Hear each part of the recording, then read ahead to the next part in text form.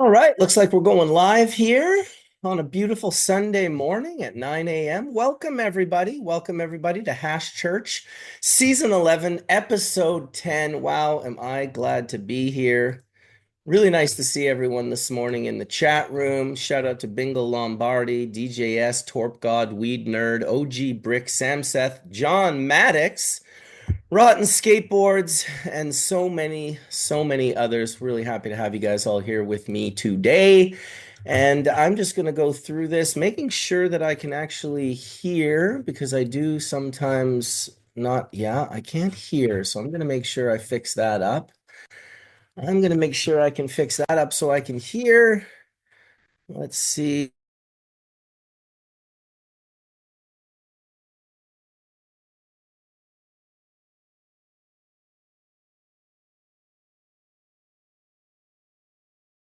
There we go. I muted myself. My bad. My bad. Sorry about that, guys. Sorry about that, guys. I still can't actually hear, but that's okay. I'll figure that out here in a minute. As long as you guys can hear me, we are good to go. I'm gonna just check. Oh yeah, I can hear. Perfect. Okay, well, thanks for your patience, everybody. I don't actually see anyone in the room as of yet, but that is interesting. I'm gonna go through the sponsors here quick. And then hopefully we'll see some participants coming in here in the near future.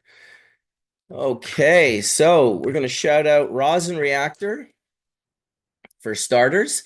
Sample Automation's rosin reactor automates solventless cannabis extraction by using precise controls of temperatures and pressure to decarboxylate rosin. We've spoken about this on Hash Church before, making it suitable for vape cartridges. They are now working on a more affordable mini and micro version to broaden accessibility while maintaining the system's core functionality of data logging and remote control for consistent, high quality cannabis concentrate production. So, big shout out to those guys. I also want to shout out as well the amazing team over at Puffco. Big thanks to Puffco for sponsoring and supporting Hash Church. We're so happy to have a wonderful relationship with those guys. Puffco has literally revolutionized cannabis culture, normalizing extracts with their incredible portable devices, like the Puffco Peak Pro, the Pivot, and the Proxy. These amazing units deliver top-tier performances and styles, making them favorites in our community. Puffco's unwavering support for all things cannabis keep us lit and united. Check them out. Puffco's got your back. www.puffco.com. I'm not going to lie, I use mine every single time I am on the mountain in Whistler. I use my Pivot and I absolutely fucking love it. So shout out to Puffco, big time. Also, I want to give a big shout out to Low Temp. These guys have been doing it up, man. These guys really made their work, their mark across the hash making community. Low Temp Industries has built a reputation for crafting reliable USA-made solventless extraction equipment, trusted by the best hash makers worldwide. In 2024, they introduced the 30-gallon Mini Osprey, compact hash washing system for those who need a solid alternative to hand washing or plastic washers without compromising that small batch quality. Built with the same precision engineering as the full-sized Osprey, the Mini delivers gentle yet powerful bottom agitation, ensuring consistent results. And that's why the award-winning hash makers trust it, including Dammit Bobby, who was on last week, and we're going to probably get him on again this week. Maybe we'll ask him a little bit about his equipment, who took first place in the full melt category at Legends of Hashish with hash washed in a Mini Osprey. If you're looking to boost efficiency without sacrificing quality, the Mini Osprey is a worthwhile investment. You can check the link from Bingo Lombardi, who's putting it in the chat right now, but you can also check in the description area for that link that goes right to those washers. I would say last but certainly not least, I want to shout out myself. Bubble bags. I mean, my goodness, bubble bags stand out as the premier choice for water extraction, and it's no surprise why. They're the original innovators who set the standard for quality and performance. Crafted with durability in mind, these bags come with a lifetime warranty, ensuring you're covered for years of consistent use. The team behind Bubble Bags takes pride in their pioneering legacy, backing their product with unwavering confidence and a commitment to excellence, making them the trusted go-to for enthusiasts and professionals alike seeking top-tier extraction results. You can use the code HashChurch15 for a 15% discount. And yeah, I'm not sure why I don't see a single panelist in the room, but I'm just going to make sure and go and send an email. Sometimes the links get mixed up, and you never know. That might have happened today. So give me a few seconds so we can find some folks, and we'll get this party started. And I hope everyone's doing well today. I'm borderline crippled. I was in Whistler yesterday, and let me tell you, it killed me. It killed me. It was powder day, and my legs just weren't used to it. And so I was borderline crippled. We are live. Come in, please. There we go. Send out that to all the good folks on a Sunday morning.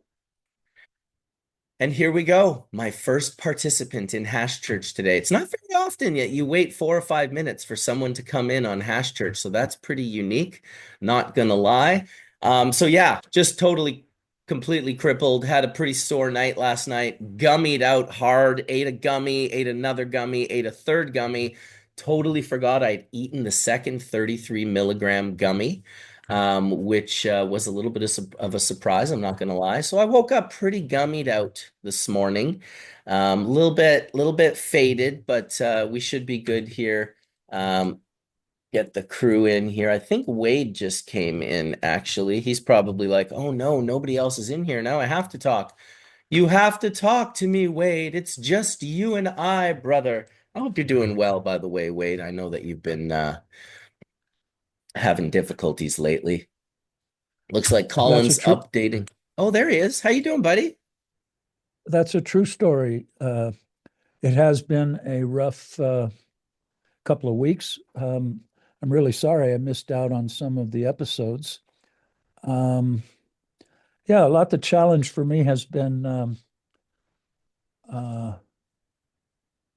well, there's the physical challenges, which I really don't want to get into. They're boring and not much can be done about them at the moment. Hmm. But I will say that I've been enjoying getting outside and on the farm and enjoying the beauty of spring. Hmm. Um, some of the fruit trees, for example, the almond trees and the cherries, and are starting to bloom, and um, we have abundant blueberries, raspberries, strawberries that are starting to show their color. The leaves are starting to come out, and I just feel inspired by the beauty of nature when we are willing to let nature be what she can be. Um, as a farmer, as a cultivator, I think all of us strive to learn what works best for the plants we're working with and how to provide that. And of course, if you're working indoors, that's a whole master class of all the various things that a cannabis plant might need in an indoor environment. But outdoors, especially if you're able to be in living soil in full sun, it's um, it's so much easier and it's so beautiful to watch the process happen. So that's kind of where I'm at these days.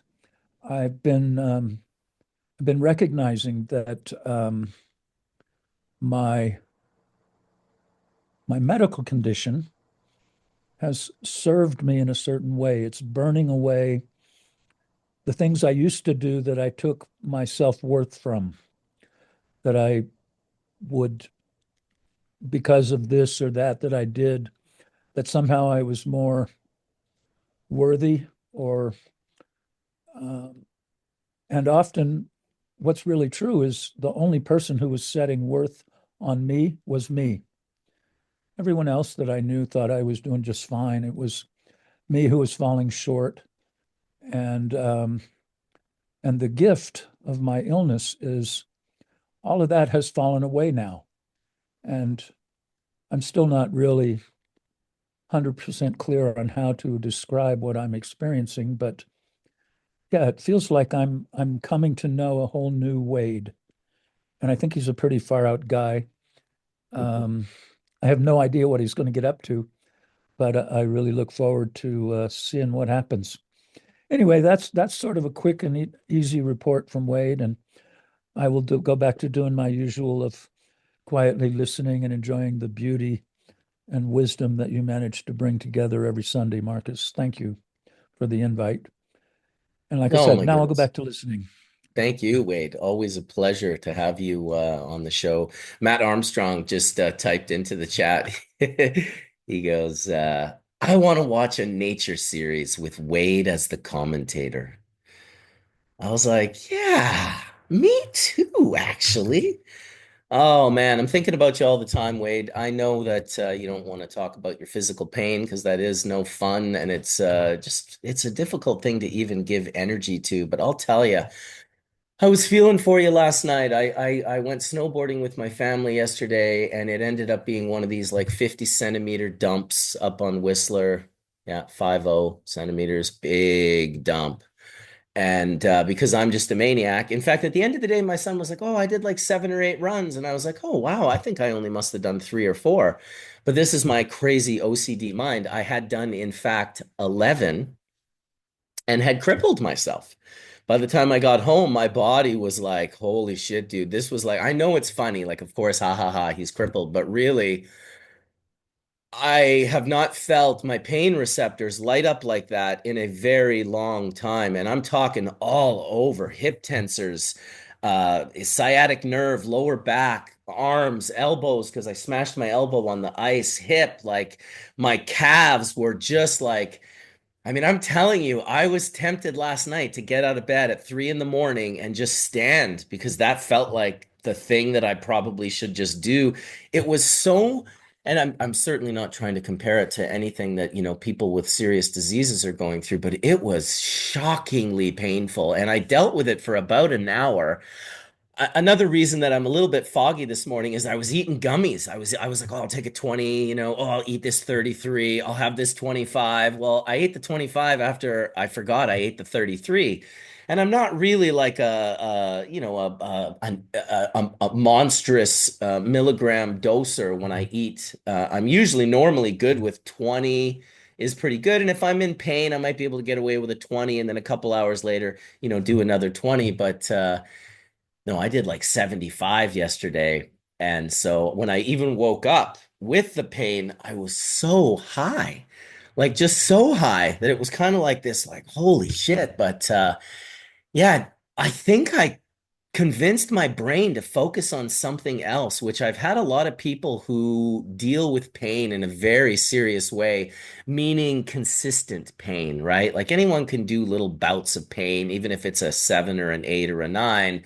But it's when it becomes consistent that pain really becomes a beyond pain in the ass. I speak from experience because I had headaches for 2 years straight, and I had this crazy tweaked out neck, and had these migraine headaches for a couple years, almost every single day, and it really was thinking with my mind and not feeding that. Your attention is an incredible thing. Where we focus our attention is an incredible thing, which speaks to what Wade was just talking about. He's the things that he used to find and value himself, those things are melting away, and now he's going to have to find new things to value himself for. And yeah, that's where he puts his focus. Wherever Wade puts his focus will be the things that Wade becomes, and as is true for all of us. So I'm certainly here for the journey, Wade, and we're always extremely happy to have you on here. Um, yeah, this is the last hash church before Spanibus. So a lot of us will be heading off to Spanibus in Barcelona for, I guess, March 14, 15, 16. Usually by the 17th, 18th, everyone's out of there. ICBC conference is on um, the 13th. So if anyone's coming into that, it'll be great to see you. I will be there speaking. I think I'm on like a genetics panel or something. Alex always puts me on the hilarious panels that have no expertise or specialty in. He's like, in 12 years of speaking at ICBC, I've never been on a panel about hashish or extraction. So God bless you for that, Alex. I love it, mixing it up, making it different. I do want to give a little bit of an etiquette to the people who are going to be showing up for Spanibus this year. Um, it's not legal in Spain the same way you might think it is. The clubs have sort of permission, pseudo permission. You have to be a member. So first, I'll tell you a little bit about, walking around Spain. You should go to the hotel immediately and get rid of your suitcase. Do not bring your suitcase to clubs. The clubs don't appreciate it. They don't have a lot of extra room. They don't need your suitcase in there. And often people get super high and then they leave their suitcase. I've seen them take someone else's suitcase, and it just becomes this whole dramatic thing that the club has to deal with. If you can, and you can, trust me, just drop off your suitcases first and really roll around with as little as possible. I will say, um, don't roll around with pelican cases with pipes. The La Guardia, the police in Spain, they definitely know what those are. They recognize those. It's just an extra little bit of heat that you don't necessarily have to do. I'll certainly be rolling with my Puffco. Because it's easy peasy, and I wouldn't roll with a bunch of jars either. If you're in the touristy areas, I wouldn't smoke in public, especially on the Ramblas. There's a ton of undercover police that work on the Ramblas, and they will shake you down if you're smoking a joint. I've seen it time and time and time again. I've also seen many people get busted. Trichome Tortoise got busted last year for rolling around in a car with all of his samples for these different contests. It's just you want to be really safe. You don't want to congregate out in front of the entrance of any of the clubs. They're very, very low key. So they want you to just kind of walk up and go in. It's not ideal to show up with 20 people. Break it down a little bit. And most of the clubs will be pretty smart when they let you go. You don't just walk out whenever you want. They're usually watching and making sure during Spanibus they will do audits. They'll come and shut the clubs down and make sure the clubs are following the rules and permission. That's fine. That's not a big deal. They are also known, the police, to do checks when people are coming out of these places. So this is why if you're a judge at Masters of Rosin, it's not a good idea to be rolling around with 30 grams of rosin in a pelican case, or at any of the contests. So just be careful. It's not a worry. Spain is amazing. It's really fun. They're not looking to bust you. But if you make it too easy, they have to. So, just be smart. This isn't like Amsterdam in 1993 where you can just like chuff and come out of the coffee shops with weed falling out of your pockets. It's a little bit different, and so you want to protect the clubs, the private clubs. We want to protect them as much as possible. This will be the last Barcelona Spanibus that's happening at La Fiera. I guess they're going to be demolishing the facility. I think they've been the talks to do this for quite some times. I've heard Bilbao is where it's going to be happening next year, which is the 10th largest city in Spain. So it's not some tiny little spot, but it's certainly not Barcelona. So yeah, just everyone be careful while you're there. If you want to reach out to me, you can hit me up on my Instagram. I'm looking forward to seeing all sorts of people. So far, the schedule, and I'm going by memory. I saw Nicotine and Real Deal Resin. These guys have like a professional calendar put up of everywhere they're going to be. That's not me. But I will arrive on the 12th, and I will be doing the jar check with Jolly Roger, and you can check that out. That's going to be streamed. It may be streamed here on my channel, but if not, it's going to be for sure streamed at Jolly Roger HQ, which is YouTube / at Jolly Roger HQ. And we're going to be doing like a 4 to 6 hour jar check at Ego Clash. I think we're in some epic building. I don't know too much about it as of yet. That'll start around 2 p.m. on Spanish time, Barcelona time. And it'll basically be myself and Roger going over all the different jars, smelling and breaking down what they look like and feel like and textures and just an overall real jar check. We're not going to be like dipping in and smashing each jar, but what we will do is definitely mark down our favorites and see if we can't do some video content with some of the people who were responsible for some of our favorite jars. So super excited for that. Jar check with Jolly Roger and the Puffco crew at the Ego Clash on the 12th of March. On the 13th, I will be speaking at the ICBC conference. And then on the 13th at night, we have the Calabash Hash event, which, if you haven't seen the Calabash Hash event, Bobby Nuggs was the one who invited me over to it. This was an event that was started on behalf of Frenchie Cannoli, honoring Frenchie Cannoli. It is ripe full of so many people. I honestly can't even mention them all. There's so many. It's going to be a real sort of Charasy evening with Charasy people. I'm looking very forward to it.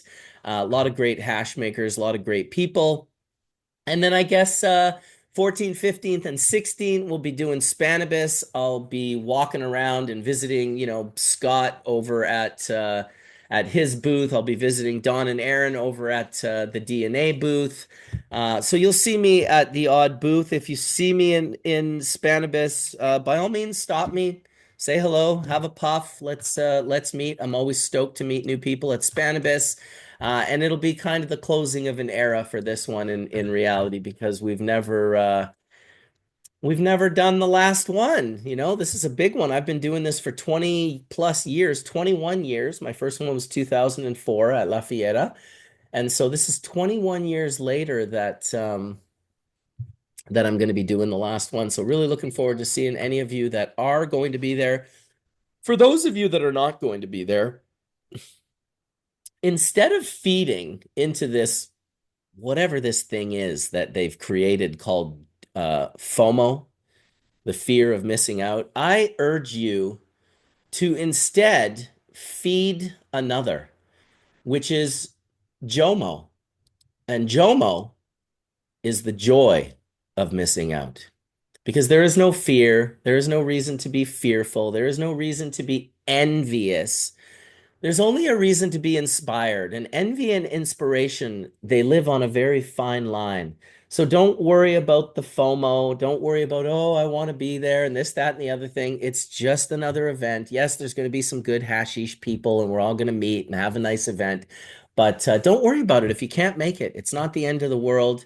And that's why we do as many streams as we do, so people can experience it the best that they can.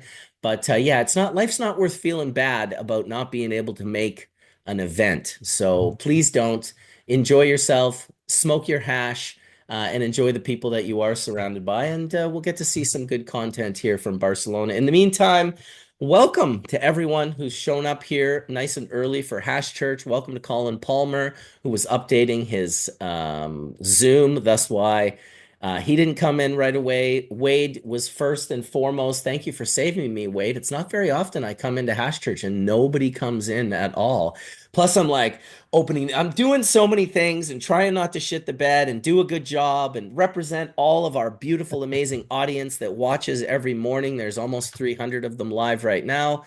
So thank you for showing up early. And thanks to Aaron and Tim Clark for showing up as well. You guys are awesome. Appreciate you in a big way. And I'm looking forward to really kind of having a wonderful conversation today in regards to anything that we want. Anything that we want to talk about, we get to talk about today. And that's usually what Hash Church is about. We give a little shout out to our sponsors. We smoke some bowls. I've got my bong heating right now. My banger's heating in the Universal D-nail. And yeah, I'm looking forward to hitting some bowls with you gentlemen. I Good rolled morning, up a good morning, little good morning. I rolled up a little ball of the melt. Ah, it looks delicious, Marcus. Oh, dude. I To love the everybody here. melts. Nice to see y'all. It's great to be here. Good morning, Uh, Collin. Lots to talk about, I think, as always. I've been on the topic of freezer floors the last 2 weeks and how to seal concrete the best. Out Mm, there that are cold room freaks like I am. Um, I think that's that's a really big helpful. one.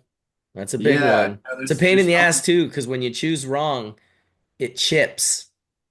yeah, and then also like how do you stop welling the best? Is it really R-rated flooring, or can you get that done with a sealer and urethane and other things like that? So we talk about a lot about that amongst my team, and we were kind of going back and forth, and it's I think we talked about it in a couple episodes before. It's having the ability to drop temperatures when you need it, and then go to a certain set point when you need it. And I think that's a unique feature to have in a little tool chest kind of way. Aaron Um, calls that winter.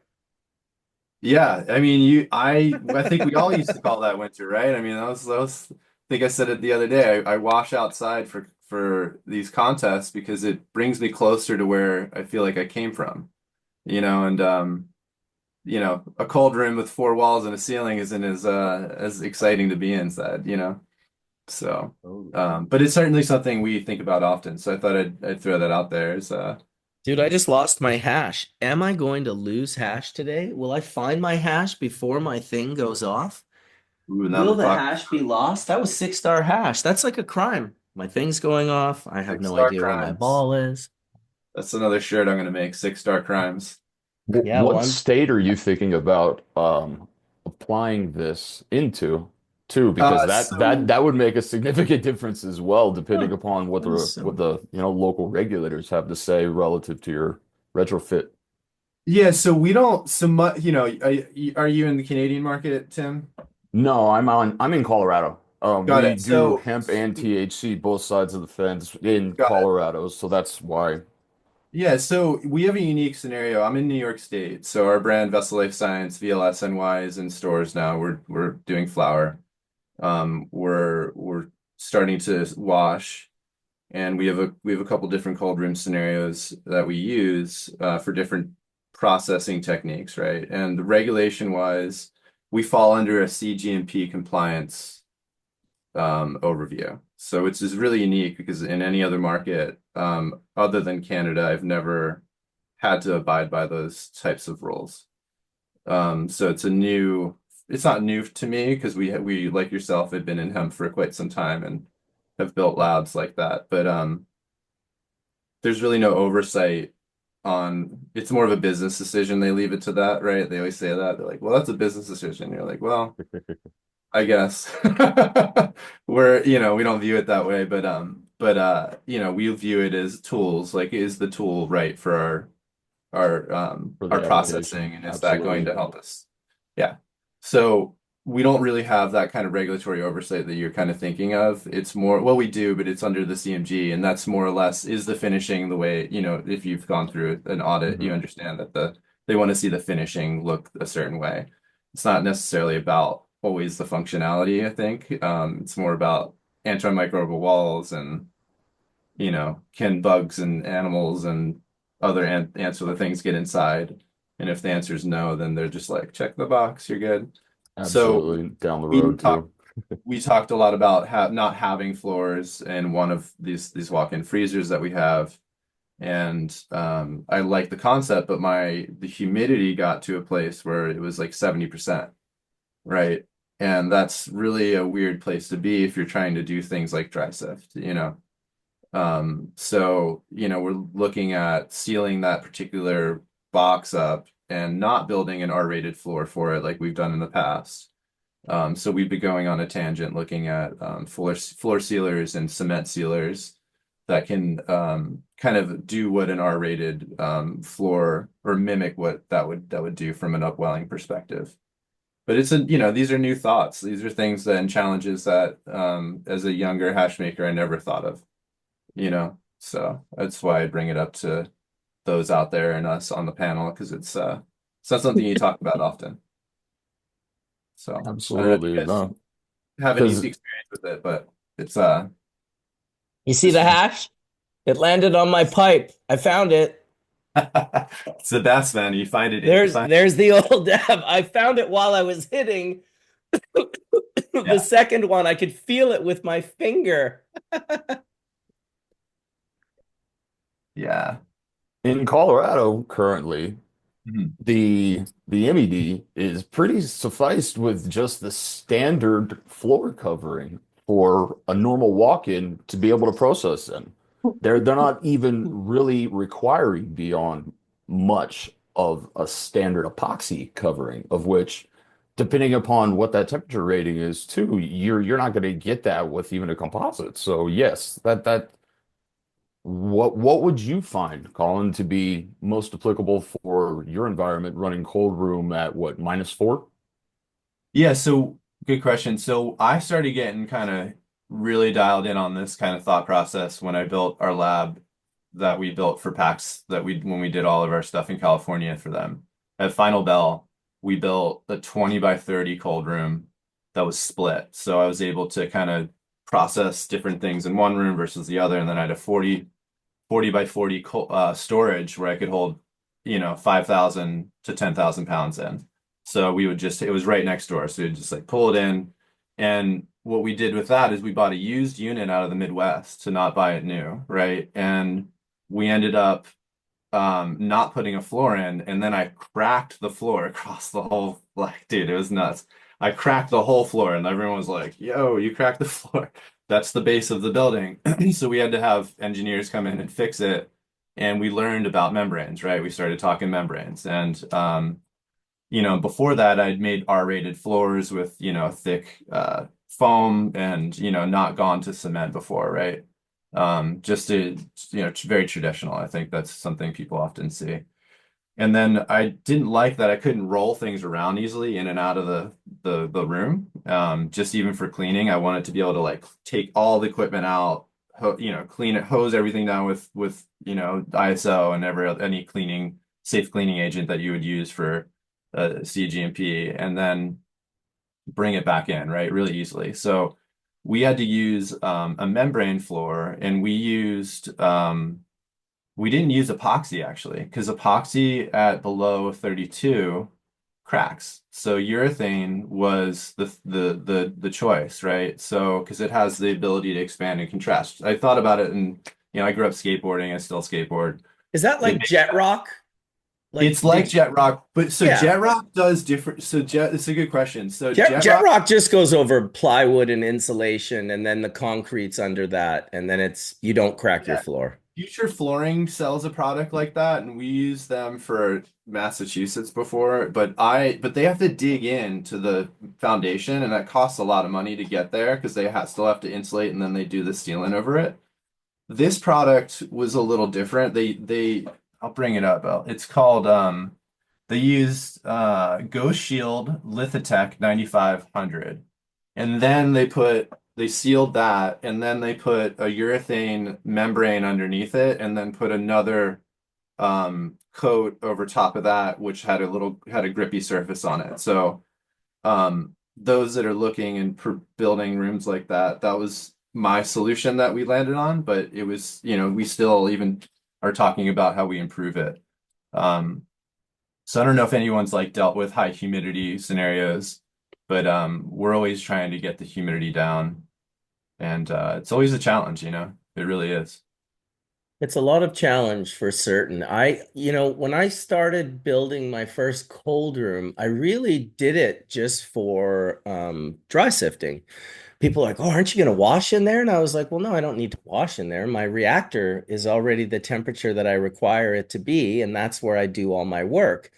Now, do I want to work in a colder environment? Now, for me, people are like, "Oh, I go into the cold room so I can collect, the resin if the resin's of a high quality." And that's true. If it's over, a 4.5 star, 5 star, it'll start like if the room is not cold. It certainly doesn't have to be like super duper duper cold. It can just be mildly cold. And then what I always did was, I would collect with, I had access to unlimited ice because my cold draft ice machine produced so much more than I needed, big, fatty, awesome cubes. And I would put those into trays then my trays would go over top of them. And that just little tiny thermocline that I would create from that little tray of ice was enough to keep my hash from like, gumming out or like, melting enough that it would start to cause me problems. So I found more efficient, more effective, and way less costly options to just doing everything in a cold room. And I also found that, the people that I know today that do everything in a cold room, they wash in a cold room, they collect in a cold room, I feel bad for those people that work in that environment because that is not good to be that cold all day and then warm at night and then cold again all day and warm at night. They pick up colds and flus and they just like they're not operating at 100%. That's just my opinion. I'm looking out for the hash maker. I'm also older. Young people might be listening, going, "What the fuck is he talking about, man? I love it in the cold room." It's like you're exposing yourself to the elements more than necessary.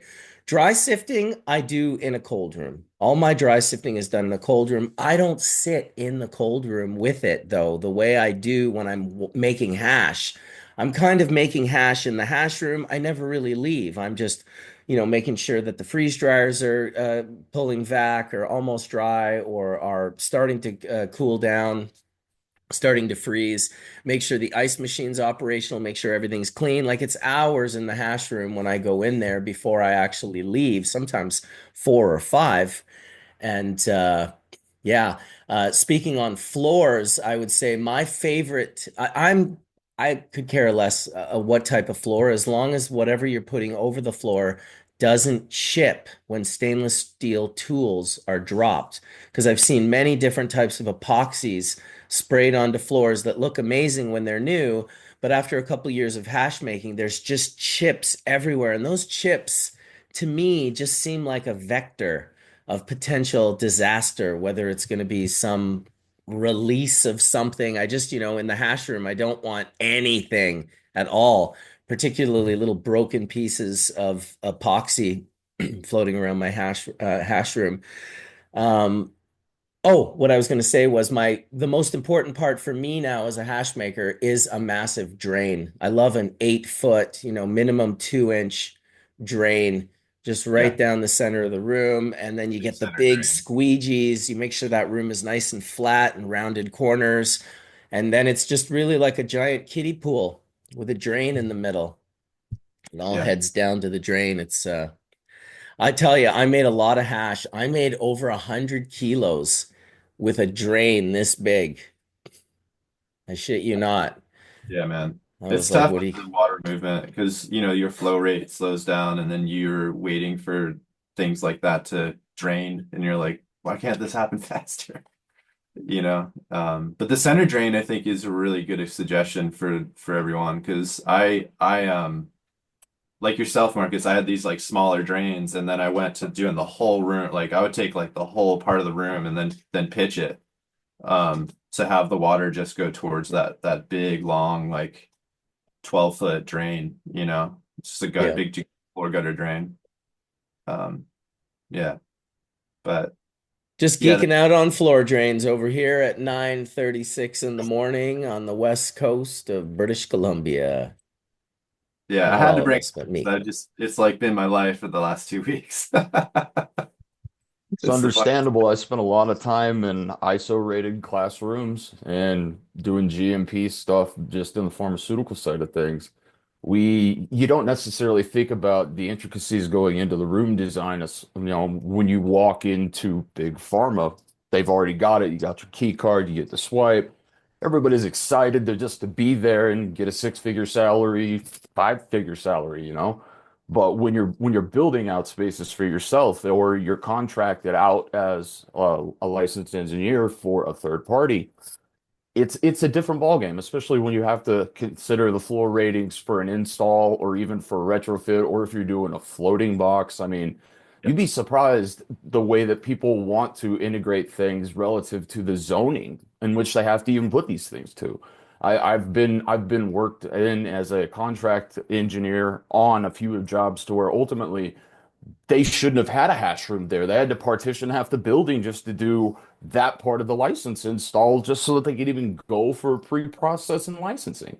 And Yeah. that's just part of the build out that's anywhere from 6 to 12 to 18 months, depending upon how intensive it is and what comes to fit and what the fire marshal ultimately has to say relative to whatever jurisdiction you're in that.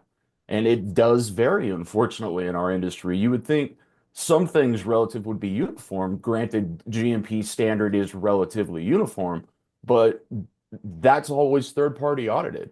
It's not Yeah. really like a federal authority goes in there and does all of this officiating through an audit system. No. It's an No, interesting it's level of complexity. deciphered. Yes, it is. They also they do a lot of these video audits now, which is odd. They're like, Yes, here's the I've thing. thought about that too, especially in the hemp industry, because compliance and chain of custody is a big part of making sure that you're nationally viable as a brand. Yeah. Don't understand how a lot of people miss that, but they still, like I say, you do this off-site aspect of it. It's like, okay, if I just needed to give you my paperwork, I could have emailed this to somebody within your, network. Technically, that didn't do anything to me. If you wanted to show up and give me an on-site audit on a regular schedule, that would be perfect. I would be applicably, happy to abide by that. It's just not how it is.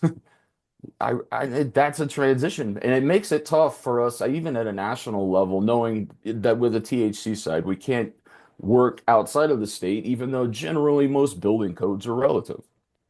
Hmm. Yeah.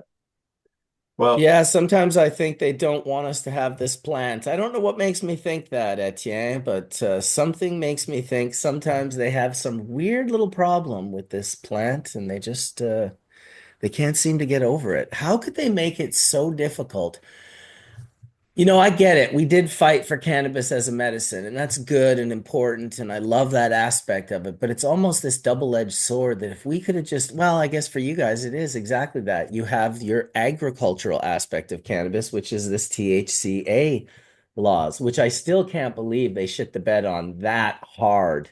Not understanding the difference, that is really unbelievable. Like THC and THCA and leaving that out of the language. You think a consultant somewhere would have sort of explained that to them, but they definitely opened Pandora's box. It feels like cannabis is easier to distribute and less expensive through an agricultural model than it is through a pharmaceutical one. yeah, I think that's well said, Marcus. I mean, I think you and I both have been indoctrined in this world of like, we come from a very traditional background, but we've been in rooms with people that are like really trying to push that narrative, and we know from years of being involved in it that it doesn't really work, and there is a way for it to work, and agriculture really needs to be taking the lead on that. And it's very apparent that, yes, there are very brilliant individuals on that other side of the coin that are in pharma that, yeah, we could use some insight from, but it shouldn't be, you know, distilled down to what their programs are, to your point, because it's too complex. I mean, it truly is at the heart of things. It's far too complex. So Yeah.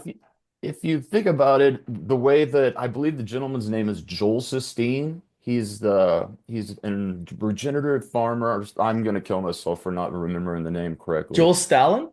Uh, possibly yes. I The basically what lunatic the farmer? well, not necessarily a lunatic farmer, but he runs like an outdoor butchering of chickens.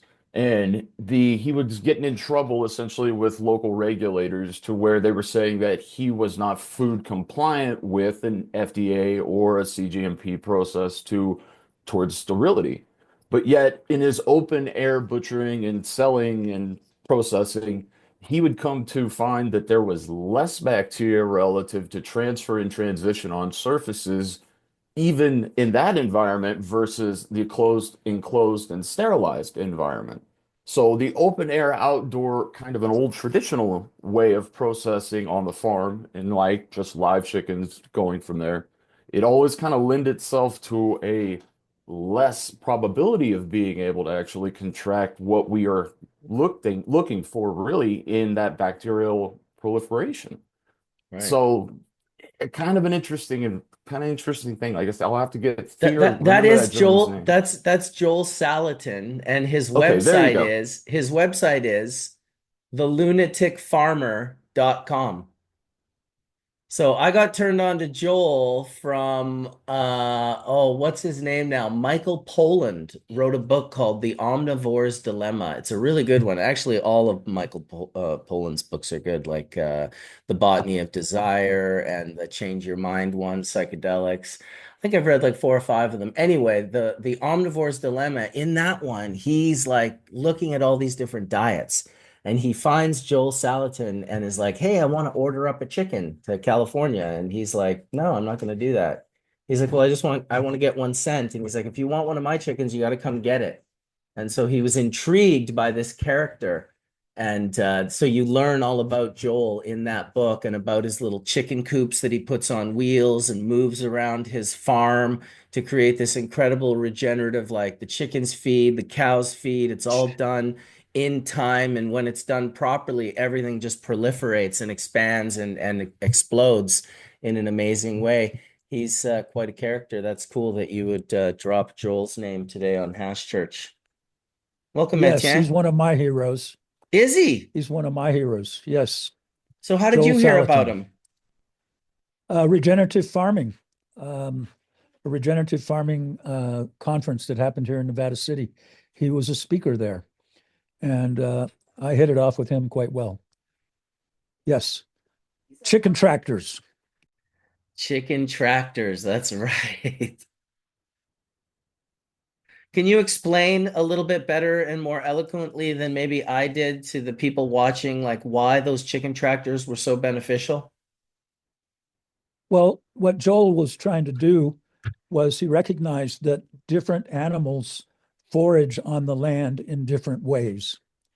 Chickens peck at the soil and ideally eat a lot of the microorganisms that are found in the soil. And meantime, they till the soil in a very gentle way and they leave their droppings. Chicken manure is a great fertilizer. After the chickens are done in a specific spot, he'd move the chicken tractor to a different place. And then he'd bring in, I think it was pigs were next. And he'd enclose the pigs in this area, and they would root more deeply into the soil, turning it over, adding their manure to the soil. And then eventually he would let it rest and then bring in cows who would eat the vegetation that was growing, but not pull it up by the roots.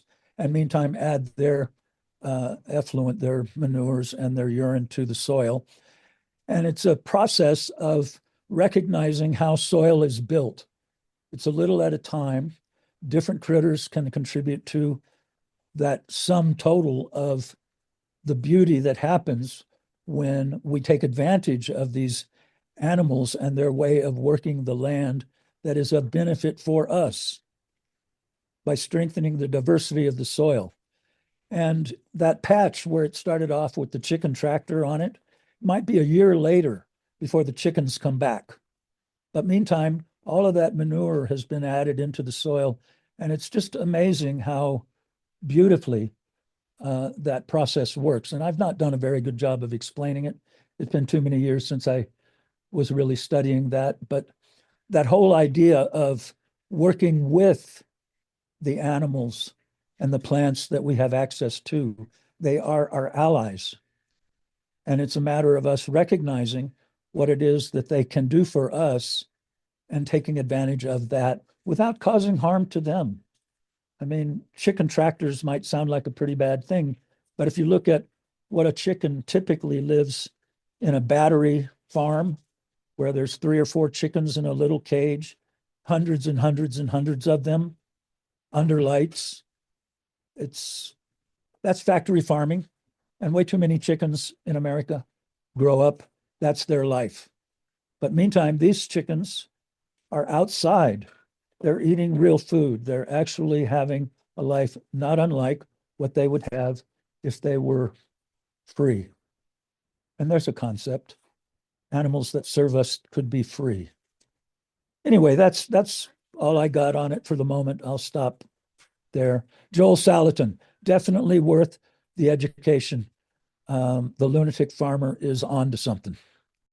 Awesome, dude. Well, thank you. I thought that was great. Personally, it was way better than what I said, and it explained it quite simply and eloquently as I knew you would. So, mucho appreciation. We got over 300 folks watching right now, and it looks like my buddy Ben is coming in. Ben Roots Botanicals from North Carolina. Probably trying to figure out his camera right now. I see him in here though. There he is. Good morning. How's it going, dude? Oh, good. Are you in the washroom? Yeah, I'm trying to get it set up. That's what's up. Welcome, Ben, to Hash Church, everybody. Ben is someone that I've known for a couple years now. He's over on the East Coast of things, and is really into organics and consciousness and like all things good and growing dank and making beautiful bubble hash. I consulted with him for a while, and yeah, he's just an awesome hash maker and grower that's just doing things with the right focus. So welcome, brother. Man, thanks, dude. Yeah. Tell us a little bit about like roots and like what you're doing out there. Uh, Trying to hold it together, trying to keep my head on straight. Yeah, it's a little bit crazy, but yeah, I just we're in the hemp space, so it's a little bit different. But the cool thing is we can pretty much do everything everybody else can do and play by the guidelines. So that's giving us a lot of great opportunities. And actually, we're just getting ready to expand and get into a bigger facility. It's been a little bit crazy, yeah.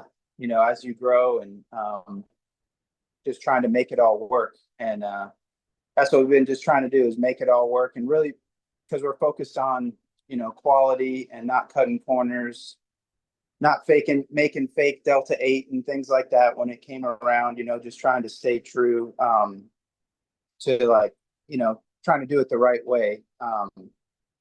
And it's just been a challenge, but it's been rewarding too to just see the results of that and to see really good compliment I got the other day. We've been trying to, make it work, and a big distributor in town is taking on our rosin and our gummies, but they won't take my flour. And so I asked them, hey, what's up with my flour? What's wrong with that? And they're like, well, we don't know what to do with it because right now in the market, there's nothing like it, and we don't know how to sell it, and it's going to mess up all our other flour. So, that's we're trying to do living soil, focused on not pumping it full of steroids and just creating good quality, clean medicine for people. So yeah, that's just a little bit about what we're all about. It's awesome. I think it's why we clicked, you and I. And I actually even got to meet Ben. Ben came out to the West Coast and he was here in my home. It was I think I might have even brought you into the Hash Church office. Yeah, it's a good time. That's what's up, dude. Well, welcome. Glad to have you here. And yeah, I'll tell you, many days consulting with Ben as he was pressing beautiful rosin, and I just wished I could smell it. I will look forward to technology catching up when we can Yeah, no record doubt. that and transfer that. That is going to be, well, it'll just be like everything else that we come up with that's awesome. It'll be very bad on one side of the coin, and it'll be very good on the other side of the coin. Little black cat just passing behind you, Aaron. Aaron has about 19 cats now that he found some cats in a barn. You had a barn. They were barn. Oh, he's about to take a dab. He can talk afterwards. It's like waiting Oh, for I can someone to. talk. Oh, go ahead. No, yeah, just I had a whole house full of senior cats about a year ago, and sadly they started passing away, and the universe just decided last spring that hey, here's a couple of kittens that you should go rescue, and I went and got them, and as soon as I came home with them, like two strays in my own neighborhood showed up, and they Hmm. want dinner every night now, so they're going to get rescued eventually. It's like a nursing home for senior cats around here. So, but it's fun. That's And a awesome. nursery for the kittens who are walking around like crazy. I think it's a good combination having the both. I'm also a big fan of cats and dogs. I won't lie. I think especially raising kids, cats and dogs are so different. Good to uh good to have both those experiences. Miss my little doggy. All right. Yeah, so I can't believe I'm not in Whistler right now. There's so much snow up there, and my body just stopped hurting about 15 minutes ago. Feel like feel like I could do this again. That's what I'm talking about. Hey, Etienne, where are you at? You're in like Europe, aren't you? Yeah, I'm in Vienna. Oh, you are in Austria. Yep, UN kicks off tomorrow, so we have a Jesus. demonstration. We have the 100th centenary of cannabis Oh, prohibition in the EU, yeah. and we have a display, but the UN will not allow us to have plants. They will not let us have them inside. So we're going to take the plants and we're going to take them onto the steps and we're going to shame them tomorrow, and we're going to have a demonstration with Fields of Green for All, FATS, and other organizations. Of course, I am the U.S. ambassador to the Cannabis Embassy. So we will be representing, as well as I've got my Veterans Action Council. I fly under various hats, but coalition of people from around the world are here. We're strategizing. And yeah, because we're going to be talking to world leaders, as well as we have official UN side events sanctioned by the UN, where we'll be educating people on the 100th centenary of cannabis prohibition in the EU. Um, and then, yeah, then we're going to go to Spanibus. But this week it's all assholes and elbows at the UN. So, yeah, it's going to be hard, painful, and like pulling teeth. But hard work, sometimes you just got to do it. So, yeah, I got here earlier in the week, acclimated. So, between my Puffco and my Sploofy, if you Oh, haven't you seen got the this, sploofy. the Sploofy is pretty awesome. The great thing about the Sploofy is the inside's all cardboard and it's recyclable. So yeah, um, yeah, smoke eaters. They're big, big fans of these. So yeah, between my Puffco Proxy and my Sploofy, I'm doing good in the EU. But yeah, the calm before the storm. Went to a couple of museums today, and Austria is beautiful. Spring has broken, but a lot of work to do. So thank you. Love you. Well, good on you, Etienne. Holy shit, this fucking guy, eh? It's like, yeah, we're here in Austria. We're just going to be speaking to the UN tomorrow, representing cannabis and the Cannabis Embassy. I love you, dude. And I love that I'm going to see you in Spanibus, and I guess we're going to do a hash Hi. church sitting right next to Oh, one another. yeah. Where we're gonna do that? Where at? Probably at my apartment. We'll see what happens. Because we previously did it at the Cannabis Museum. Remember that in what, 2015, 16? Something I like that. remember plugging my D nail in and blowing the fuse and putting the power out Yes, on the entire building. I remember that. that did happen. That Yep. did happen. And that was also during an event. Wasn't it like a woman's event? There was an event happening for women. Yeah, it's the World's Women's Day, I think it was. Yeah, yeah. Right. Yeah. My goodness. Oops. Sorry about that. So, yeah, you can't just bring, I will say this. For whatever reason, D-Nail never worked that way, where you could just unplug the back cable and plug in a European one and then plug it in, it would fry. But what was it called? The Dabinator Maximilian from Germany. His unit, you could just unplug the back of it and plug in any cord to any country and just plug it in, and it just worked flawlessly. It didn't burn out the piece in any way. So I got to give him a shout out. I don't know if he has that company anymore. And my Dabinator finally shit the bed. I will say my D nail still works perfectly. So that D-Nail is does what it make is. an EU version, by the way. I have one.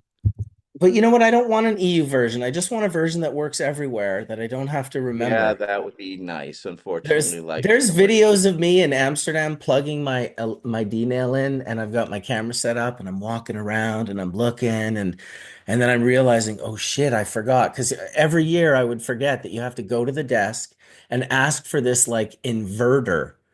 which ends up at the Krasnopolsky Hotel. This fucking thing weighed like 25 pounds. It was like this big and it had like a handle. And I used to roll around Amsterdam with this thing so I could do electric dabs. I'd be at the Milkveg with this fucking 25, 30 pound thing. I'd be at like wherever the event was, I'd carry this thing with me. And people were like, dude, like your level of commitment is a little bit scary, a little bit off. Oh man, so it'll be good to see you, Etienne. It really will be. Last one in Barcelona. I know. So what happened is Spanibus they're tearing down the location, right? The where it is, so they're not going to build a new spot. Just it's gone. Just go Well, wow now. I would suspect with the amount of space that that building takes up, that someone could put condominiums there and make a lot more money monthly. And I think maybe that's what's happening. I don't know. That's a total guess, but let's hope. That was a long running event. I'm not that I also am not, I'm okay with change. You know, it happened in Amsterdam for so many years, then it kind of didn't. We were all bummed out, and then it just sort of was happening more in Barcelona. That became the spot in regards to, I would say, in regards to paying attention to the information, because everyone has the same information at this point in time. It's all available online. There's really no reason yet. And I think someone came on Hash Church and talked about this. I think it was actually Murphy Murr who came on and was talking about how she consults and she's an oil maker. And no matter where she goes, it's always the same. Like everyone gets into this, and then it's like, then it's shatter, and then it's butter. It's like the same pattern that it took in California 25 years ago or more. She sees it taking place in those same patterns all around the world, meaning obviously people don't just start if they want to start in the solventless world. You know, that's a long journey learning about living soils and organics and regenerative and symbiotic relationships with mycorrhizospheres and how to get these plants to express themselves to these like extreme expressions. This is not a short journey. And then to learn all of the processing to do for that, which is all why I'm always impressed with you, Aaron, is because you kind of just took all of that on. You're like, I just need to figure out this whole supply chain. I don't have a lot of extra. I'm not going to be able to buy freeze dryers and put fucking epoxy floors with 8 foot drains. But yet you constantly have beautiful hash and live hash rosin. Well, So thank you. fuck. Thank I yourself, mean, dude. You should literally thank yourself the way Snoop Dogg did when he was like, I think it was when he got his right, star or his head. He was like, I want to thank me for doing all the work. That's what you right, should do. right. So yeah, I mean, like I started on the medical side, and I ran out of my disability settlement and had to live on my disability check, which was really not a living wage. So I had to do everything on as tight a budget as humanly possible. So fortunately, I'm in Michigan, and it almost everything works out for being a hash maker in Michigan because you've got enough sunlight that you can grow your plants outside, put them right in the earth, and they're in the sunlight. And in the fall, when you're getting ready to harvest, it's almost cold enough to dry them in a cold room. It's not quite. Usually, I have to run an air conditioner, and that's about the only electricity I use when I make my hash. Um, so yeah, Michigan is perfect. It almost, if you want to go as natural as possible, you can almost do it. You harvest in the cold in the fall, and by the time your plants are dry or half dry or however you want to wash them, um, it's cold, and you're trimming up in the cold. It's like a cold chain for the entire process. So by the time you get all your bud trimmed up and ready to wash, it's ice cold out, and you have a 40-degree hash room. So you don't really need any electricity there. It's just a matter of keeping the lights on. So That is yeah, awesome. and it's good exercise to do the hand washing, and there is cryotherapy is a thing, even though it might not be good for you all the time. So I feel like if you're doing the hand washing, you get just enough physical activity that you're not freezing to death while you're pulling the hash out of the bags. So you stay warm in a cold room. And what are you hand washing with? Like a paddle? I've done the metal paddle, it probably comes from like the food industry. I think I got it from a restaurant supply store. And I've also used a whisk, which I really liked. I thought it was, I don't know, I could be gentler with my stirring with the whisk, and it would still knock off the heads just as efficiently. Um, but the whisk I bought, I demolished, so I haven't replaced it yet. But just a metal paddle is all I use. Yeah. Man, I'll tell you, I used to make all my 6 star with a fucking cake mixer. Straight up. Like some of the nicest hash I've made to this day, I made with a cake mixer from Walmart. Like just wah, like the little two-pronged. I'd go to Jamaica and I'd bring like 3 or 4 of them because the Jamaican weed would gum them up so bad that eventually I'd pooch the motor out of them and I'd want to be like washing a lot. But yeah, and it was in Jamaica, in fact, where we started the hand washing, where, because I hadn't seen anyone hand wash prior to that. But for me, it started in Jamaica and it must have been like early 2000s, like early 2000 because I was with Gypsy Nirvana and Wally Duck, a couple of characters, let me tell you, holy shit. And we were walking through the jungle in Jamaica with these Jamaican guys. I remember because we were carrying, oh man, it must have been like 50 or 60 pounds of ice in a blue plastic sort of food grade bin, like a 32-gallon bin. And we were going to this weed this guy had, and we were going to wash it in the bush. And I guess no one thought that there was power needed. And I pulled out the little mixer and was like, okay, where can I plug this in? And he's like, no current, man. And I was just like, oh shit, no current. Like it took me a few minutes, even though I knew exactly what he said. I was like, holy shit, like this is fucked up. We had a film crew. We were filming for his magazine, which he was going to be doing this whole story. And then in the magazine, he'd also put a DVD for everything that we had filmed. And so it was kind of a big deal that we figured it out. So we just like broke off like a fence post off of his little tiny house. He just kicked it right off the fence, and we in that video we're mixing with this unpainted wooden fence post, and it was wild. It was definitely one of those very unique experiences historically because it was like bubble hash was still very, very new to Jamaica. And these particular guys had never heard of it or seen it. And so I'm sure some of you must have had this experience, but the magic of turning someone onto this process that didn't know it was a reality is quite something. There really is something to be said for it. I call it the eyebrow raise. The first time you like pull like the 90 or the 73 or the 120 bag out, and you're kind of bouncing it a little bit, and that little ball of hash shows up on the bottom. People that had no understanding of the process, even as you're explaining to them, that it still makes no sense whatsoever, especially back then, because trichome terminology, like people just called those, oh, you mean the crystals, you mean the THC crystals. The vernacular was like much more immature. None of us really knew the correct words. Um, I got lucky really kind of meeting Rob and Sam.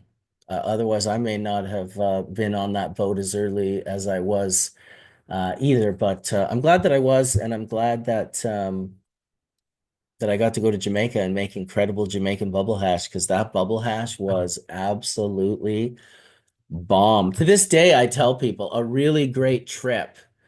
And I think, it would be cool if more countries grew great weed just to attract tourists. Jamaica's got it down pat. That being said, you can find lots of bad weed in Jamaica, but you can find good weed. If you know what good weed is, and you go look at 4 or 5 different things, you'll find a bag of something that appeals to you. And you can buy weed in Jamaica, by the pound or the kilo, which is also awesome, not super expensive. And so great countries to go to make hash.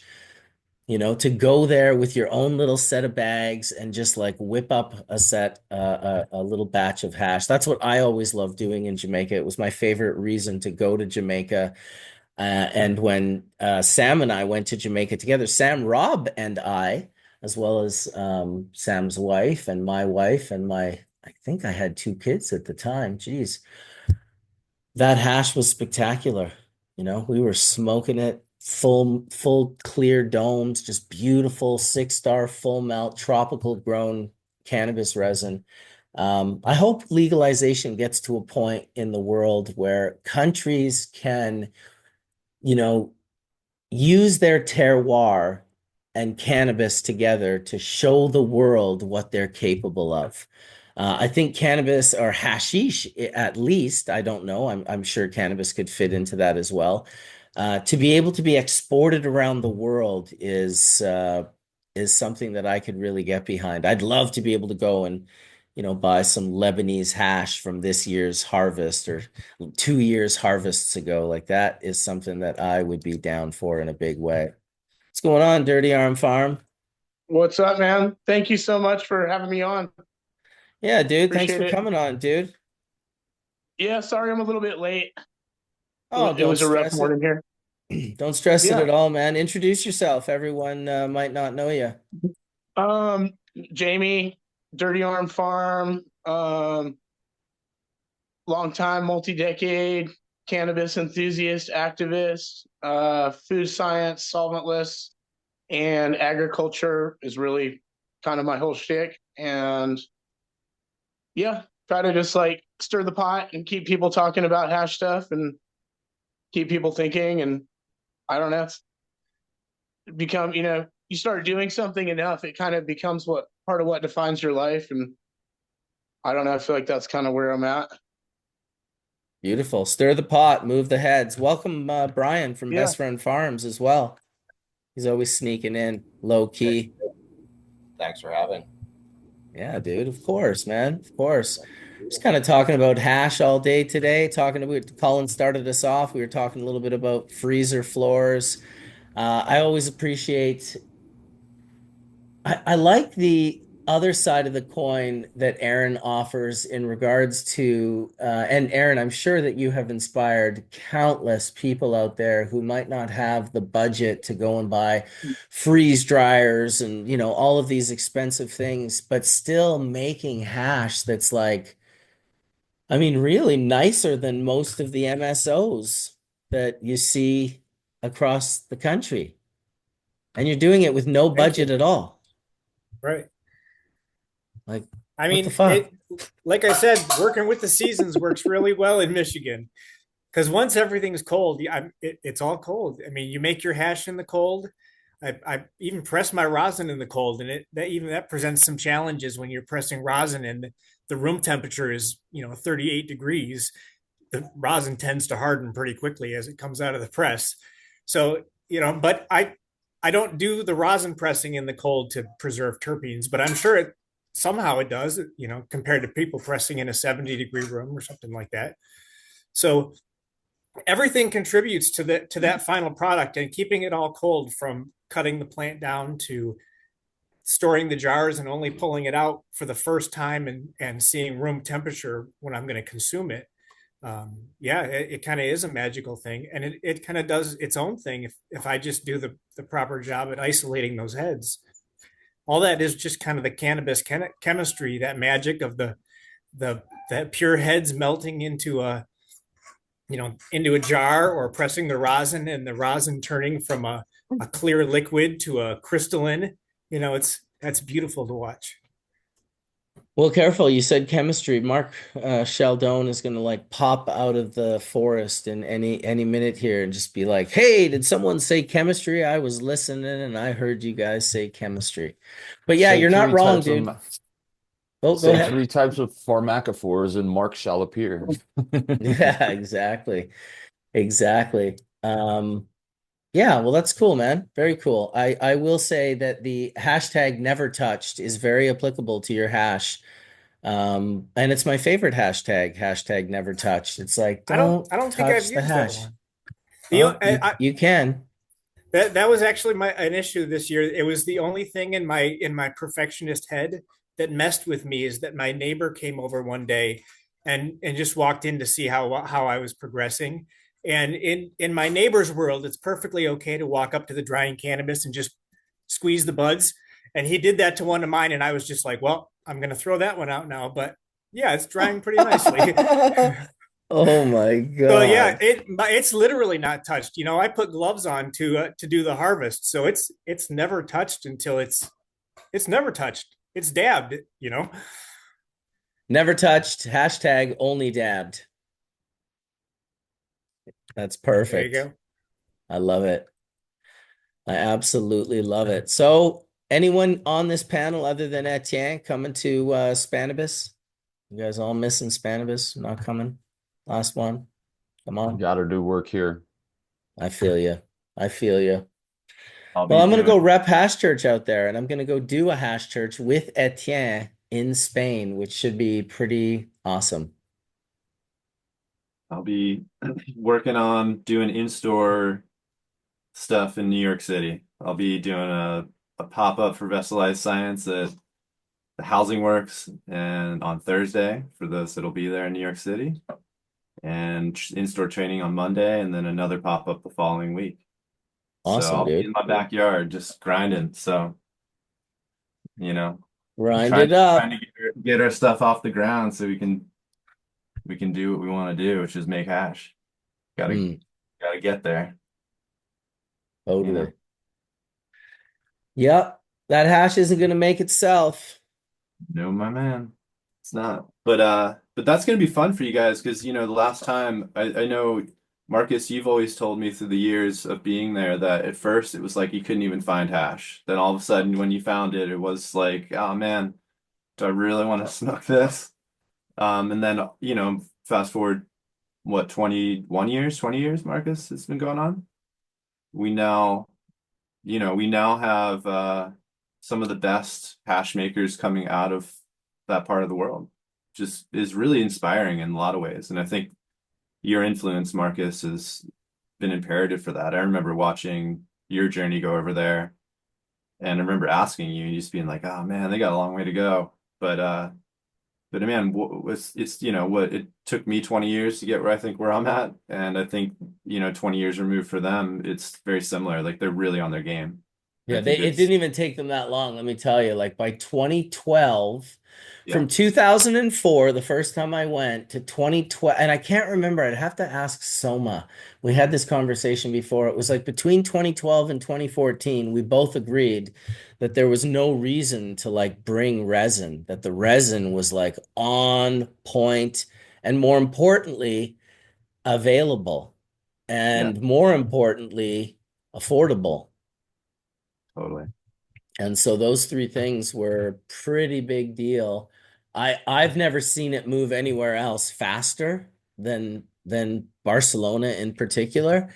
They just have the right, like, you can just plant plants in the ground and the soil is so good, like the Mediterranean. It's like the sun and the terroir, the Mediterranean terroir is like full melt terroir. And Yeah, so they have that working for them. And then they also can grow like and have access to exotic African genetics and genetics from like just a different part of the world that may not, you might not see grow as well, like out on the mountainside in like Washington State or something. So it's that's pretty cool. yeah. No, it's amazing. I mean, I think the European seed scene, I'd like to see, some things come out of that. I feel like we just, the US and Canada, we've all taken ownership of. You know what I mean? Like it's ironic, papaya is a good one. Like is not, they came from seeds that were bred in the EU. Um, so I think there's a lot of things to call out there that there's a big heavy culture that we all sh used to share together. I think the 90s were that melting pot that brought everyone from all over the world to that center point, right? As Marcus kind of said earlier in the conversation. And I sometimes wonder where, Europe goes because it's so fragmented over there still. But I think the culture is so it's thriving so well. It almost reminds me of like, 2012 here in the States almost, where it's like everyone's excited to kind of share and learn, and continue that vibe because, we've been through a lot in the States and Canada. And I think only those that are truly here for the passion have really exerted that excitement still today. I know I'm still as excited as I ever was, even though it's a very murky. All I know is the craft is getting better, and it never was like that before.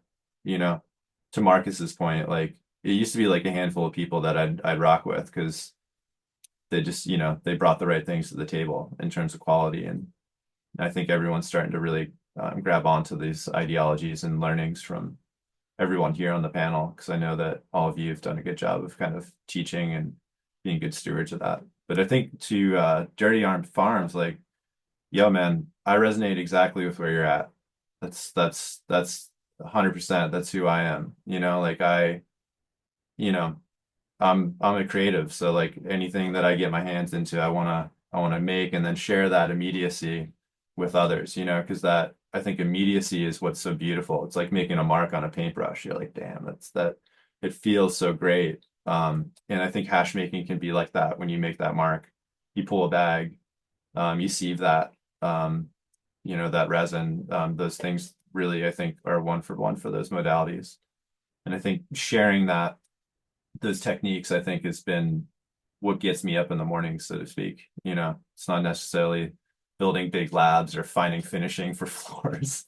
It's like, the little things that draw us back to talking about a floor, So Totally. It's nice that you can have both aspects. If you want to go build something and feed a state, you can do that, no problem. You can also like make it work by using the seasons in your favor. I always made like dry sift outside in the very, very coldest weather. Now, when I was living in Manitoba, that was easy because it could get to like -40. Not that I'd ever do it in that temperature. But here it was much harder to get cold. I'd go out on my deck at night in the winter and maybe it would be 0 degrees, but it certainly wouldn't be like -20 or 30 degrees. Still, I just find the resin is easier to work with when it's colder and not, heating up and off gassing and causing other problems, especially with static. Anyone that's ever done the hand motion on the screen, like you don't want the hash to ball up at all because it pushes your hand off the screen and it sort of breaks the charge. You don't get the same pickup that you do. So you want to make sure you're not melting those balls. Shout out to Skunkman Sam for the static tech. Bring in the techs. What a legacy, dude. What a last thing to kind of leave everyone with. Oh, and by the way, like this is what I was doing, just like that. So simple, so basic. Imagine that something so simple and incredible could exist. Have you ever done it, Aaron? Oh, you got to try it, No, dude. I still haven't been able to do it. I haven't done any dry sifting at all, Oh except my for God. trim bin sifting. Oof. gotta You get can in there. also do it with bubble when it's freshly made. You can clean out little bits of bubble that didn't get cleaned out from from spraying in the bags. Depending on the capitate stock content, sometimes they do make a decent percentage of the material, 1 or 2%. A handful of the varieties I've actually gifted Aaron can be dry sifted that we've made. They are type ones, regular THCA type plants, but over time they could definitely work out. He's just got to get a good season in, and that man can do some amazing. Oh, absolutely. I always watch it with enjoyment. I'm like, it could be like a Netflix special for sure. just following Aaron around, humble Aaron. He's like, today I'm just gonna spend like 3 hours working on the Facebook groups I manage for Bubble Man. I'm just gonna like basically delete people who are trying to sell hash and weed illegally on our groups and get us shut down. He'll just do that for 3 hours. I'm gonna go to the coffee shop, do open mic with my buddy on my acoustic guitar, hang out with my cats for a while, go to the barn, make some hash, go check out on my crop. I'd watch it, dude. I do watch it. Yeah, I mean that's kind of what my Instagram theory has always been, is like a day in the life of a disabled hash maker at home. So yeah, send me a film crew. I'll do it. Oh shit. Trust me, that's overrated. You don't want a film crew stomping through your shit. All right, Just just gotta, some secret hidden cams then around, and I'll edit it all together then. there you go. There you go. Well, we got a bunch of folks in the chat room chatting away as always. Bubbleman, can you describe what it is about Nitex that you like and what type of rated nylon it is? Is it a 66? Is it a 60? Or is it a 6? Is it a 4? Like what is it about Nitex? Well, I'll be perfectly honest. Skunkman Sam never used a glove, and I never used a glove while I kept it secret. It wasn't until it really became like a public thing that obviously people were like, imagine just posting your hand with the resin on it, like how destroyed you would get on like Instagram or any other social media, because that's what people would do.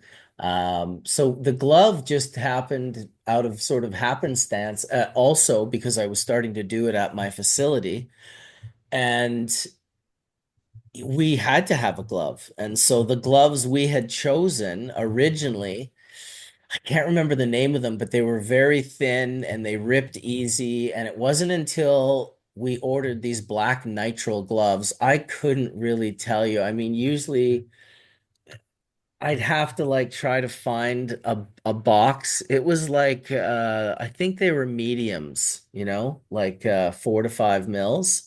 But I'd have to check with my team back at the facility. The facility's still there and they still order those gloves, so it's not an impossibility. But it was just the glove that worked the most like a hand. But really, just keep in mind the hand is what's doing it.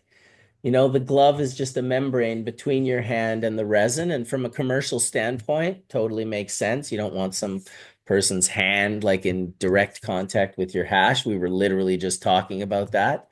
So you put the nitrile glove on and it works perfect. That is something you definitely want to be in a cold room for, and certain people will find that they're not good at it.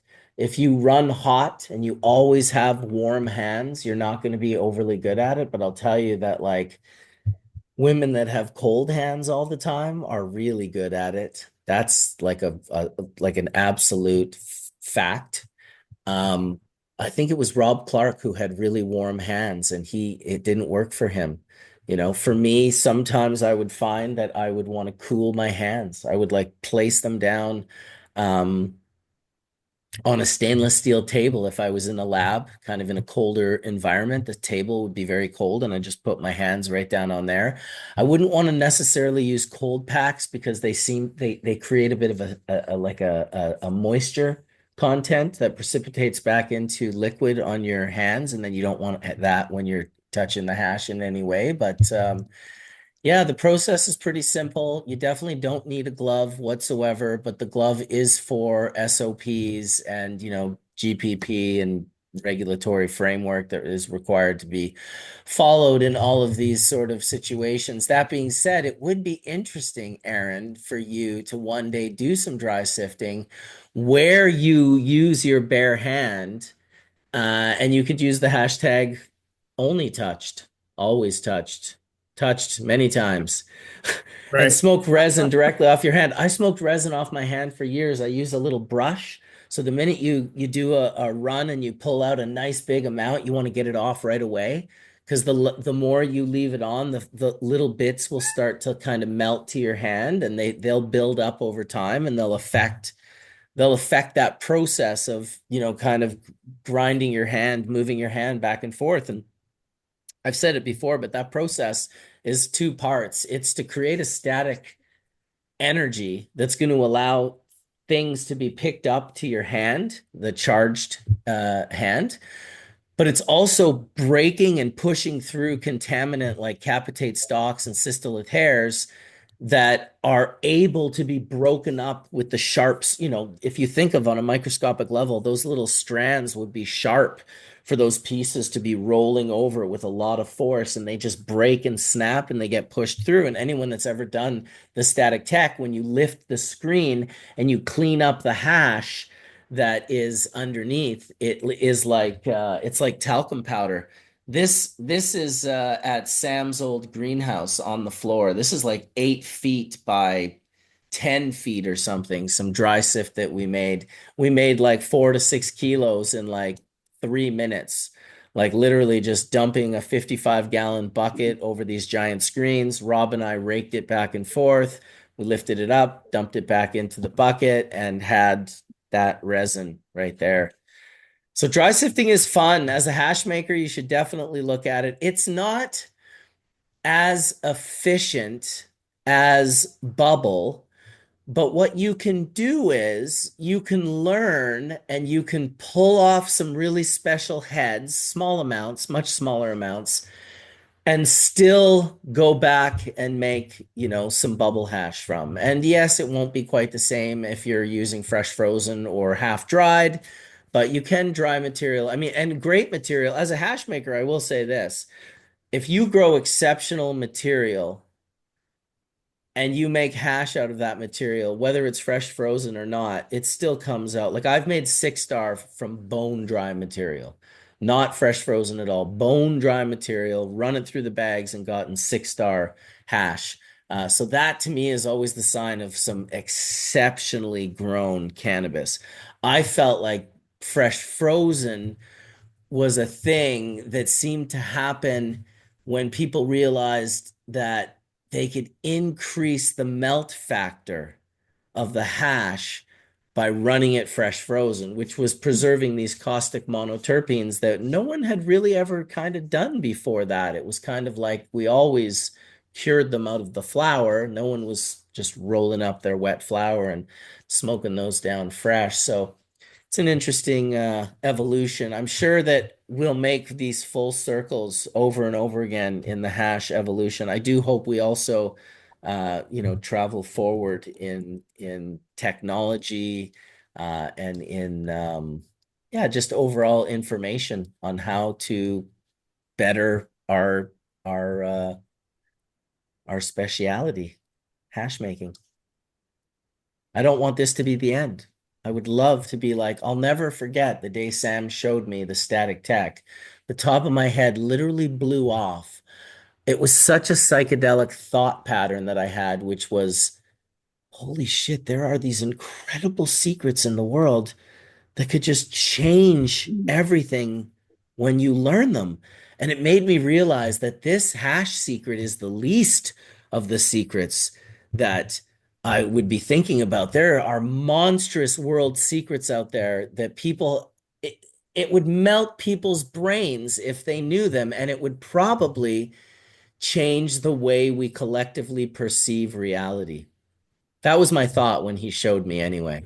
Just a humble, mild, light thought hanging out. These were the thoughts that Skunkman Sam inspired in me without, I mean, he would, you know, load up 60 bowls of his, you know, 60 to 70% full melt dry sift. You know, 50 to 60 bowls was a pretty normal session for Sam. After you smashed out like 60 to 70, then you could talk for a bit, maybe put a movie on. That movie was definitely not going to be on for more than 10 minutes before the bongs started getting packed again. So shout out to the most hardcore puffer I have ever puffed with in my entire life. Almost like this can't be real. Nobody puffs like this. Fucking A, dude, right to the end. Good on you, Sam. Good on you. Doesn't mean you have to be cool and you have to puff like that. Like Wade said before, we don't need to, I'm not trying to, what was the word he used to, you know, sort of make big dabs and puffing lots of dabs be like, yeah, you're the man if you can do that. It not at all. I'm totally fine with people taking micro dabs. I don't take huge dabs myself. I don't dab a ton myself, but I will say that Sam was a monster and he did. And I appreciated it. I'm not trying to emulate it. I'm not trying to be it. I'm not trying to say anyone watching should be it, but I am saying that it was fucking awesome. It was awesome. Holy shit. I do agree with him when I say that I definitely like THC more than I like the other. I mean, I honestly can grow anything from a type 1, 2, 3, or 4, and I prefer type 1 THCA plants. Yeah, thank you, Sam. For your personal well, but also like CBD. Like he brought a ton of CBD to the market as well. So also thank you, Sam, there, in the sense that that's really good for a lot of people as well. I prefer THC myself. I love to get high, but I also love the idea of being able to provide, you know, a non-psychoactive alternative for anyone in my family or, you know, surrounding area that could use it or that might need it. So big fan of that. Absolutely, I completely agree. And looking at it from a regulatory standpoint with the hemp market and with hemp, technically at a 0.3% weight by weight, even if it is a diluted end product, that shouldn't be a psychoactive dosage, Mm. depending upon, the relative milligrams per milliliter of actual liquid or the milligrams per gram of whatever the dosage form that you're applying to. So when we start thinking about predominantly what the market wants to dominate as psychoactive forms, give or take, non-intoxicating versus intoxicating. That true hemp product, especially in a solventless form, really isn't that debilitating even to the cannabis novice. It's really good to help Well, people who can't handle a lot of THC, but they need the therapy from the THC to be able to mix them together. And that's especially being in the hemp space for me out in North Carolina. Mixing the two together in the right ratios really helps people get on kind of the concentrate train that can't handle those. They don't have the tolerance, to get knocked upside the head with a big dab. But if you kind of took them in on like a 50-50 or a 70-30, kind of ease them in, they get all that therapy.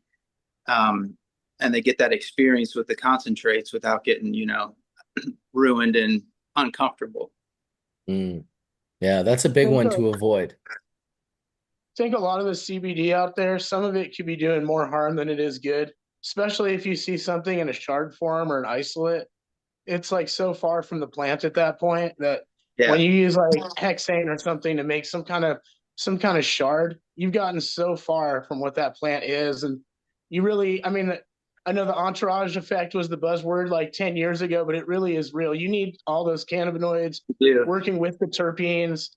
Like I do think CBD has value, but as soon as I see it in an isolate, I feel like that's going to scare people away from weed. They're not going to use it. They're not going to go to THC eventually because the isolate itself is like I don't know if anyone's ever smoked it, but it's like a weird kind of racy feeling. Not Yeah. recommended. It's been a real challenge I'm from San Diego. I'm coming from out Yeah. west to North Carolina. It's been a real education. I think the only reason Delta 8 even exists is because they overgrew, so much hemp, they didn't know what to do with it. So they figured out a way to Yeah. get you high. So it's 99% of the market is just garbage, especially in the hemp space. We've always the very first year I tried to go outdoors, and that was the last time I did in North Carolina. We went back inside just to try to create the quality plant. Because you do need all the cannabinoids. It isn't just about the isolate. It's not just about passing a lab test to have a product to sell in the store. It's about creating something that's really going to help people. Right. Well, Yeah. you just have to realize that, like, this was a hard pill for me to swallow because I, at one point in time, thought everyone needed full melt bubble hash. That's what they needed because that's what I liked the most. But what I realized was that cannabis is bigger than me. And it's so much bigger than me that it means that like it's okay for some people to have BHO, and it's okay for people to have isolates, and it's okay for people to have distillates, and it's okay for people to have organically grown versus salt newts versus this versus that. I just think that I would fight for all of it to be available to people because, for instance, a perfect example is my wife is not really a cannabis user. She's worn hemp for a lot of her life. She's consumed hemp seeds and hemp seed oil for a lot of her life. And she used to, not so much anymore, but a little bit, consume CBD. She's super hypersensitive to THC. She has gotten a little bit uncomfortable from as little as 1 milligram of THC from a beverage. Not overly, like it was that lasted about 10 minutes, but like 5 to 10 milligrams would make her very uncomfortable for a very long time. Whereas my friend who was making isolate in Colorado, and I would get some from him. It was really pure and high quality. And she would just take it in a pill form. She wasn't smoking it or anything. And it was just like an anxiety release. It was just like a mellower. It was just like there was no denying that she was benefiting from it. Um, and I ended up giving some of it to my pets as well when they were getting older. And my cat is almost 20 years old. She's got a little arthritis in her body and stuff. And so I give her some as well. And yeah, you just got to know that what you think is the best is probably the best for you, but you should still fight for everything, just in case something that isn't what you like could still really benefit someone. And that's how I kind of wrapped my Yeah. head around isolates. In the sense that like, okay, so there was a little girl out here. She's a woman now. She must be in her 30s, my goodness, named Haley. And Haley had like a form of Dravet syndrome, very bad seizures. John Burfellow knows her story very well, knew the mother very well, and has talked about her on Hash Church in the past. So Haley had very bad epilepsy, and to the point of it damaging her brain, so many seizures. And there was a cultivar that was created for her called the Haley's Comet. And when it first showed up, it was amazing and it worked and it was perfect and beautiful.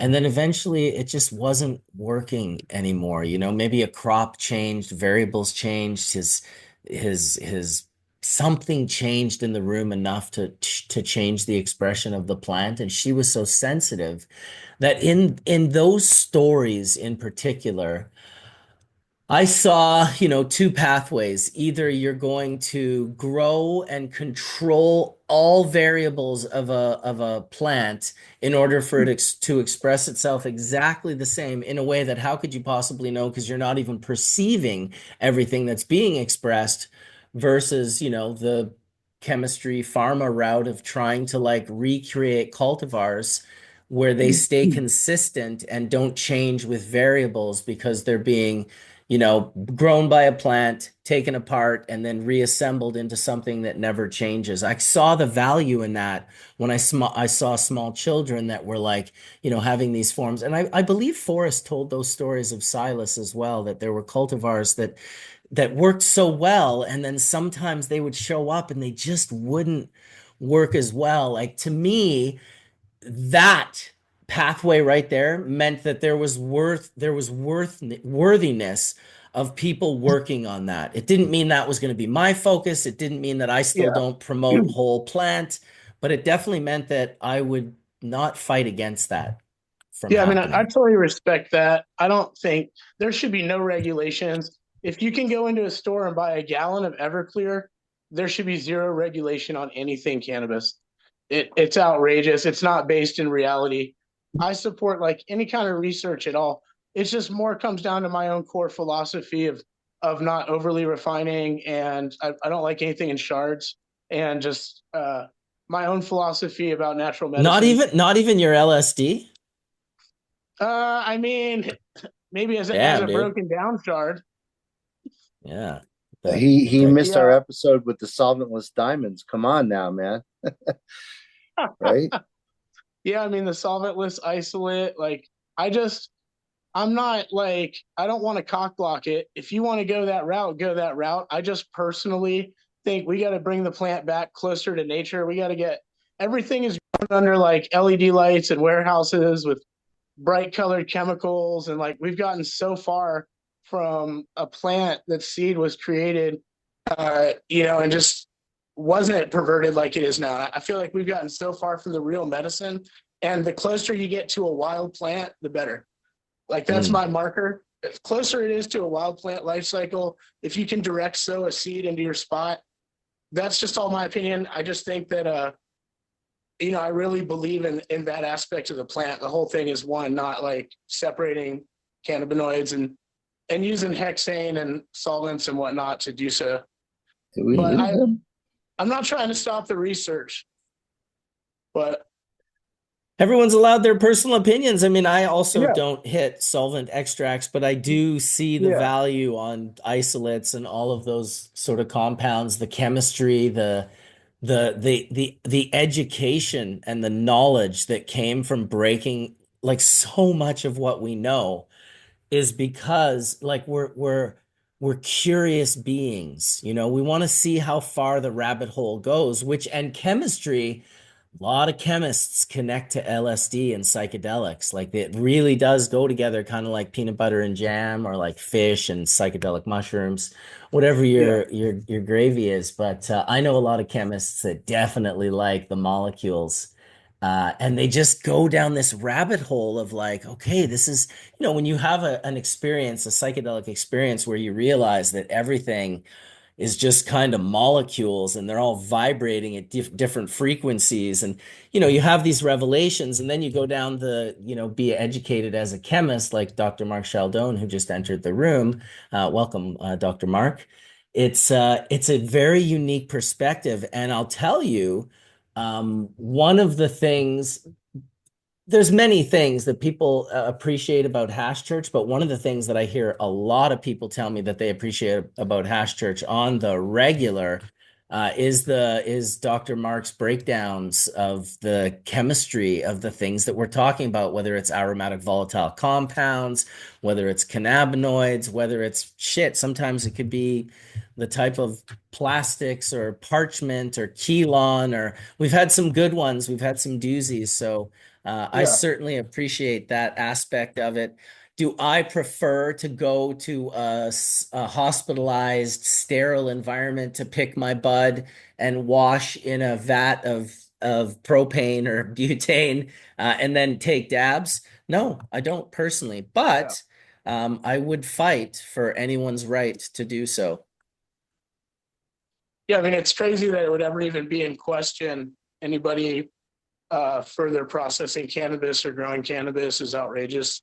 But I agree, but it's the reality. It's probably further proof that we're living in a simulation. Like you said, this is not reality. How could this possibly be reality? Dr. Mark, what do you have to say about this? Is there some sort of chemistry breakdown you can give us? No, but about reality itself, I don't know. It's like, we are in this universe that we're in, and might there be other universes like with other realities? I don't know. But entropy is increasing, right? Since Facts. Big Bang Theory and all that. But hey, I wanted to go back to something that my friend Tim said before. We were talking about the legal limit. So yeah, I mean, like even so, like in a 10 milligram, 12-ounce beverage, these very popular beverages that are now being mass produced and sold at liquor stores, that's about 0.028%. So it's like an order of magnitude lower than that 0.3%. So that's 10 milligrams. Obviously, if you go up to 100 milligrams, you're talking about right at that limit. But think about 100 milligrams in a 12-ounce drink. Boy, that's going to really, first of all, be a challenge to keep that completely emulsified and not have that stick to the side of the can. But the thing that makes even like a 10 milligram drink active on a regular THC user, someone who consumes THC daily, I could drink a half of one of those 10 milligram drinks. So just 5 milligrams. And I could already feel it is the nano emulsification. Those nano emulsions are basically not only more stable, so they'll keep the milligrams in the drink itself, as opposed to letting it play down on the side of the can. But there's something really to the rapid onset of activity that I could feel, I mean, if I could feel it, I would assume that anybody on this panel would be able to feel it. Even with CBD drinks, I can now feel the feeling of CBD, whatever medication or whatever. There's definitely a feeling. It's kind of like just the opposite of being high, Marcus. It's like, when you take a good dab and you have to sit back in your chair and you're like, holy shit. So I just drank water from a fire hose. You get just the opposite feeling with CBD in these drinks. Again, this is nano emulsified CBD. It's going through the gut, the fact that it's that active and you could feel it like within, less than like 5 minutes of just taking a hit of one of those beverages tells you that bioavailability of cannabinoids are really, really important in their activity. And yeah, does this get it away from the plant? What our friend here was talking about? Absolutely, but we're talking about serving the consumer market here, which seems to be okay with biting their Fritos and Doritos at Walmart with a bunch of colored Kool-Aids and all kinds of shit that they feed us these days. So, welcome to the fucking club. They've basically sucked cannabis into the consumer market realm, which is why it's a total play for Big Beverage. Big Beverage is all ready to basically take this 10 milligram drink, which again, myself, as a daily THC user, I can feel. So if I can feel it, you got to know that people, are probably walking around loaded on those nano emulsified THC beverages, which, by the way, 10 milligrams in a 12-ounce can is like an order of magnitude lower than the hemp limit. So I just wanted to add that. Are the Oh my majority God. of those beverages carbonated or uncarbonated? Yeah, there's seltzers, fruit waters, all kinds of things. The great thing about when you start adding pulp is that now you have natural emulsification in the water phase itself, right? You have Natural ligands, carrier to absolutely. basically stick your weed oil to. But like if you're just talking about like the most naked of seltzers, Tim, so just like carbonated water, maybe a little bit of citric acid in there just to make it a little sour, and maybe just even a hint of sugar or something, right? I mean, even something like that.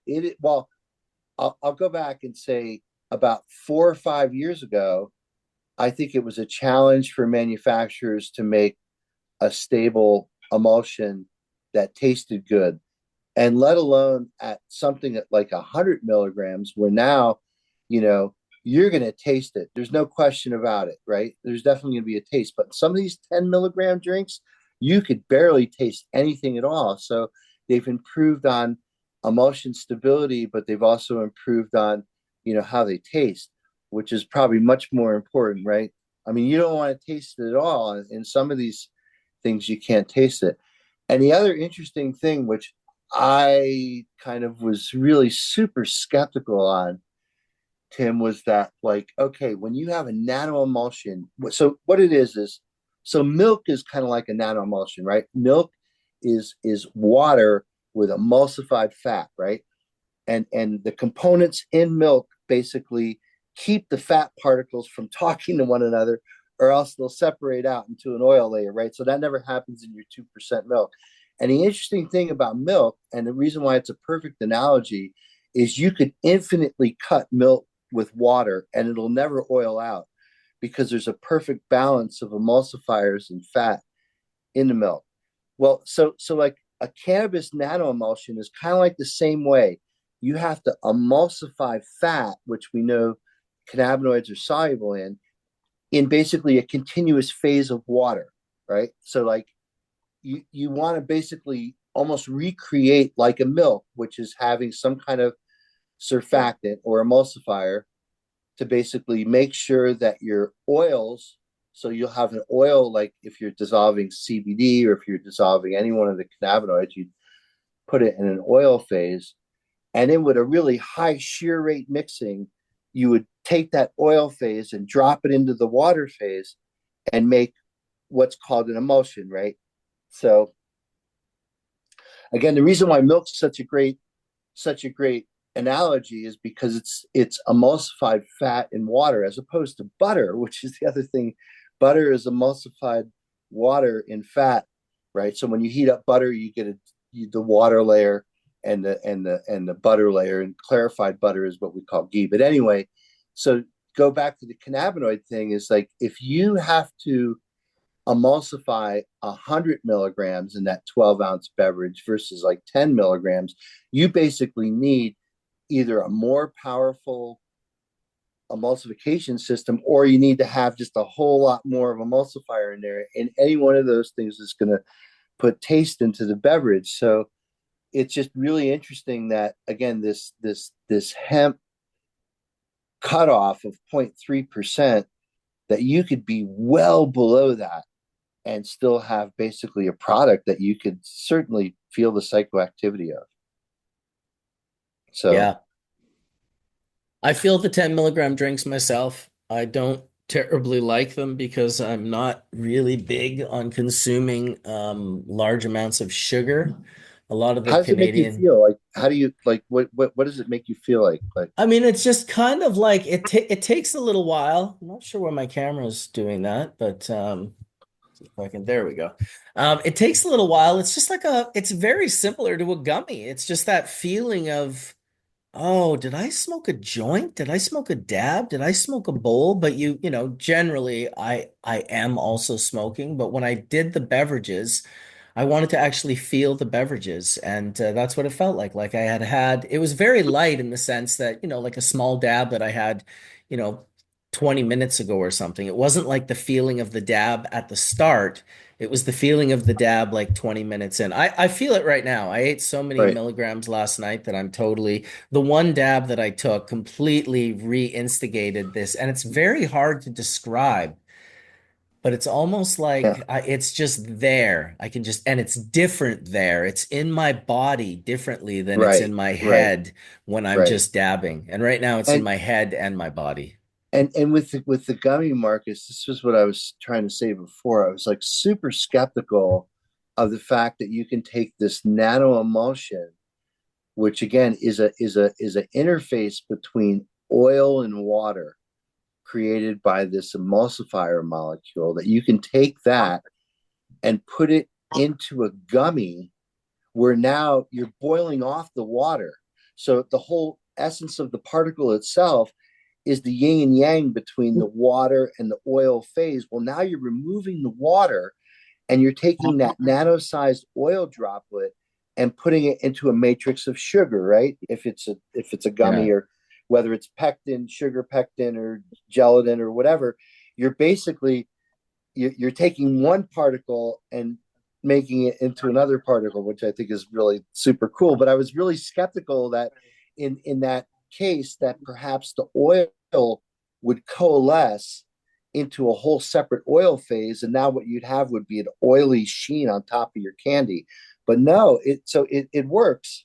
And again, you're not typically, you put water into a gummy recipe to help melt your sugar down. You make so simple syrup, which is just usually just water and sugar. You boil away the water, and then what's left, the sort of molten sugar that's left behind, is usually some of the basis of creating either hard candy or gummies.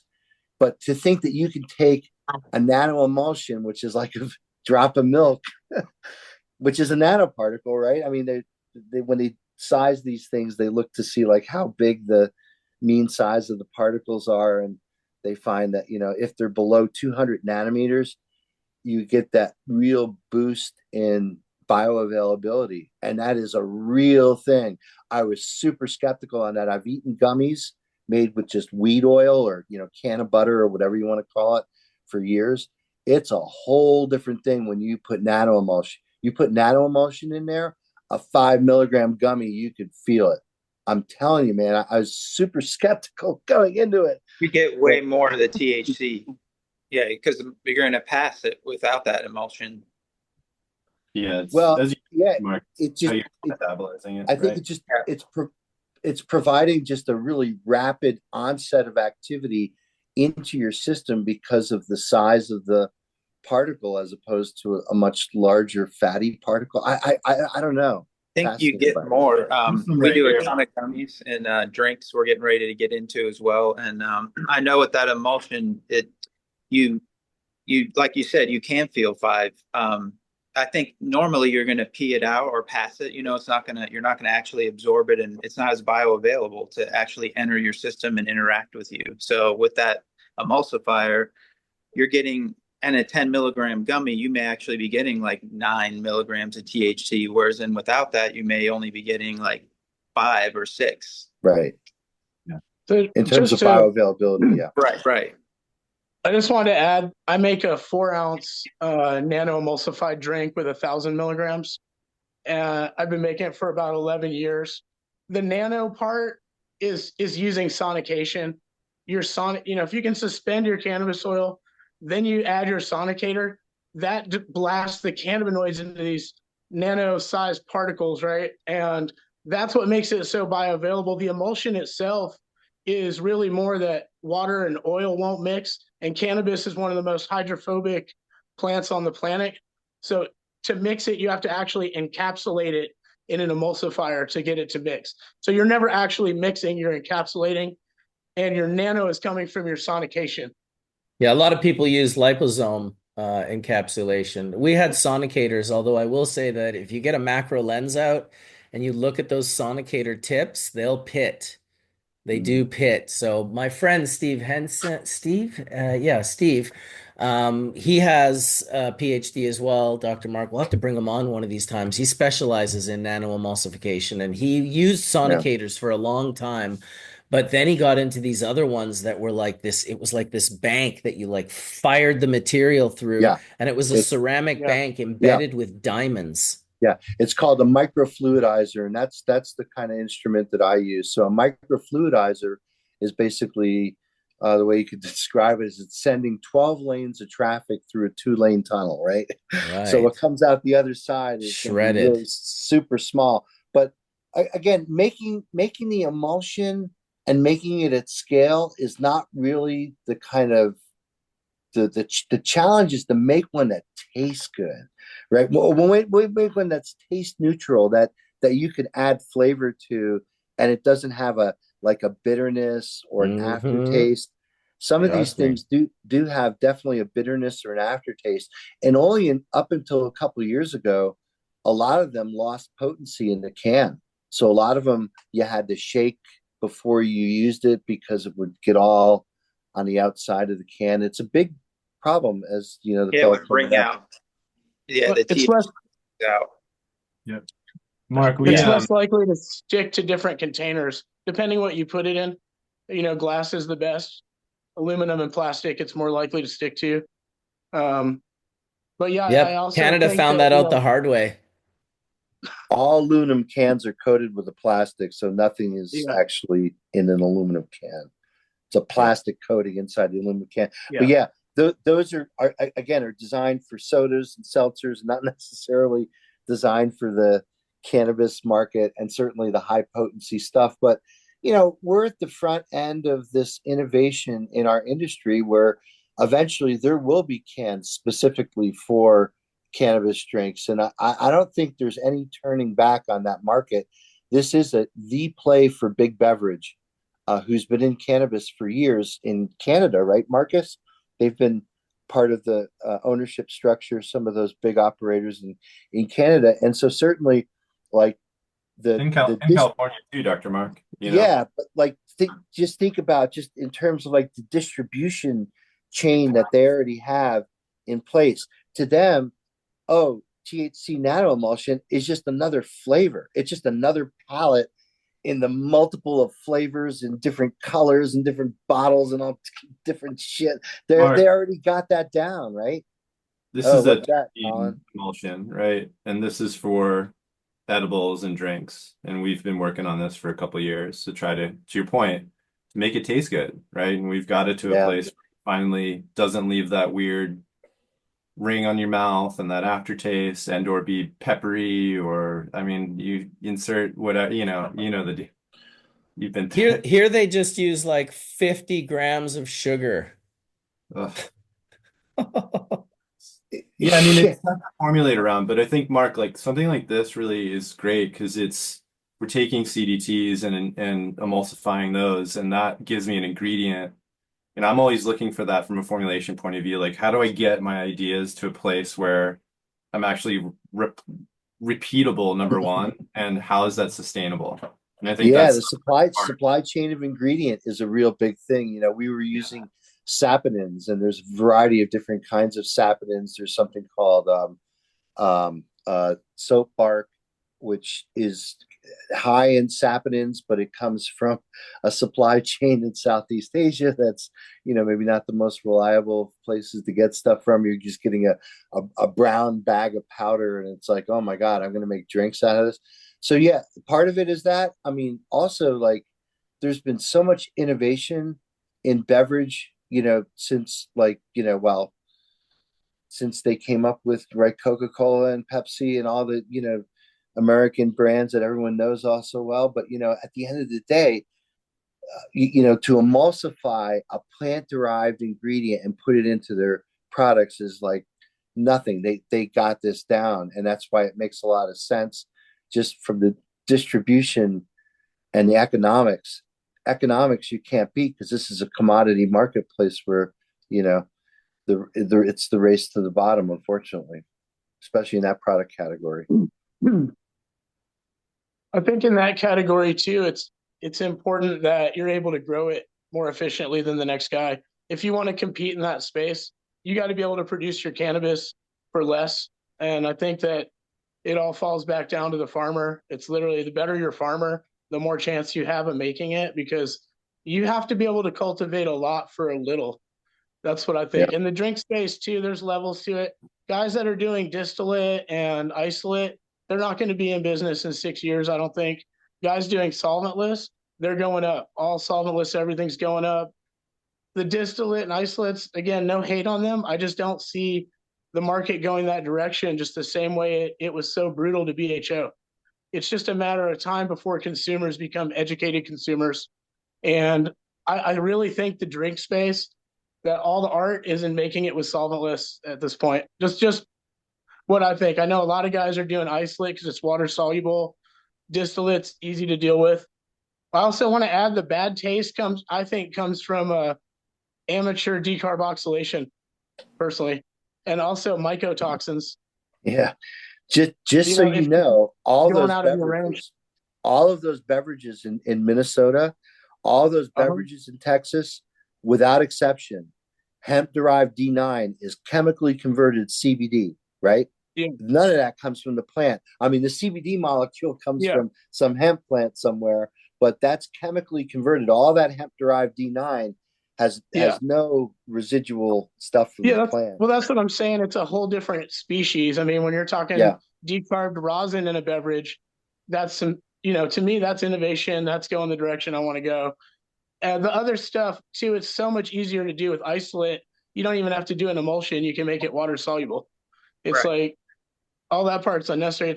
It's taking your finest rosin, like a single strain, and being able to experience what sour diesel feels like, via a super bioavailable liquid. And to me, it's like that's the direction all that innovation could go. You can feel a strain, you can see what has the medicine that you want in it. But not many people do it. Not many people do it. No, because it goes the opposite direction of margins and profit, and so that's why every time. That's why, man, I love your utopian vision of the future of cannabis, but man, distillate is like when you're like distillate's not going to be a big part of the market. It's like distillate like is the market. Like distillate is so much of the market. It's absolutely insane. And don't get me wrong, I don't want to be saying that. I'm not like happy about that. You just have to understand. And that people care about price more than they care about, Yeah. a lot of other things. And that's where, until you can make like live hash organically grown, where you put all this time and energy into it, the complete and total opposite of just like, let's grow a moldy field, we'll rad source it, we'll extract it using some solvents and get some, versus like trying to like, oh, we're going to grow a super organic, hand touched, never touched field. We're going to, like on the same scale, the cost of that is like 100x from Oh what god. Right. you can do to like grow a field of weed and just make distillate out of it. It's literally, maybe it's 1,000x. I don't know. It's Yeah. been my biggest challenge out here, especially in the hemp space, because I'm just in overgrown market of just garbage and trying to put that living soil.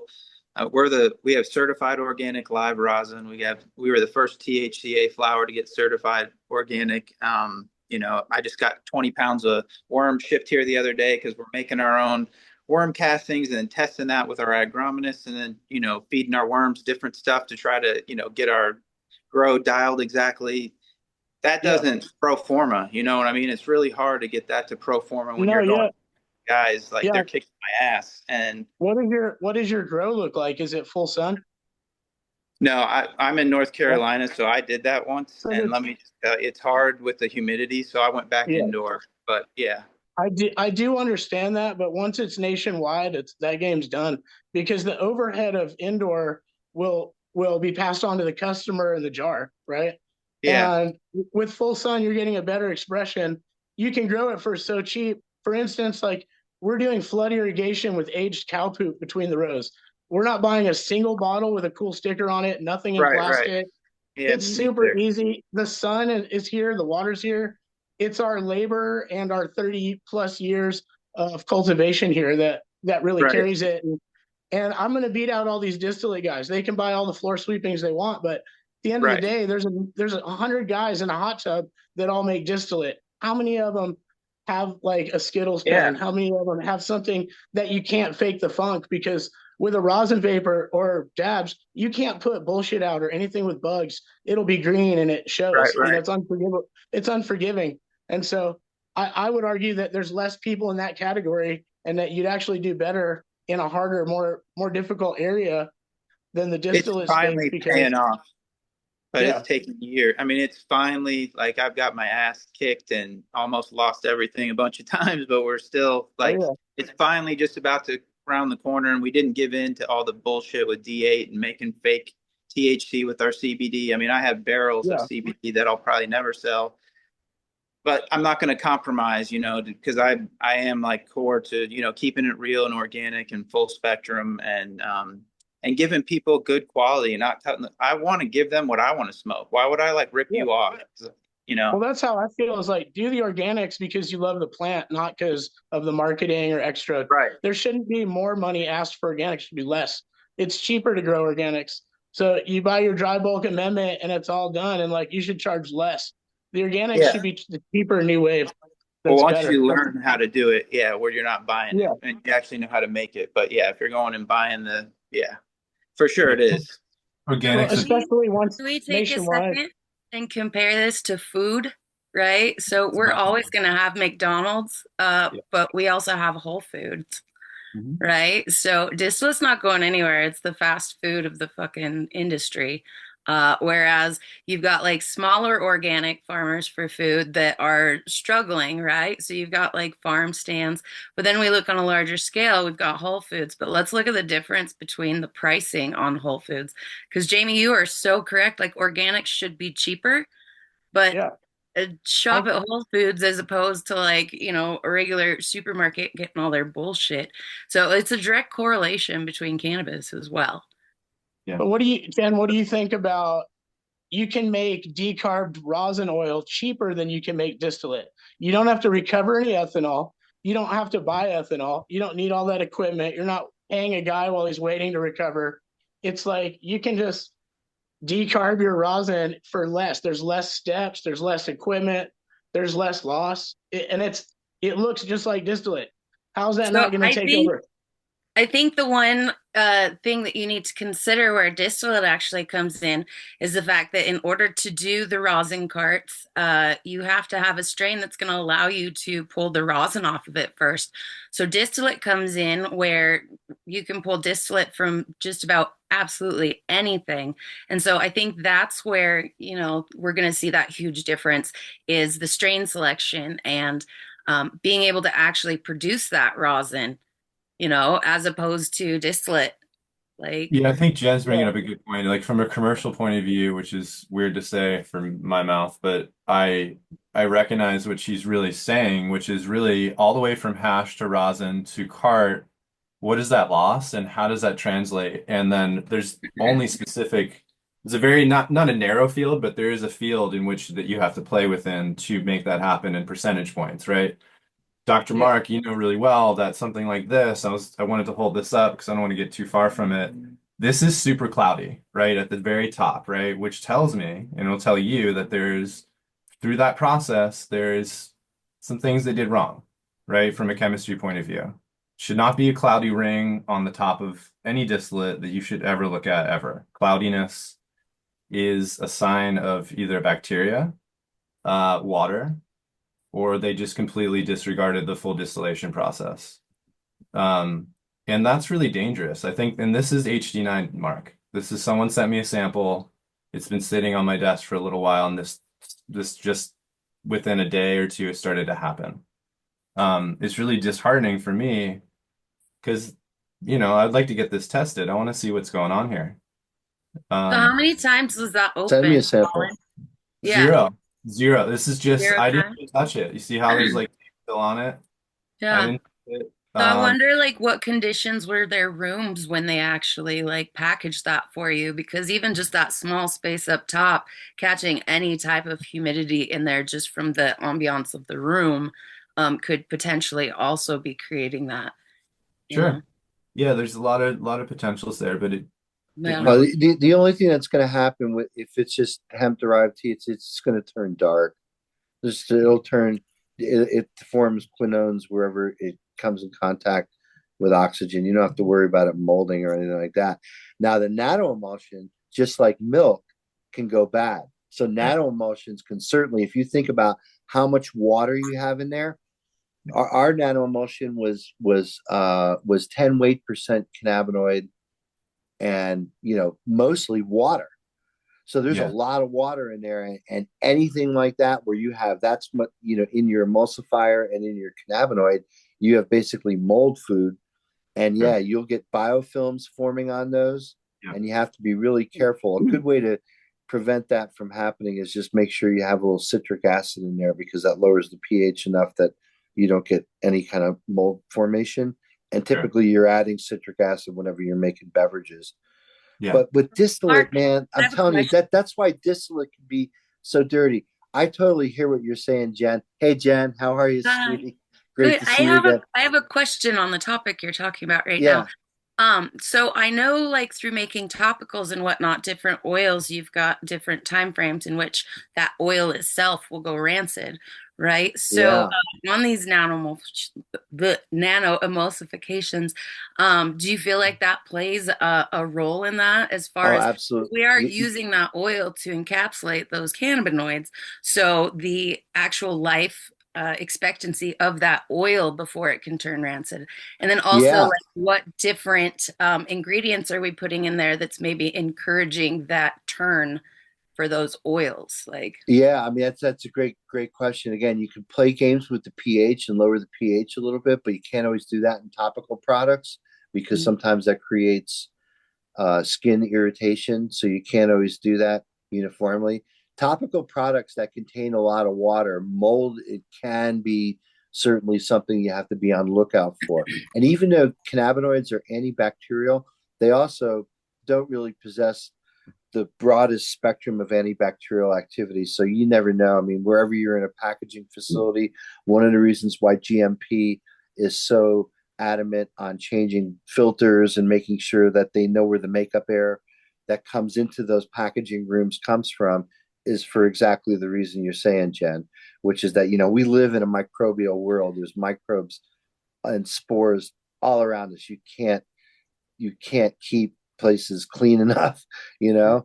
I mean, the real it well, I wouldn't say the real issue, but like when you get into where you're adding a lot of water, like in a beverage or in a topical or in a nano emulsification, you know what we found, and again, I'm about to go to the American Chemical Society's national meeting in San Diego, and I'm going to show some of this data.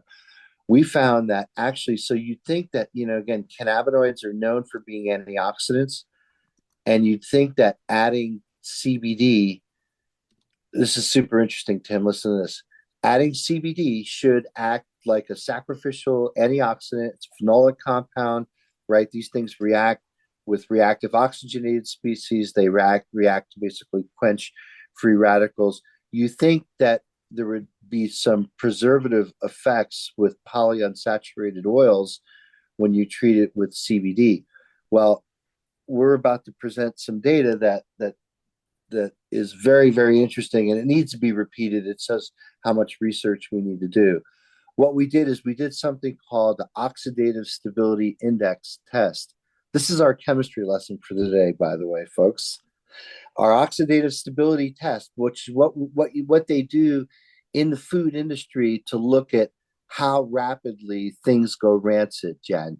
And so what they do is they take a test tube, they fill it with oil, they heat it to a certain temperature, and they bubble air through there. Now, air we know is mostly nitrogen, right? But there's enough oxygen in air that'll promote thermooxidative degradation of the oil. And then what they do is they off-gas that test tube into a conductivity cell. And so early in the experiment, before there's oxidative degradation, the conductivity is very, very low. And you see a very low conductivity with time. And then what happens when the oil, so oils, when you heat up oil in the presence of air, anybody who's ever done any cooking knows this, right? Mm-hmm. The oil will start reacting with the air, and you could actually turn nice yellow butter into burnt kind of butter easily just by overheating it, right? So that thermooxidative degradation, what happens to the oil in that cell is when you off-gas this into the conductivity cell, now you see a rapid increase in conductivity. And the inflection point along that line where it's flat and then all of a sudden goes up is called the OSI time of the oil, right? Okay, that's the oxidative stability index of the oil at that temperature. So what we did is we did a very interesting experiment where we added CBD to ghee. A ghee is clarified butter. So ghee is just the oil phase of butter when you heat up butter, right? And we added CBD. Oh, and we also, as a positive control, we added something called BHT. You know, BHT is very commonly found in foods. It's called butylated hydroxytoluene. And again, it's a phenolic compound, so it acts as a sacrificial antioxidant. It's in Wonder Bread, it's in Twinkies, it's in all the poisonous food. It's in Old right. Dutch chips, well, BHA and BHT. We know it's an effective antioxidant to add to oils to preserve them. In fact, so what happens is when you just heat up the oil after like about 3 or 4 minutes at this temperature, we start to see this increase in conductivity because that's basically thermooxidative degradation. And when we add BHT, we could extend that time, right? So BHT was our positive control. When we added CBD, check this out.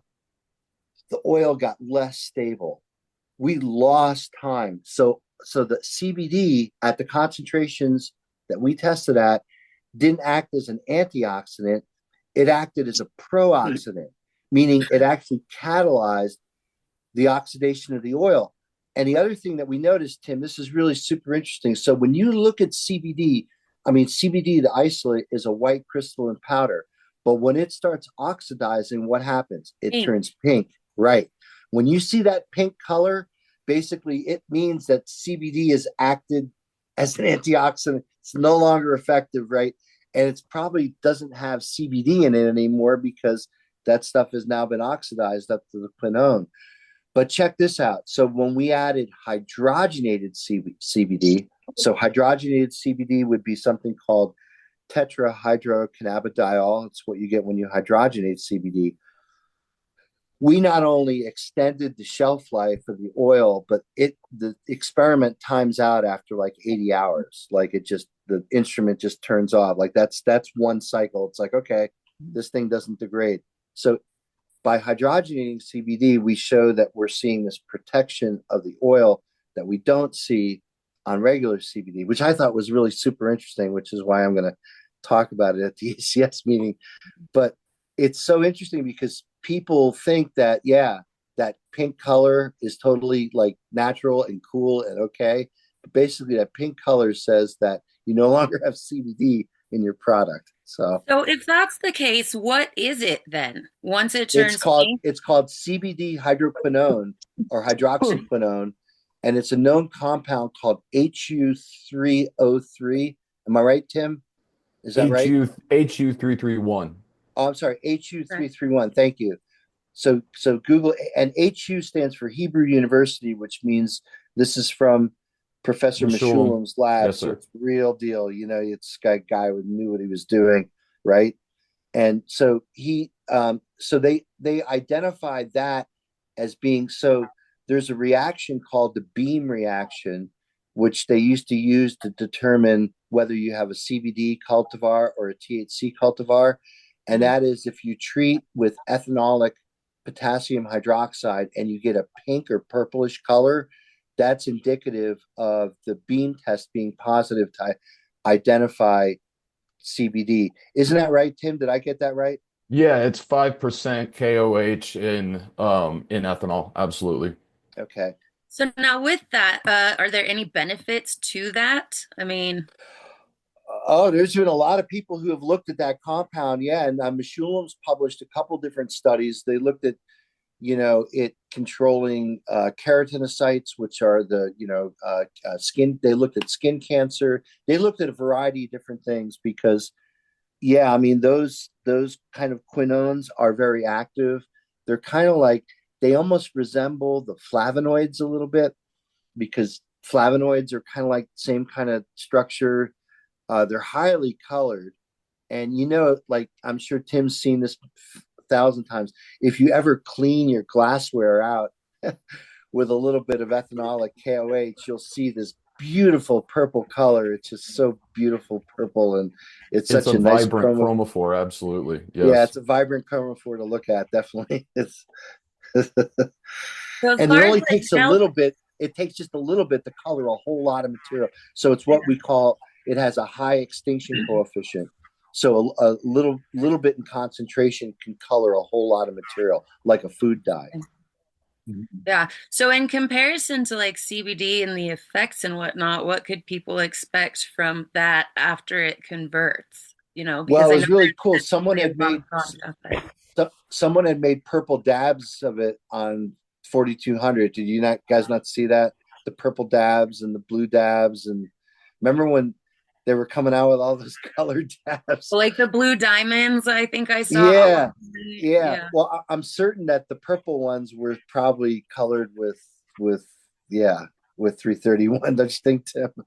I would assess that, yes, the other ones were some azulene derivative or subsect isomer or something along those lines for sure. Yeah, some guy had posted a distillation cut where they actually isolated the azulene fraction from, I think that was cannabis terps, right? That was on 4200 a couple of years ago, and you can see this, brilliant blue color. Because that's amazing that they could fractionate that terp from that, because most terps are clear, maybe yellow. I've never seen blue terps. Interesting. Nope, just azulene. Now I know with rosin, people are using like the anthocyanins and drying those out in a freeze dryer to be able to collect that to introduce back into the rosin, which is a bit different. But see, anthocyanins are water soluble, Jen. And anthocyanins have like two parts of the molecule. There's a sugar portion of the molecule, and there's a flavonoid portion of the molecule. And sometimes you can extract but mostly those are water soluble, and those will stick to your bags and your socks, right? So you ever get that purple color on your bags, right? Mm, mine No, doesn't stick. Maybe Not a lot, Dr. Mark. It's interesting, and no, I haven't. No, and it I've always never had that rinses. happen. I mean, I've had it happen when I've let it like sit in a water pool and dye things, right? But not but the purple goes in the water. The purple that's yes, just the point, right? 100%. Yeah. So if you try extracting that same material in a BHO, because there's no moisture in BHO, all Mm. that stuff colors your socks something fierce. It just Yeah. as soon as it hits the nylon bag, it's like, oh, I like this surface, and it sticks to that. So you need like acetone to basically clean that off or something.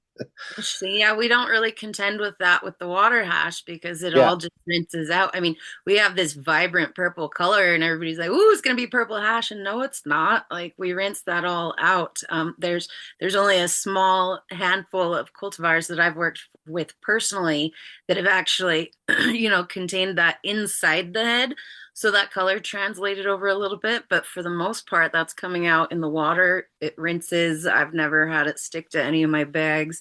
yeah. Like Collin said, though, I mean, if I was to like soak it in there like I would like a tie dye, potentially it might pull some of that coloring out.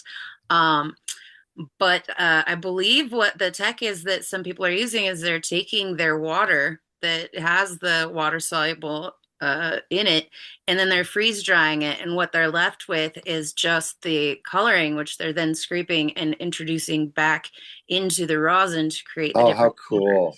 Tony How made cool! that. Tony made that in 2014. It's on my colors. Instagram account.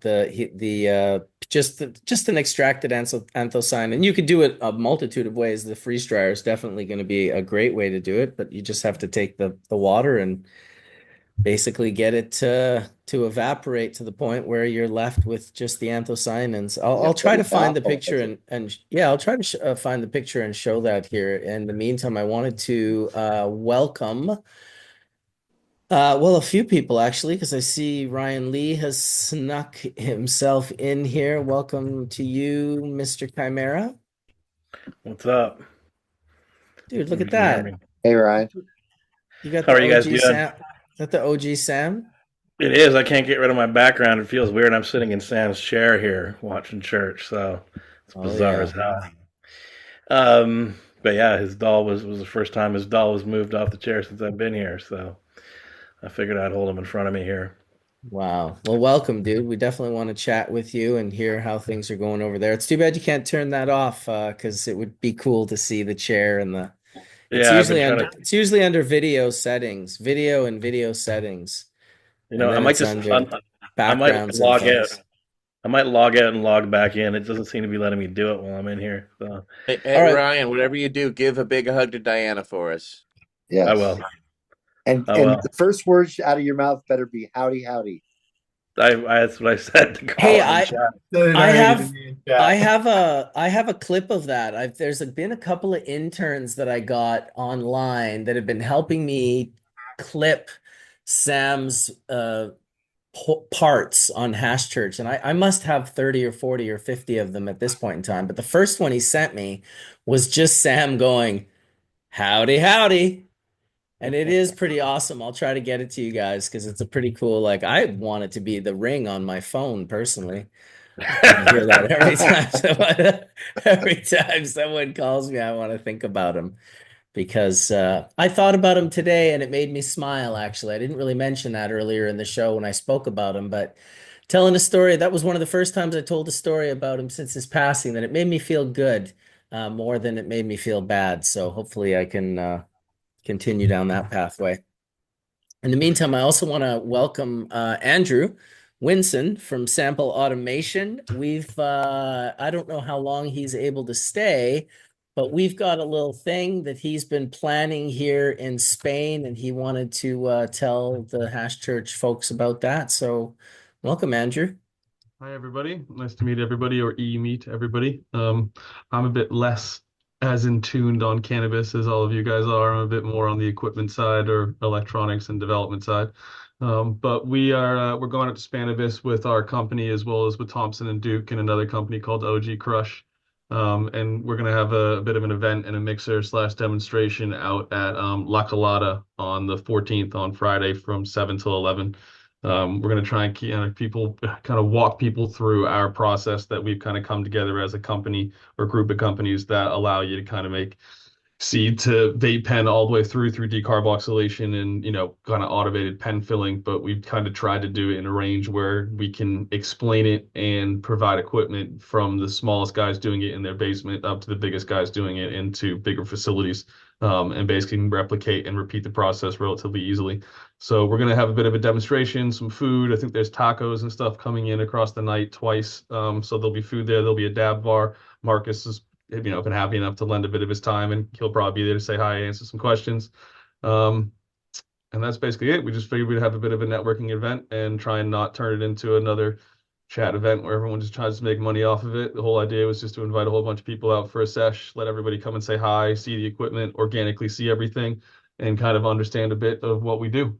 But other than that, I mean, I'm definitely not the right person to put 2 cents into a cannabis conversation. I've got Dude, very that's minimal not true, man. experience. You Hold on. I got Andrew minimal came to my experience on the lab. cannabis plant side. I've got a lot more Yeah. experience on the equipment side We and you starting and to I understand. decarboxylated a couple kgs or a Yeah, kg I of understand that. I get that. I can make equipment do exactly what I need it to do. That's relatively easy to deal with. But the person, at least from our equipment side, the real brain behind what we made in this rosin reactor, his name is Corey Crosser.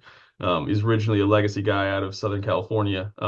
But he has a lot of experience in lab processing, setting up labs, facilities, brands, products, and things like that. And he really wanted to, kind of create a product that allowed him to track and monitor vessels. And, in the layman's term, it's a over-engineered mason jar. But we made it in a couple of sizes where we have a mason jar version or we have vessels that are, extremely compliant. But like an example is like I have very minimal experience in decarbing anything, but like I can put that live resin in and get that without having to do any work. Mhm. And the only difference is that we managed to kind of do it in a process that just correlates and quantifies all of the entire decarb process, where we know the volume of our pressure vessel, we know the volume of material, we know the approximate weight that we're losing. So you can kind of use all that data frontward, backward, however way you want to do it to prove you've completed a decarb process. But if I think somebody brought it up earlier where they were talking about the differences of say distillate and rosin pens and so on, is there'll obviously always be a market for distillate just because you can run that material like no other and it's usually not very good. But the big thing that Corey always tries to teach me and tell people in regards to our product is pay attention to the square footage of grow space in comparison to your end oil. How much square footage do you use in comparison to how much oil do you output when you're finally done with the very end process, to help us understand just how much somebody is putting into that product in the first place, where it's most likely going to be a full spectrum product than it is going to be a, individually chopped and changed and put back together and formulated. It really goes on to the grow. So I'm relatively new to the whole process and understanding more about the grow side and kind of the cultivars and the phenotypes and everything that goes to washing and everything that goes with it. But I'm, I guess, a bit more in tune with making sure everything works electronically and functions mechanically within our equipment correctly so that you guys can easily decarb this material and kind of walk away. It's no more staring at bubbles and watching long processes. It's hopefully kind of taken away that issue of people kind of guessing. I also like the fact that we were able to monitor it over, just leaving the lab and monitoring it. That was pretty cool for me. I thought that was like, okay, this is actually a pretty good situation. You can just watch it, make sure everything's staying where it's supposed to see, making sure that the vessel is depressurizing through you got those little solenoids that just like off gas, these little like, psst, psst. They're super good. None of this like burp in the jar. I was very surprised because I'm always excited to just learn and see. And for me, I can't make anything up. If it's like not what I expect, I'll be disappointed. And when we did about a kilo of live hash rosin, it smelled so fucking good that I couldn't even understand how it could smell like that good after we did the process. But I guess the decarb, we lost like 10 or 12% or whatever the natural amount that you lose. Our terpene content actually went up when we did this process. And so it was just, yeah, it was a learning experience for me. The carts were super tasty. Andrew and Corey are just awesome people. Love the dudes at OG Crush and Thompson Duke as well. So if you guys are in Spain and you have the chance, La Colada is actually like a most spectacular group of dudes. They're really awesome people. These are the folks, Bobby La Colada, who set up a special private room for myself and Skunkman Sam, probably back in 2016, almost 10 years ago now, where there was no exposure to tobacco or spliff smoke. They literally created a private room for us. They were bringing out trays of like static sifted full melt dry sifts and bubble hashes. And I mean, these guys went out above and beyond. And it's why they came to mind when Andrew approached me and said, "Hey, who would be like a good group in Barcelona to just throw like a party? I just want to like buy some food and some drink and get some dabs and, just basically give them a unit at the facility so that at the club so that they can, use it to fill their own pens." Just a really cool little option, and I hope to see everyone there that's going to be in Barcelona for the event. Hopefully, Chimera and Etienne will come with me as well. You guys in or what? I'll be there for sure. That's what's up. Oh, look, now I can see it, dude. Dude. Yeah, it's heavy being here, man. I gotta tell you, but it's whatever. He's with us, right? So that's kind of the way I feel. But it is absolutely bizarre being here without him. So we went down to Horta Farm today and just kind of took stock of things a little bit, figuring out, dealing with his legacy and all that kind of stuff. That's where we're at, right?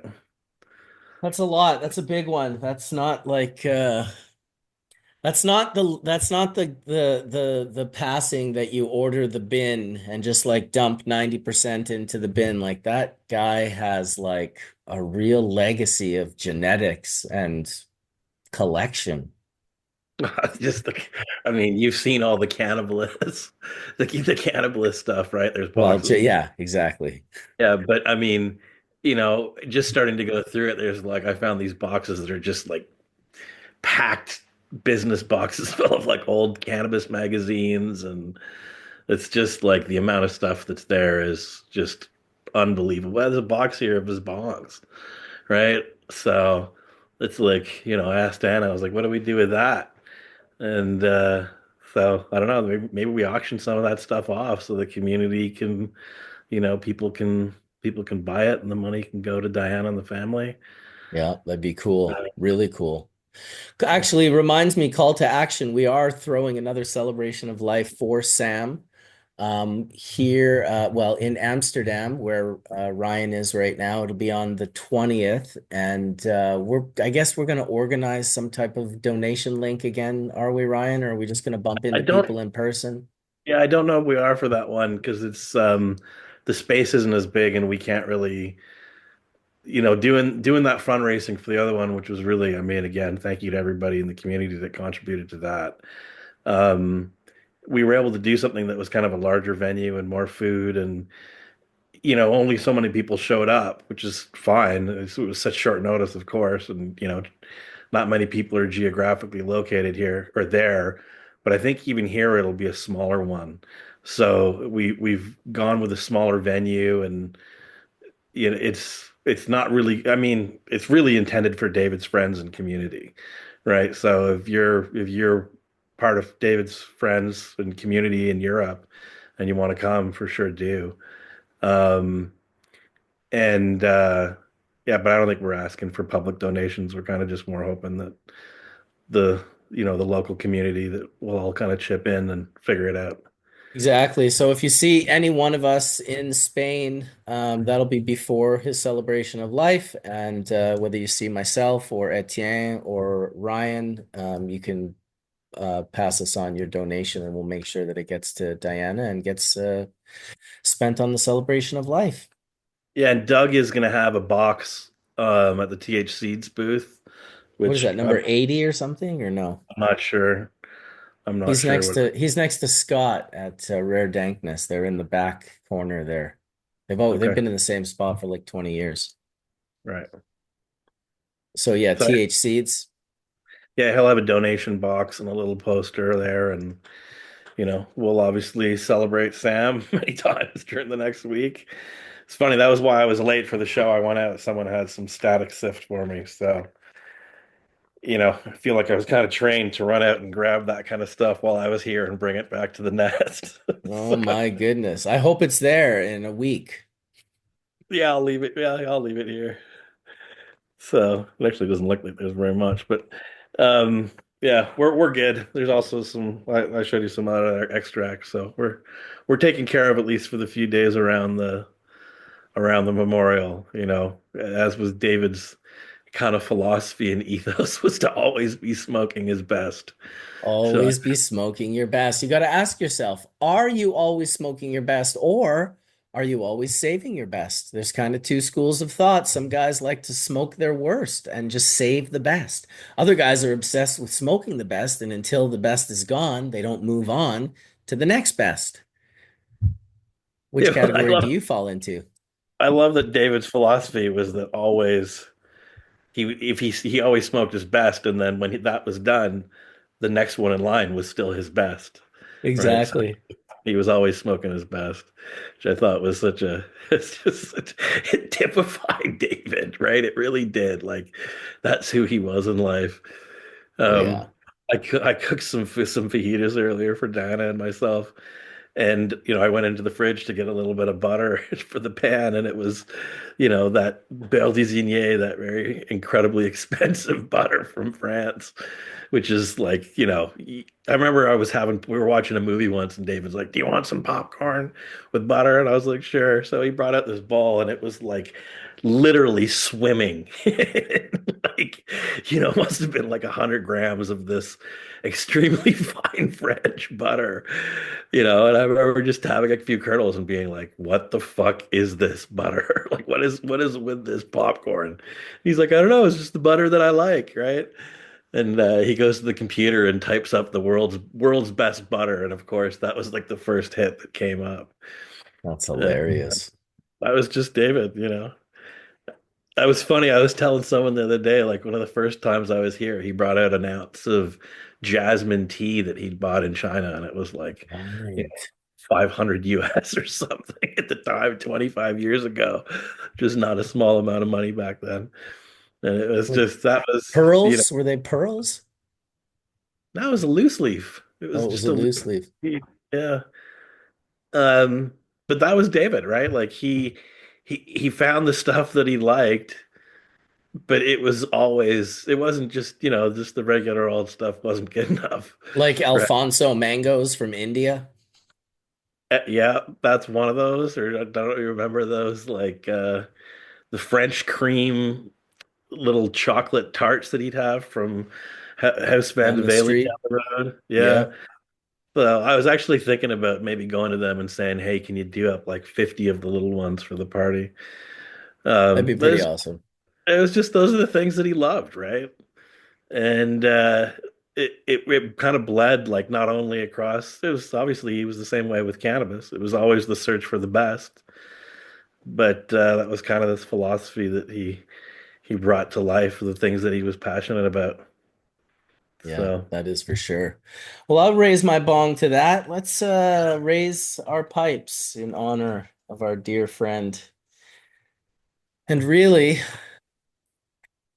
legend. I'll tell you, the next time a legend of hash happens, it will be him that we celebrate for certain. Gotta try and make that one happen in Amsterdam, though, I And think. that's his pipe too, Ryan, right? That's his Carter, huh? Yeah. it certainly is, yeah. Yeah. I'm like immersed in it here, which is, it's not easy at times, but it's I don't know. There's nowhere else I'd rather be. Being at Horta Farm today was just a blast. It was just a trip. Just hints of David everywhere you look. But yeah, He Hmm, hit my hash out of there, so I'm happy of that. nice.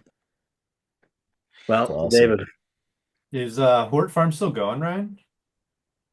not plant. They're not growing plants. No, it's The entity still exists, but no, it's not a plant research center right now. It's not licensed. Hasn't been licensed since 2010. Got it. Man, it's still cool though. It's like still, still active in some respect, right? Yeah. Yeah. I mean, all the seed cleaners are there, and there's these hydroponic tables that I'm trying to find a home for from somewhere in Europe. And there's just, there's like all these old pots. If anybody knows a grower in Holland that wants a bunch of pots, like, let me know. There's all this stuff needs to be saved from the landfill, really. Um, so it's a trip. It's a trip. It's, yeah. I'd rather have David here, honestly. I mean,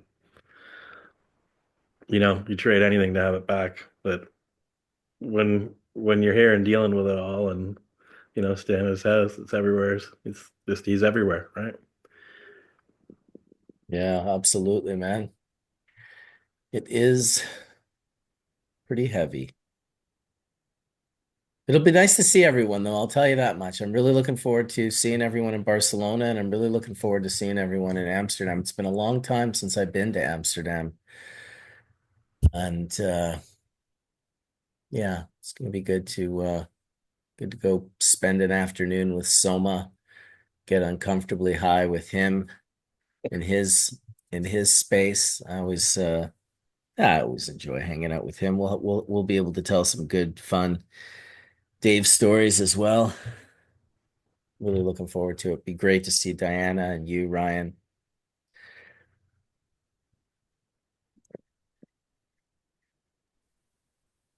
Cheers to Sam. Yeah, he's here. Bong rip. Bong And rip. those on this call, you got your vials this week, yes? I got mine. I wasn't sure if it was appropriate to bring it up, but Yes. yes, Mine came on Ash got Sam right Wednesday. here. How appropriate for that thing to arrive on Ash That's Wednesday. kind of beautiful, actually, and ironic. Ash Wednesday, right? Yeah. That's awesome. Yeah, Ryan told me I wasn't worthy and I wasn't getting any for some reason, so I don't know what that's all about, but Yeah, yours had to yeah. arrive.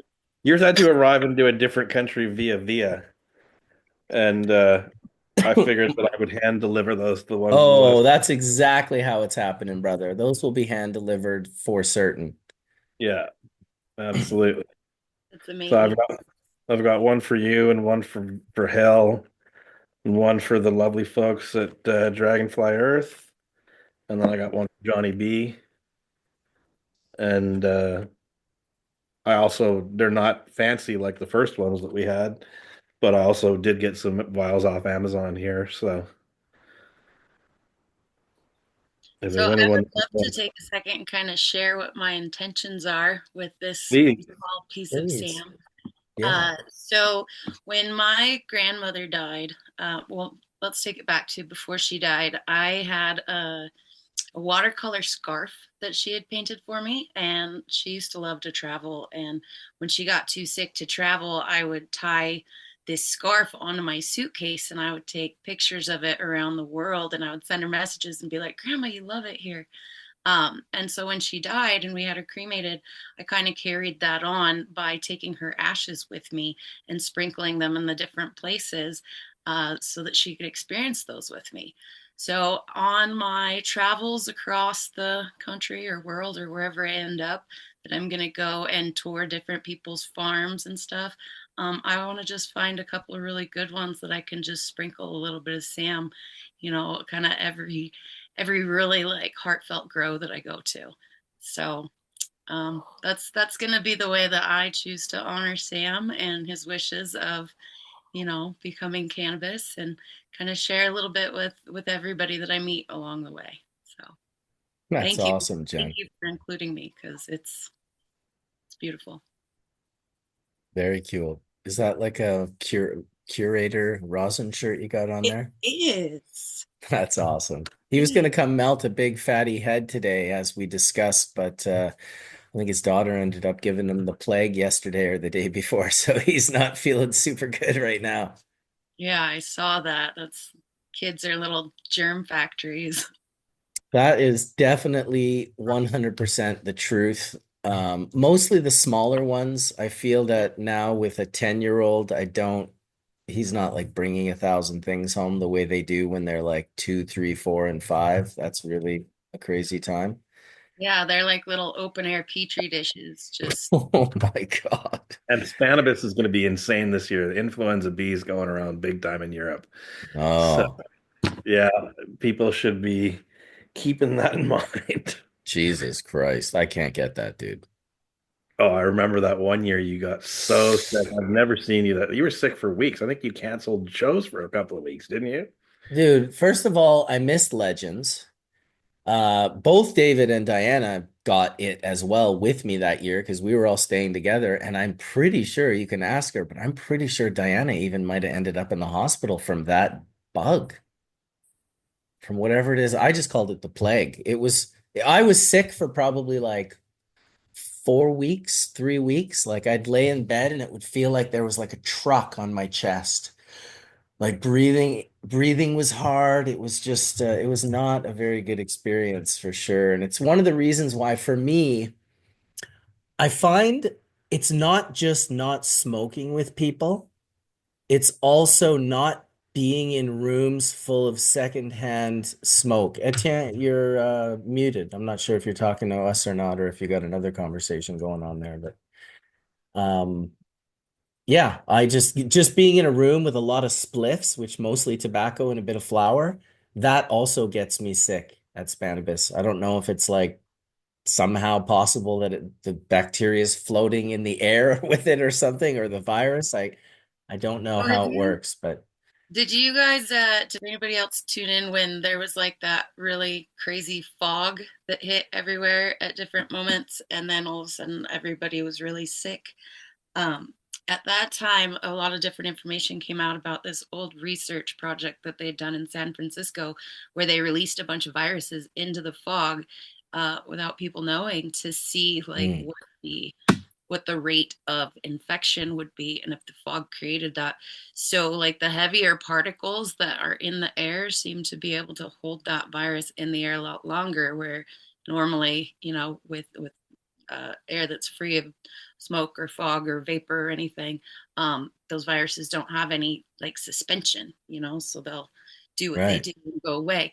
But when Droplets. it's held in that thicker air for longer, it absolutely does hold those viruses, so that as you're Fucking smoking shit. and air, um, yeah.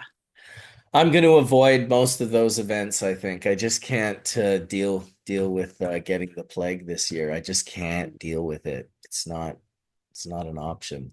Hey, So, Dr. Mark, what are your thoughts on that Wear a suspending mask. air? Wear a mask. Yeah. Wear a mask if you don't want to get sick. Seriously, like in an airplane, it just ain't worth it. Like you said, Marcus, you go down for like 2 weeks to whatever it is, RSV, whether it's COVID or whatever, wear a mask, you know.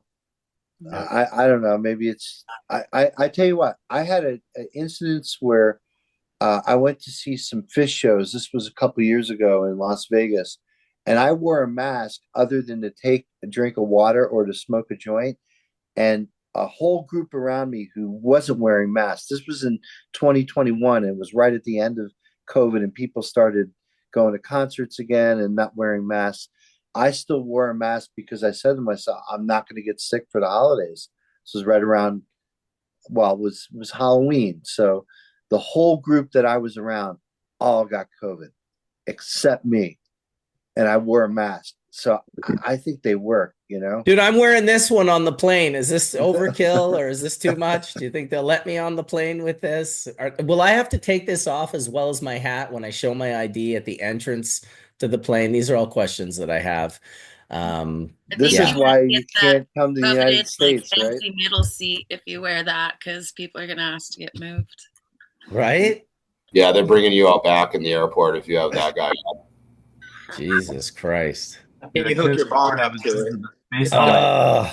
I Um, just, I I don't mean, know. that was good. This is too much. I just don't want to get sick, but I want to see everyone. I want to hang out. I am not sharing my pipe. I don't care who gives me those puppy dog eyes like they need a Uh, dab.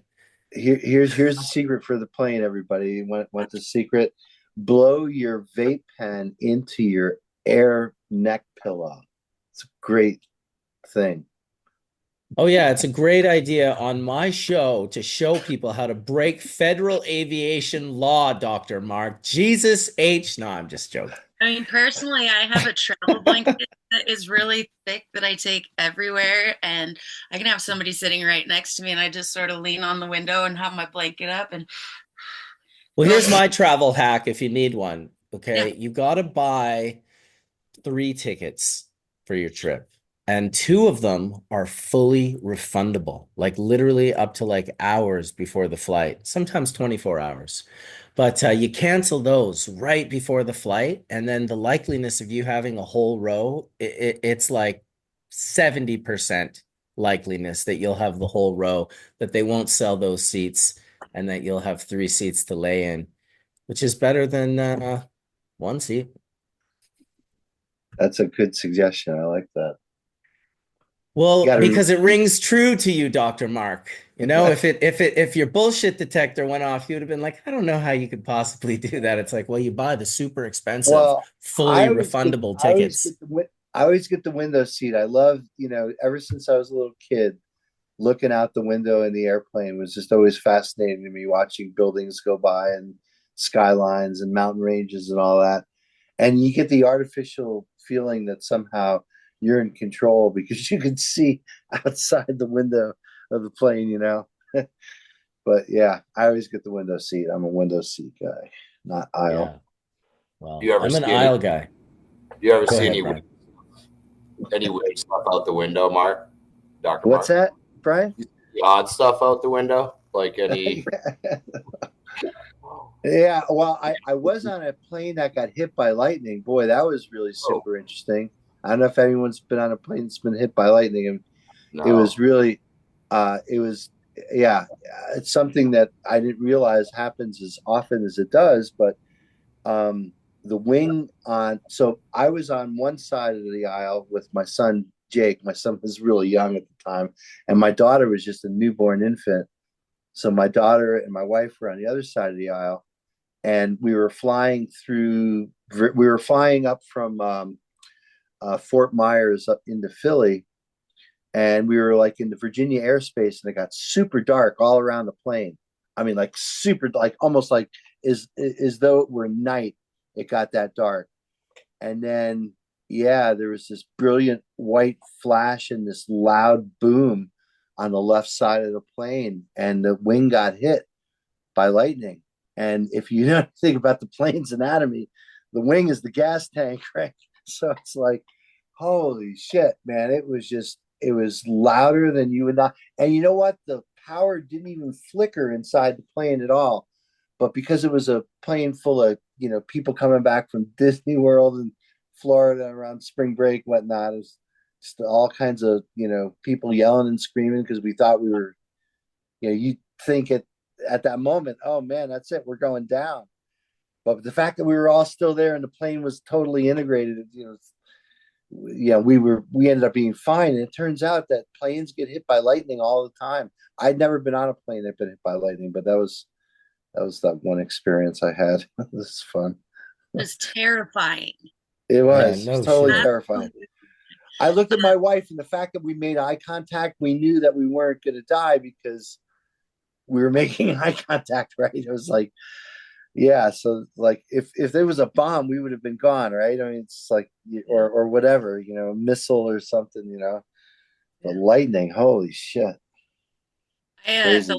The last plane that I got off of landed, and the second it landed, I had like 3 messages from people saying, "Well, thank God you weren't the plane that flipped over in Canada." And I was like, "What the fuck? Why would you message me that right now?"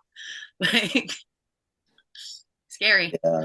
No, flying is scary enough, let alone doing it in today's environment with what's going on. But like, what I found out too, this is super interesting, Jen, is that there's a coating on the plane so that planes are painted with a a conductive coating that helps disperse the charge around the body of the plane. So if it does get hit by lightning, it's not like a lightning rod, which is like a point, but it's like it spreads the charge over the entire plane, and somehow that makes it safer, I guess. I don't know.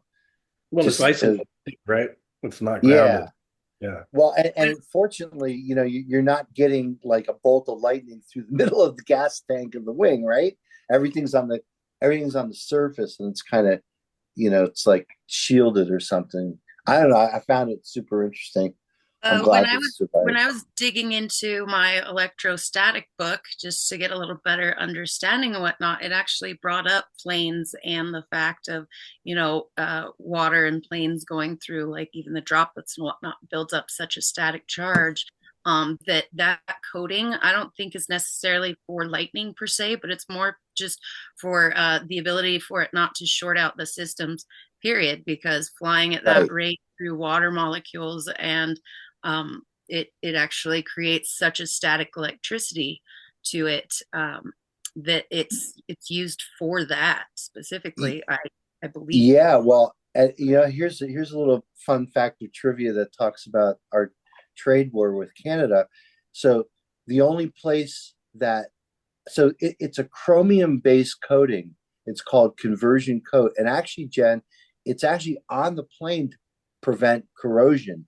That's the reason why they paint planes, not that it guards it from lightning, but because of the environmental laws down here in the U.S., we can't actually operate so these planes and the fuselage of these planes are dipped in these huge baths, and the company that does that is Bombardier, which is just over the border here in Quebec. So they have, I guess, the right regulation in order to be able to do this coating on planes that we can't do down here in the US for whatever reason. But like that's actually, put on there and it's put on the ships too. Ships are trying to keep, obviously corrosion, but also barnacles from sticking to the ship. So they use the same types of coatings, and they have these huge bats. I mean, these are like football fields. Well, they're not quite football field, but they're really fucking huge, big enough that they can, put a plane into it. So you got to imagine how big it is if it's got the whole fuselage of the plane in there. Anyway, a little trivia. A little trade war trivia. Yeah, a little trade war trivia, right? And Let's talk about more plane crashes before I fly tomorrow. This is my favorite topic right Don't worry, before I Marcus. fly out of the I'm country. getting on a flight too, so I feel you. I mean, even with the increased in frequency of plane crashes, you're 1,000 times more likely to get into an accident in your automobile driving to the airport, right? Yeah, yeah. But my buddy won the lottery, and that shit was one in millions, and he still fucking won. So the fact that these odds are much lower is disconcerting. So, from what I've looked into, because I've been flying quite a bit with commuting back and forth to New York, it's not necessarily that the frequency of these crashes or these issues have increased. From what I was looking at, it looks like they've actually decreased quite a lot. It's just the focus that the media is putting on it to highlight all these different little things that are happening. Oh yeah, they always do that. The media manipulates the story to Right? create. I was blown away. I was like, what the fuck? How could they do this? Like, Yeah, I've flown a ton. I flew every Monday and Friday for 2.5 years straight, guys, straight up from New York to California and back again. Jesus, that's a super long flight, I dude. know, man. I mean, you should look how many My points God. do that. It's crazy. But my point of saying that is It must that have been beautiful, Collin. it was really taxing, to be honest. Like I don't do that. Whoever's out there getting asked to do projects like that. hey, Um, don't say that. I'm coming from Utah, so I'm not that far away from California. yeah, but like my point is like it gets to the point where you're like you realize how stable, like Dr. Mark said, planes can be. Like they want to be up in the air by design. Like there's physics behind how that airflow is working for the fuselage is real. And I think that It's really fascinating to me. I mean, they're plane rides, and then tailwinds, right? Tailwinds are another thing that makes the plane go twice as fast sometimes, So there's a lot there, and I think aviation, if I can, the only thing I would say about it is like they need to completely redesign how we get on and off a plane. Like that needs to be thought about. This idea that we get up and all get in single file lines is like it's insane. People are not patient.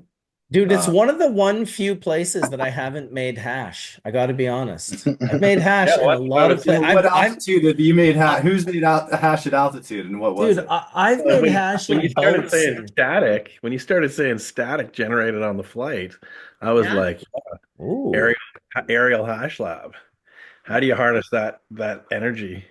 Now, That I static. can't set up a commercial flight for you, Marcus, but I do have friends that have the smaller Cessnas that I'm sure we could set up a little tiny, maybe use like your 1 gallon sets so that we're not going too hard, 5 gallon buckets, 1 gallon. Oh, the hell with the You might be able to airplane. do The that. hell with the No, airplane. no, Let's do I this want to on see the the space loop. station, right? The space station's got I zero don't have gravity, right? resources to the space station, Dr. Mark. Right, but Dr. don't you Mark, think you ought to make hash on the I'll talking get space about on station? that zero though. Let me gravity hit up Elon real quick and see if I got someone that can plug me in there. How do you Water's create Absolutely. an adequate shearing force in zero gravity? Yeah, Yeah. water's way too valuable in space to be doing that with it. But Right. Yeah. definitely get it nice and cold and dry. Now my I don't, brain is going through all the logistics of actually being able to do a wash on the plane and account for like the weight, right? So you're going to need like a collection like jug to keep your water in because you can't necessarily drain that out of the plane depending on how much water because you got to keep the weight stability correct. Well, what happens when you use the restroom? I mean, it just goes right out, right? It doesn't get collected. That's true. I don't know. It does not, does it? Oh No, no, they that have a shit gets collection. It collected. doesn't yeah, go it's directly. Does it collected. get collected? Okay. There's They're big not That just gets tank. sprinkling collected. shit all over. That's good to know, Dr. Mark, because I was worried. Except for rich people's planes, right? Then they just, rich people don't want to pay to have their Learjet No, tank that's not clean. that's not even true. I flew on a private plane when I was doing a project with these rich elite guys. The project failed, but they all made millions. But anyway, they had a private jet, and it was like one of those portable things that you'd see on a boat. It definitely wasn't jettison the crap. You can't do that for environmental reasons, of course. Can you imagine with the amount of planes that are flying over if they just like opened it up and just, It does. I think it has to happen at some points in time. Like there is a jettison. They call it blue ice. Like if you Google blue ice, you'll see it. Yeah, I'm those sure things like crash through people's homes. that's right. It happens every once in a while. Just take out your dinner table while you're eating with your family. Well, bam! Huge explosion. You're just like, what is that smell? and all of a sudden I now feel safer on a plane than I do at my kitchen table. Just like that. That's Just like called perspective. Look at that.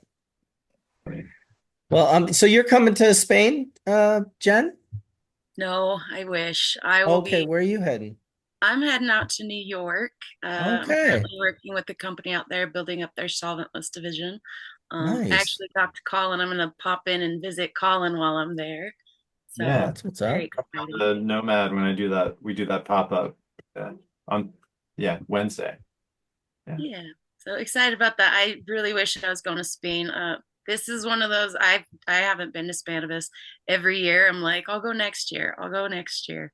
Next year never came. So Well, Bilboa. yeah, it'll be in um, Bilbao. Yeah, that's Bilbao, right. yeah.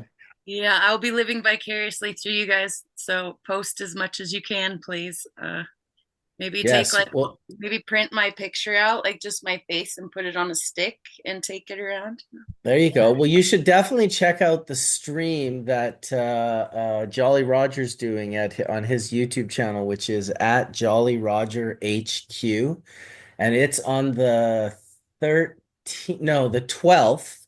It's at the Ego Clash, and it'll be like, I mean, it'll be 9 hours earlier at least, or 6 hours earlier for you, depending on where you are in the country. I think you're in Maine, so probably more like 6 hours difference. I think it's at 2 p.m. Spanish time, but it's the jar check. We're basically, me and him are gonna look at every jar that's entered in the Ego Clash in Barcelona this year, and it's a long stream, so it'll be a lot of content. And then our favorite jars, we're hoping on doing a bit more content with those particular hash makers afterwards. So should be fun. I think that's a Jar great check. idea. Yeah, because I don't think the hash gets highlighted enough while people are there. So live stream to do the jar check. Yeah, exactly. With a nice microscope and like the full 9 yards, they're gonna have a nice setup to make it mouthwatering. And I don't think we're sitting there like puffing. I think it's really just a jar check. We're just looking over each jar and smelling it, and we can puff on them probably later. I'm not sure, That, but let's see how it goes.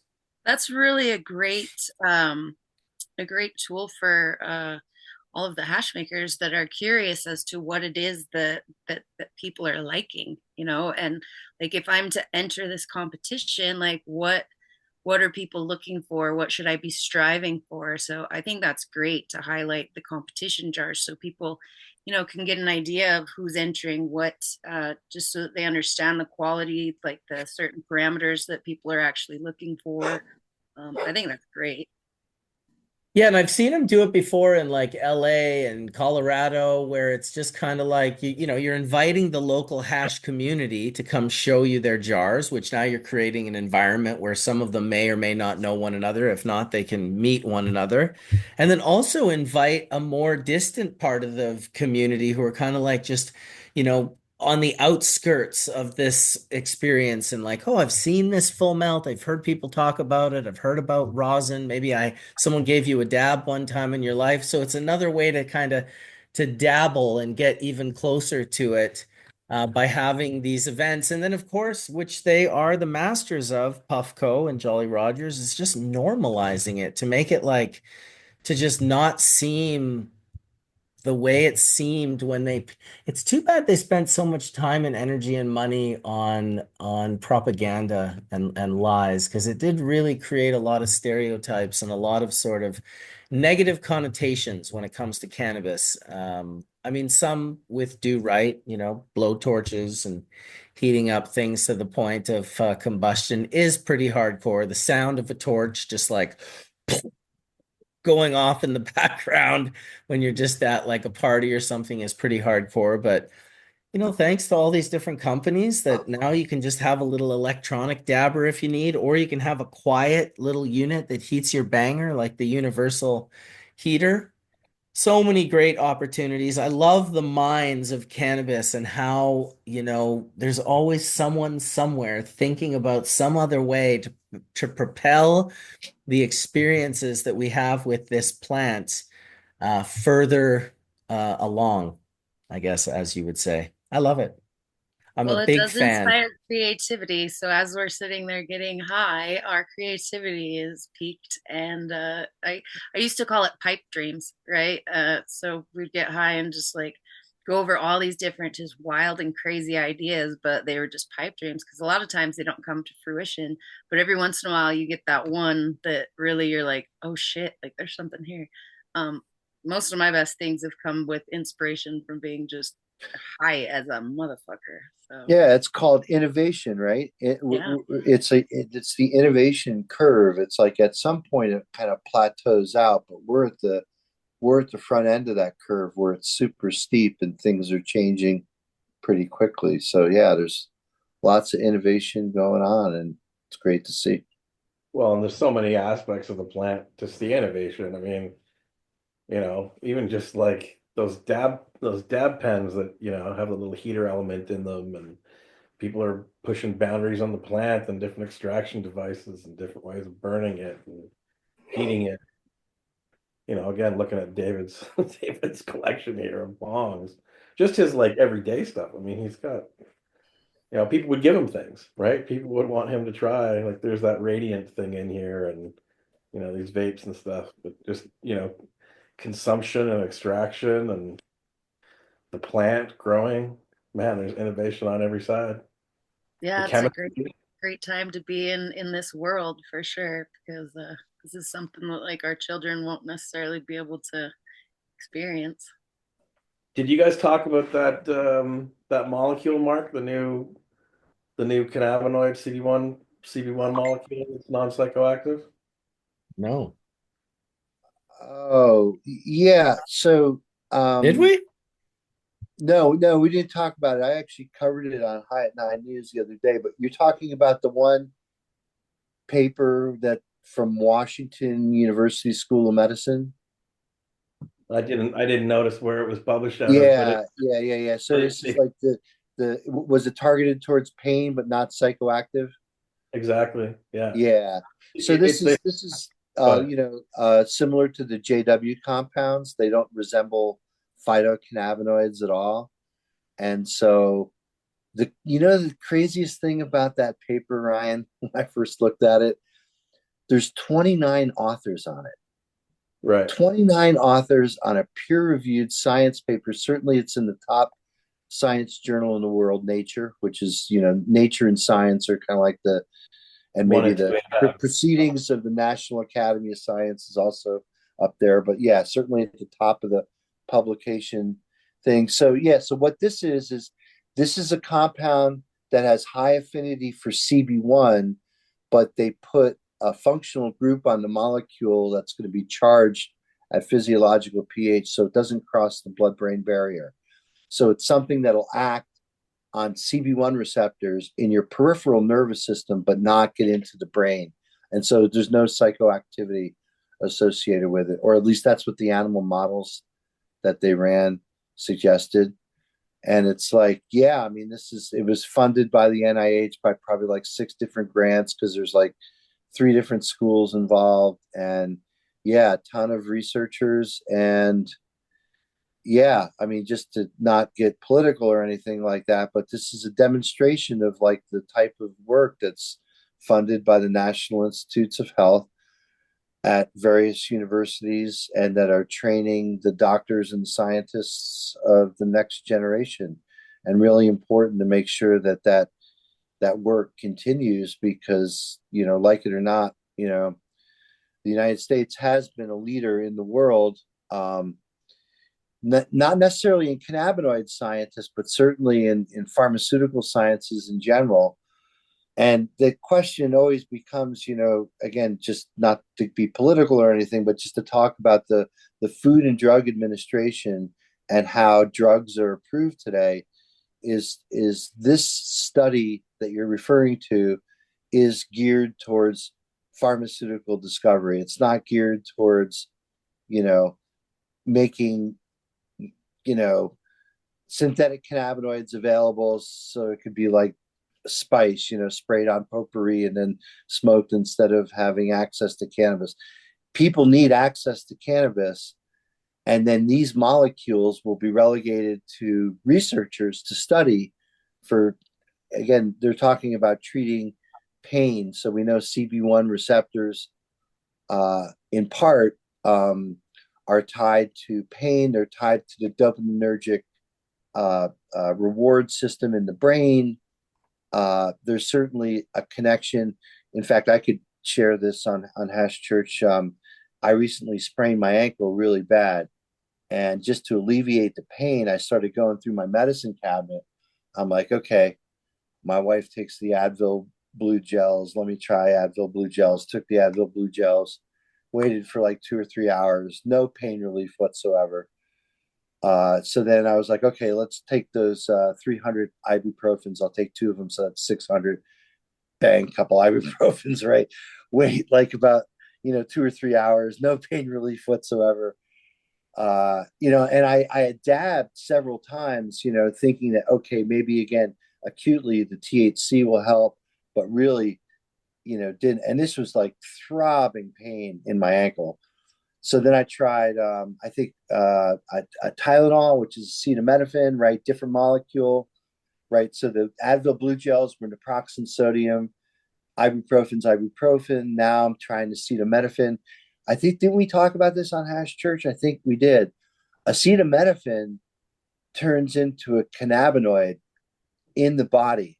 It hydrolyzes the acetyl group, and then that para-aminophenol couples to arachidonic acid, which makes a cannabinoid, endocannabinoid-like molecule called AM404. And I think AM404 is the reason why acetaminophen, which is becomes a COX-2 inhibitor. COX-2 stands for cyclooxygenase, which is an enzyme that's involved in the arachidonic acid cascade, which has to do with the release of pro-inflammatory cytokines. So if you inhibit the release of those cytokines, which are just these big macromolecules, big like protein-like molecules, then you reduce inflammation, reduce pain, right? So I tried all three of them and nothing worked. Unfortunately, I had a stash of OxyContin from my hernia repair surgery. You know, the physician gave me a bottle. I only like used one back when I had the surgery. So I'm like, oh, let me try one of these oxys, or actually I popped two of them, and within 20 minutes, no pain whatsoever. I couldn't even feel my foot.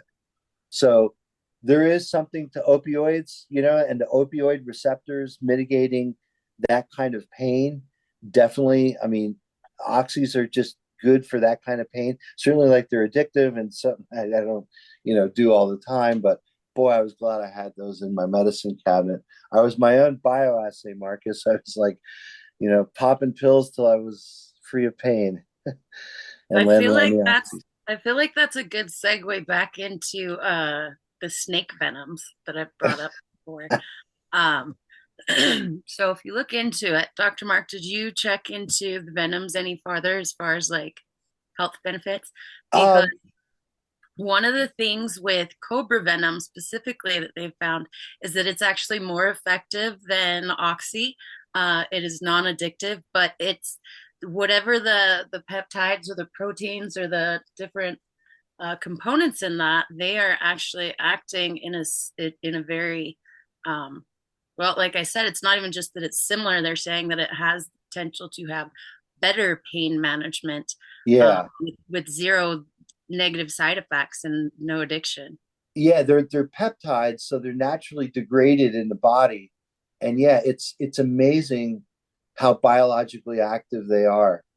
And you know what, Jen, I didn't look too much into it, but you've lit a fire under me again. So I'll go back and see what I could find.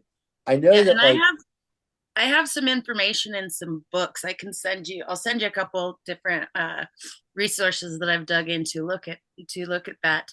But yeah, specifically cobra venom, they're like, so the pharmaceutical companies obviously are dissecting all of these venoms and creating different medications from them, whether it be from, anything from like heart issues to like blood issues to, God, there's so many, but one of them is the cobra venom for the pain, specifically for chronic pain.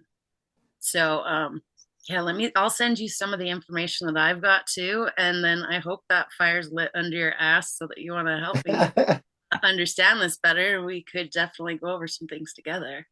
Yeah, the thing about venoms too is that, again, like certain people, like when you talk about like bee venom, for example, I'm sure cobra venom is a completely different beast, but I know with bee venom, similar thing though, like each snake has their different makeup for their different venom. Right. Bee venom's also very much in that same category. Bee venom is just obviously more accessible, but it has since bee venom is not killing us unless obviously you are allergic to them, it has less of the components. So it's just a cut down version with less ingredients, basically. But bee venom works very similar to the snake venoms in different applications. Like for Lyme disease, for example, there's a lot of people that are using bee venom therapy because it is able to do these different things. So I originally was going to try the bee venom therapy. Then I had the amazing opportunity to go down to Mexico and really like dive into all the snake venoms and applications for that. So yes, bee venom just doesn't necessarily have that same peptide grouping as these snakes. The snake venoms are just a lot more complex. Yeah, it's fucking fascinating. Yeah, well, what's super fascinating is that these things are made in animals that don't succumb to the venom, right? Mhm. How would, yeah, I mean, right?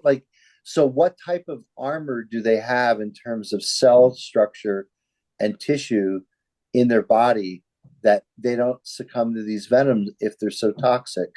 The other thing that I was thinking about, again, when you're mentioning people being allergic to bee venom, so that allergic response is a natural immune response in our body that's kind of gone haywire, kind of like the same thing that happens in COVID and certain respiratory ailments, where there's something called cytokine storm.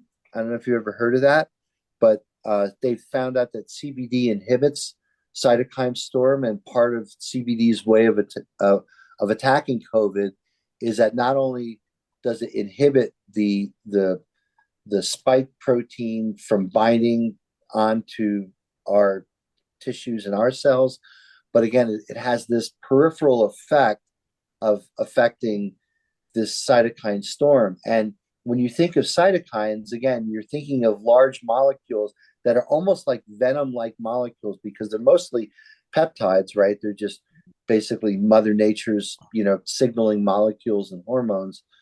But at the end of the day, the receptors that they act on them, and the reason why, these venoms are so toxic is because they are dialed in to hit certain biological targets in our body yeah, that's one of the reasons why the drug companies are interested in them, because if they can mimic what the venom does in a small molecule, patent that small molecule, now they got $1 billion drug.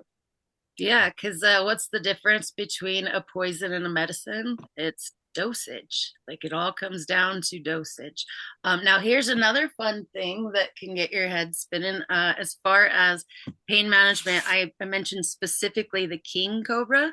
Now, one thing that actually stands out about the king cobra as opposed to the rest of the cobra families is that king cobras actually eat other snakes. So king cobra's like main meal, like they go after other venomous snakes. So something within that king cobra allows them to process things with other venomous situations, and then they take that into their grouping of the different peptides and proteins that are now part of them.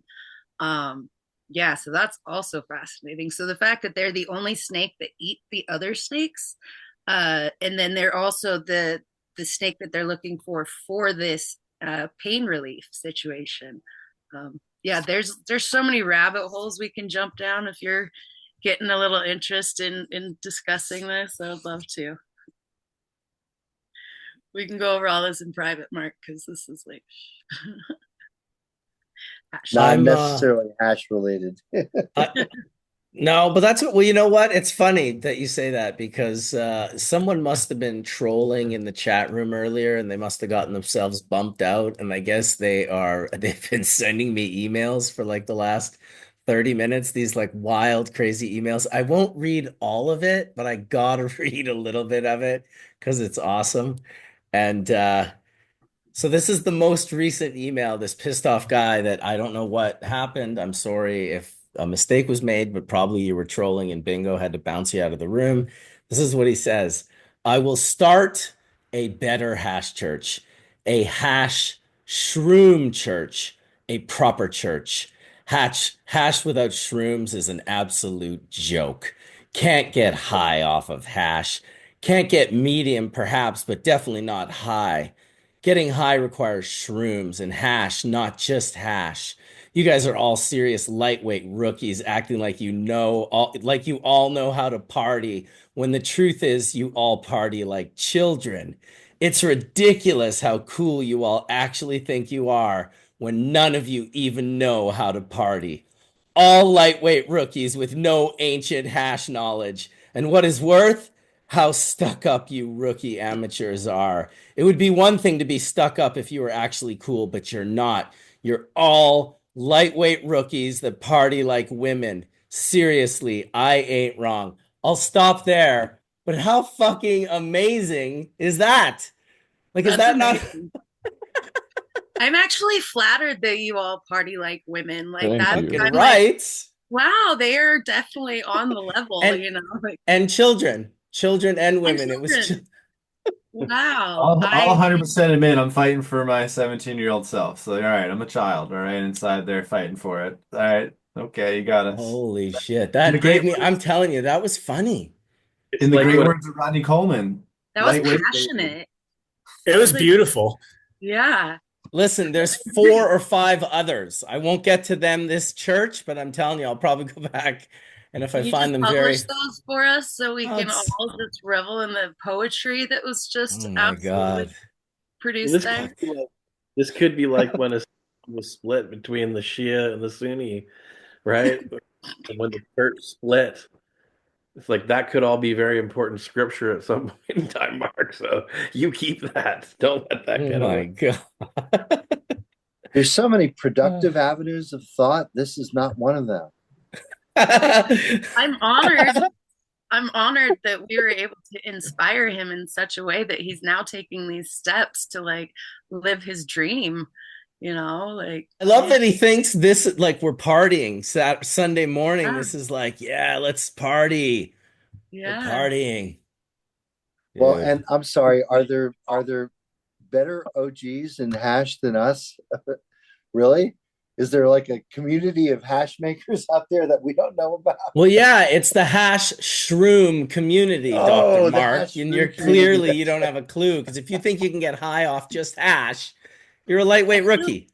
I feel like maybe he missed the episode a couple weeks ago when we were discussing eating mushrooms in Palenque and in southern Mexico and whatnot. Like he must have missed that one. I don't I'm know. guessing, you know. Oh my gosh, still, I had a good chuckle there. I really did. That was Well, on that note, I have to actually go, but I want to thank all of you for always being here. And appreciate the invite. And I'm very jealous that I can't be in Barcelona with you all, but I will be tuning in and everything that you provide. So please do. Um, yeah, I hope everybody has a wonderful week. And if there's space for me next week, I'd love to join so I can pretend I'm at least there. Yeah, I'll be in Barcelona doing Hash Church next week. So I haven't really figured out how that's gonna work. I don't have the best computer. So maybe it's a good idea to have like you got a pretty good computer, don't you, Colin? Yeah, I'm good, dude. We'll talk offline. Co-host. Yeah, we'll get you to Host. help co-host me. I Um, just my computer, I don't know when they started making laptops. Didn't we all complain that like stuff doesn't last? Because I swear to God, I think my laptop is like 7 or 8 years old. should be And fine though. I mean, it works. It's fine. I've done a hash church recently in Edmonton. The only thing that really is weak about it is the battery, but I'll have it plugged in. But I like to have someone with a proper computer gotcha. being the backup co-host. So we'll make sure that we do that. We still have half an hour. Thanks for coming out, Jen, by the way, and we'll definitely have you back next week. We still have half an hour or 25 minutes of chatterooing. So let's get back to hash and finish it off strong with all things hash. I personally absolutely adore and love hash in all of its forms. Prefer it in the 6-star, dry sift or wet wash. Those are kind of my two favorites. I do appreciate rosin as well. I feel very much it's like a dessert. It's just delicious and awesome. And it's sometimes a little easier to clean out of the banger. If I'm in a rush, I might like just take a quick dab of rosin over a dab of bubble hash. But yeah, any aspect of smoking it, making it, curing it, playing with it, photographing it, I'm good to do 25 minutes and we can kind of link up again next week in Barcelona. Barcelona. Anybody? Nobody? Somebody? Marcus, from that episode we had where we brainstormed different episodes, what's left? So we did the solventless one, we did the solvent one, we did the athletic one, we did the mental health one, we did the music one. What's still left in that list? Well, let me first, I gotta find where I put all that stuff. So I think it might have been in Hash Church. No ideas. There's the mental health show. I have them all isolated, but there was one place in my notes that I had all of this, Dr. Mark, in regards to everyone's ideas. There's Caleb's music show. It's just deep down there. Like Well, the really reason why I deep down ask, I here. remember one we were talking about was like food pairings, right? We were talking about a food a food episode, right? I And don't then know. I'd there's have to find the note. And I don't know how it got so deeply buried that then it there's could be this the deep. volatiles episode, which we keep on talking about, but I don't know if we have a date for that based They on what. wanted to do it in like the end of April. So, Okay, probably when I come around back from 420. Barcelona, well, yeah, I don't know if it's exactly on 420 or not. I think I have a 420 show already sort of organized, but we'll see about that. Maybe it's in this Hash Church sponsors one. Yes, show ideas. So, yes, that was a big one, the aromatic volatile show. You had an idea as well as Wade had an idea. Wade's idea was for a show on compassion. I think that's really good. And we could, if we got the right people, that could be a spectacular show. Your show, Dr. Mark, was a patient show. And Oh, that's right. I do think they're different.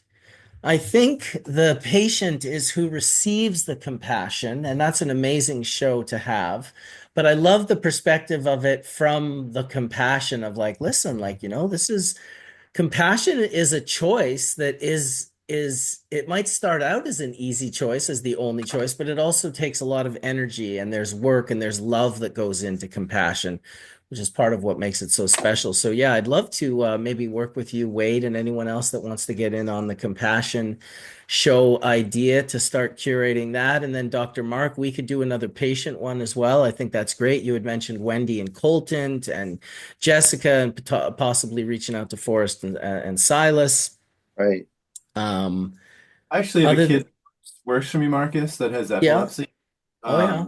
He's one of our sales guys right now, and Eddie Okay. would be great. He's actually had real episodes that I mean, it's been a journey for him. So No doubt. great guy though. What a cool guy.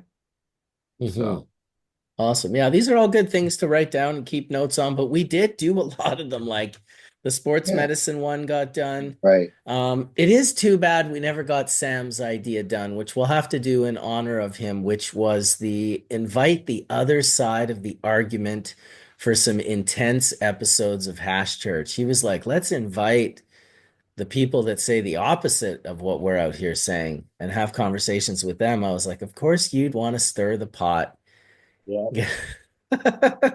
Oh yeah, we I'll talked ask about. I'll ask Kevin Sabet if he wants to come on. How's about that? No, Jesus. please Oof. don't. Please don't. Marcus, remember the idea about doing spouse church? I do. Absolutely. It's at the bottom here, right above the Right. all-woman panel and right Oh, above the Caitlin's all-woman mental panel. health. Yeah, that was another one you came up with. Dr. Allen had the doctor show. He wanted to do a show on Dr. Malamede, Dr. Robert Malamede. Caleb Chen was the one who had the hash and food pairing idea, Dr. Right, Mark. right. Okay, that So we'll was have okay. to. He had a couple. He had also the music, right? One, Right, which we right. did. But then he had one about highlighting people who are washing, terpenoline dominant or, narrow leaf drug cultivars over heavy yielders, that type of guess. Like who makes the sacrifice for margin for the Quality. specific flavor profile and Yeah. quality, but really flavor profile that just yields way less, so he thought there was a really good conversation to be had in that as well. I think that there's more episodes to be had in both the solventless and solvent aspect. The solvent conversation was very interesting for me, who's, I don't get to hear a lot of it, but I thought you guys had a really good conversation that last solvent episode we did That with was Jorge Sam's from. last church, I think. It was Sam's last church. Yep. It was absolutely Sam's last church, which is also just like such a Sam thing, right? Like, I'll make my last episode of Hash Church the solvent episode. Yeah, just like he was the hemp guy, right? Yeah. One thing that comes to mind, Dr. Mark, is trying to bridge that the worlds together in a way where we actually borrow in solventless so much from solvent-based work. If you really break it down in terms of how we create diamonds in a jar, how we extract and mechanically separate things, it's very there's a lot of correlations there, I think, that I'd love to try to find inroads with. Because I think it breaks down the barrier a bit more if we kind of try to find that middle ground. Extractors are after very similar things. You just have different mediums, right? Um, but it's the same conversation in a lot of respects. Like I have these conversations with hash makers where they're like, how do you create diamonds? Well, I'm like, well, I've borrowed all these concepts from all these other process techniques. So in my head, they are correlated, but they may not be one for one, How do you feel about that? Yeah, I mean, yeah, I mean, I think, Hash Church is a great median to bridge gaps. Yeah, and I think that like there's a certain amount of bridging that certainly can be done. I mean, just the hemp and cannabis bridge, right? It's like you see all these MSOs now getting into hemp pretty big, like Wana and other MSOs who are, licensed cannabis operations have recognized that, yeah, this hemp market, I think they thought was going to either go away or get regulated out of existence. But, I don't know that the Farm Bill, any fixes in the Farm Bill is going to do jack shit because the Farm Bill's regulation ends at harvest, right? So hemp just has a much larger addressable market and just a much larger presence, I think. I think the hemp industry right now is larger than the regulated cannabis markets.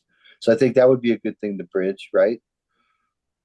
And yeah, like, Dr. Allen was talking about having a doctor episode. Man, it would be so great to get like Jean Talleyrand.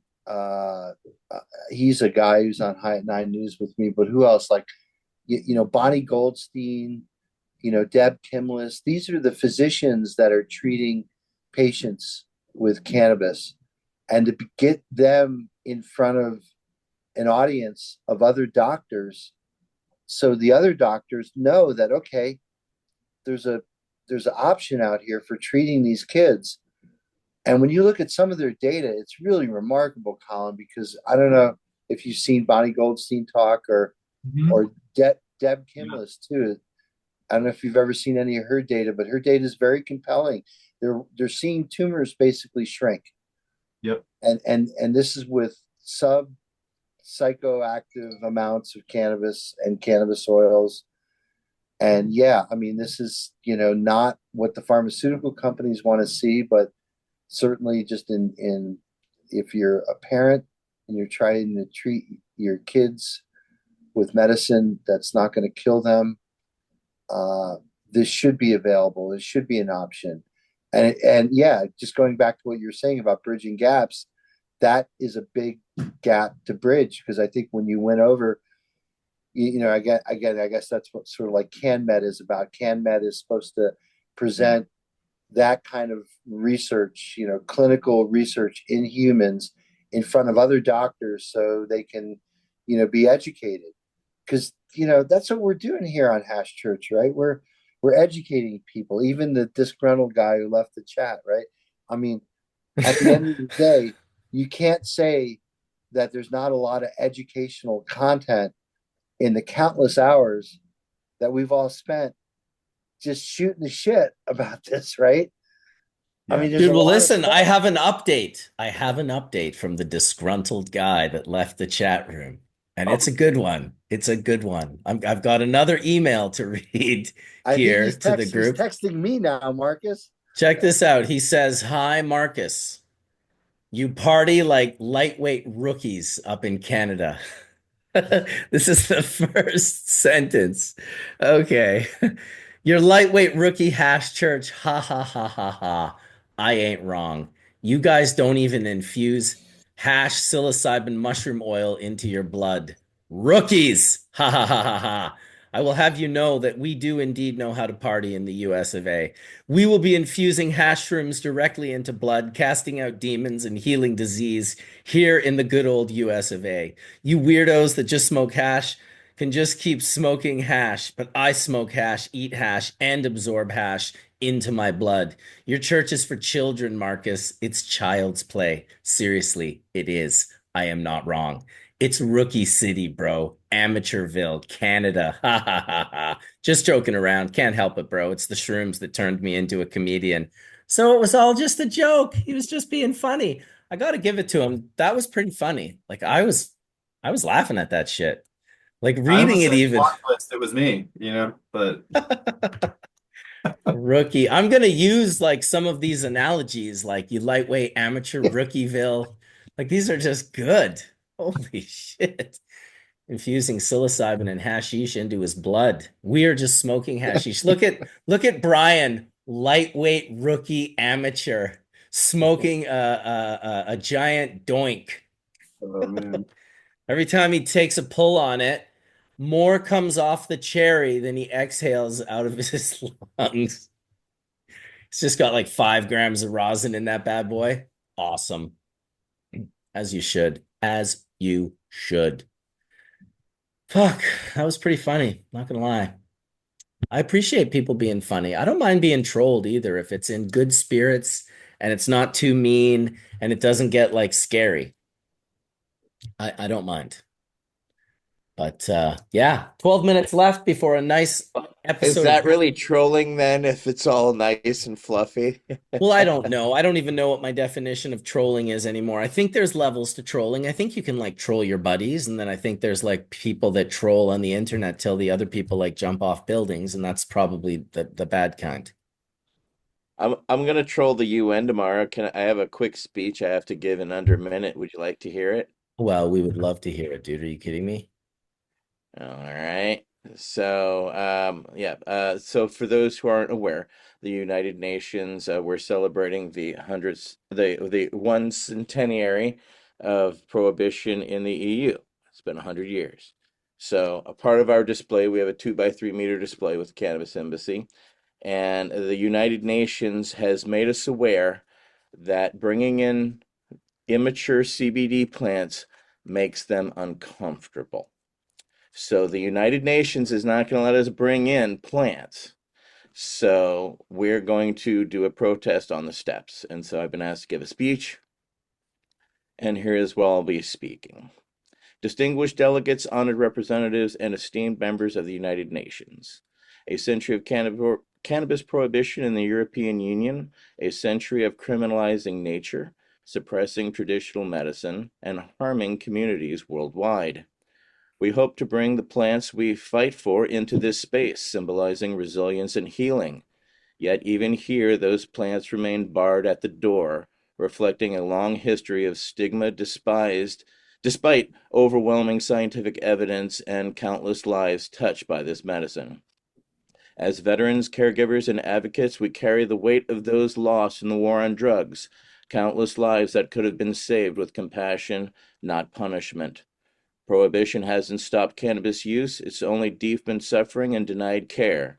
I urge this body to reflect on its past failures and seize the opportunity for change. The world is watching, and history will remember those who chose humanity over fear. Beautiful, brother. Standing Hear, hear. ovation. Gonna troll them in the morning. Here, let's go on to gallery so you can see us all giving you your claps. There you go. There you go. There you go. Awesome, dude. Love that you're in our corner. Love that you're out there, cannabis warrior, fighting for cannabis excellence. Yeah, I appreciate Yes. all that you do, ATN. You do so much for the community. Thank you so much for what you do. Thank you for Wade and all those who have inspired and motivated us and keep us on the right path so that we're doing this for everybody. We're doing this for all of you. Says if we don't stand up and participate and put our voices in, then Kevin's the best of the world will be the ones doing so. So we're just speaking for y'all, doing the best we can. Thank you. We see you, HN.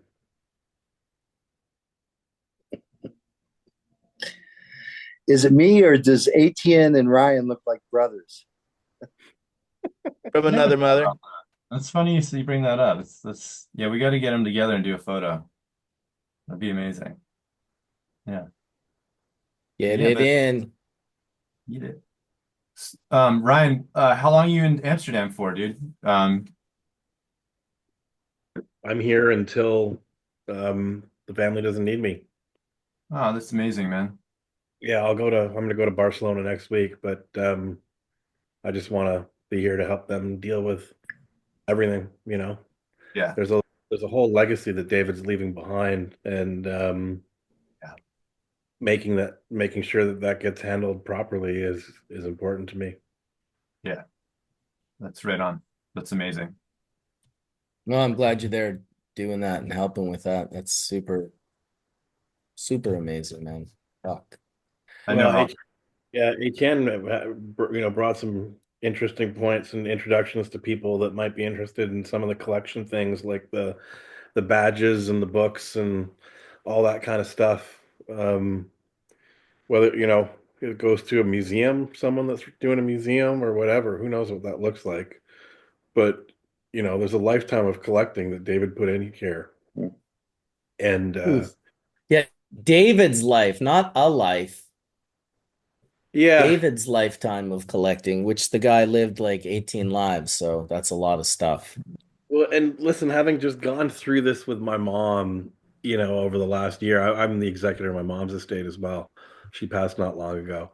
And I realized in the process that, we all have our own stuff, right? That we drag with us through life. And that's, for a lot of us, that can be a burden, even some of the stuff that we choose to keep, right? Like David was an insane collector, and it's one thing to be carrying your own stuff through life, but carrying somebody else's stuff through life is absurd, right? And you want to keep things that remind them of you and are important to you, but you can't become responsible for everybody else's stuff, right? And so I find I landed on the best thing that I could do to respect my mom is to find good homes for her stuff where it's going to go to someone that's going to appreciate it, or where it's going to be valued the most.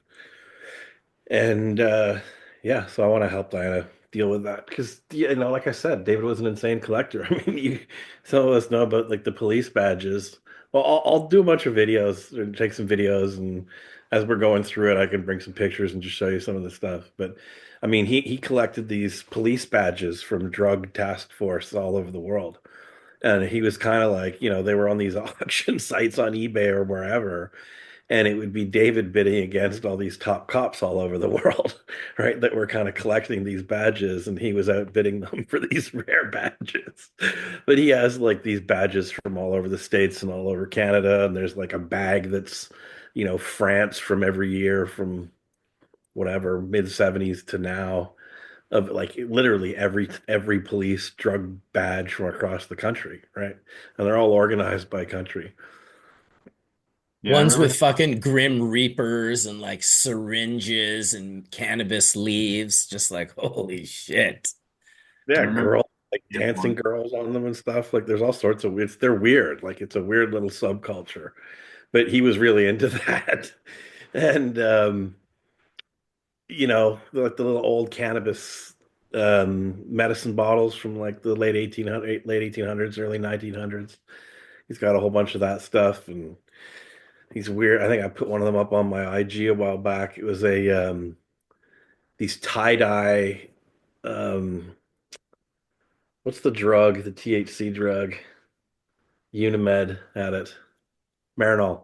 Yeah, Oh yeah, they're Marilyn. Marinol like sales collateral for the pharmaceutical reps, right? Like they'd go around to doctors and they'd have these like trippy tie-dye towels that would say Marinol on them that they'd give to the doctors to try to get them to prescribe the drug.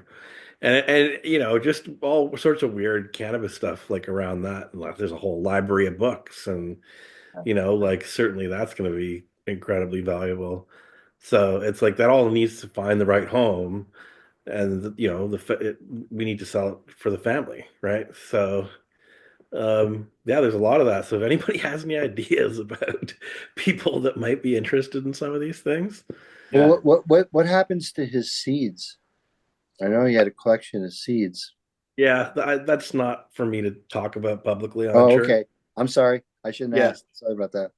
no, but there's yeah, all of the stuff needs to happen, right? So um yeah, there's a I lot. have some ideas for you, Ryan. I'll text you.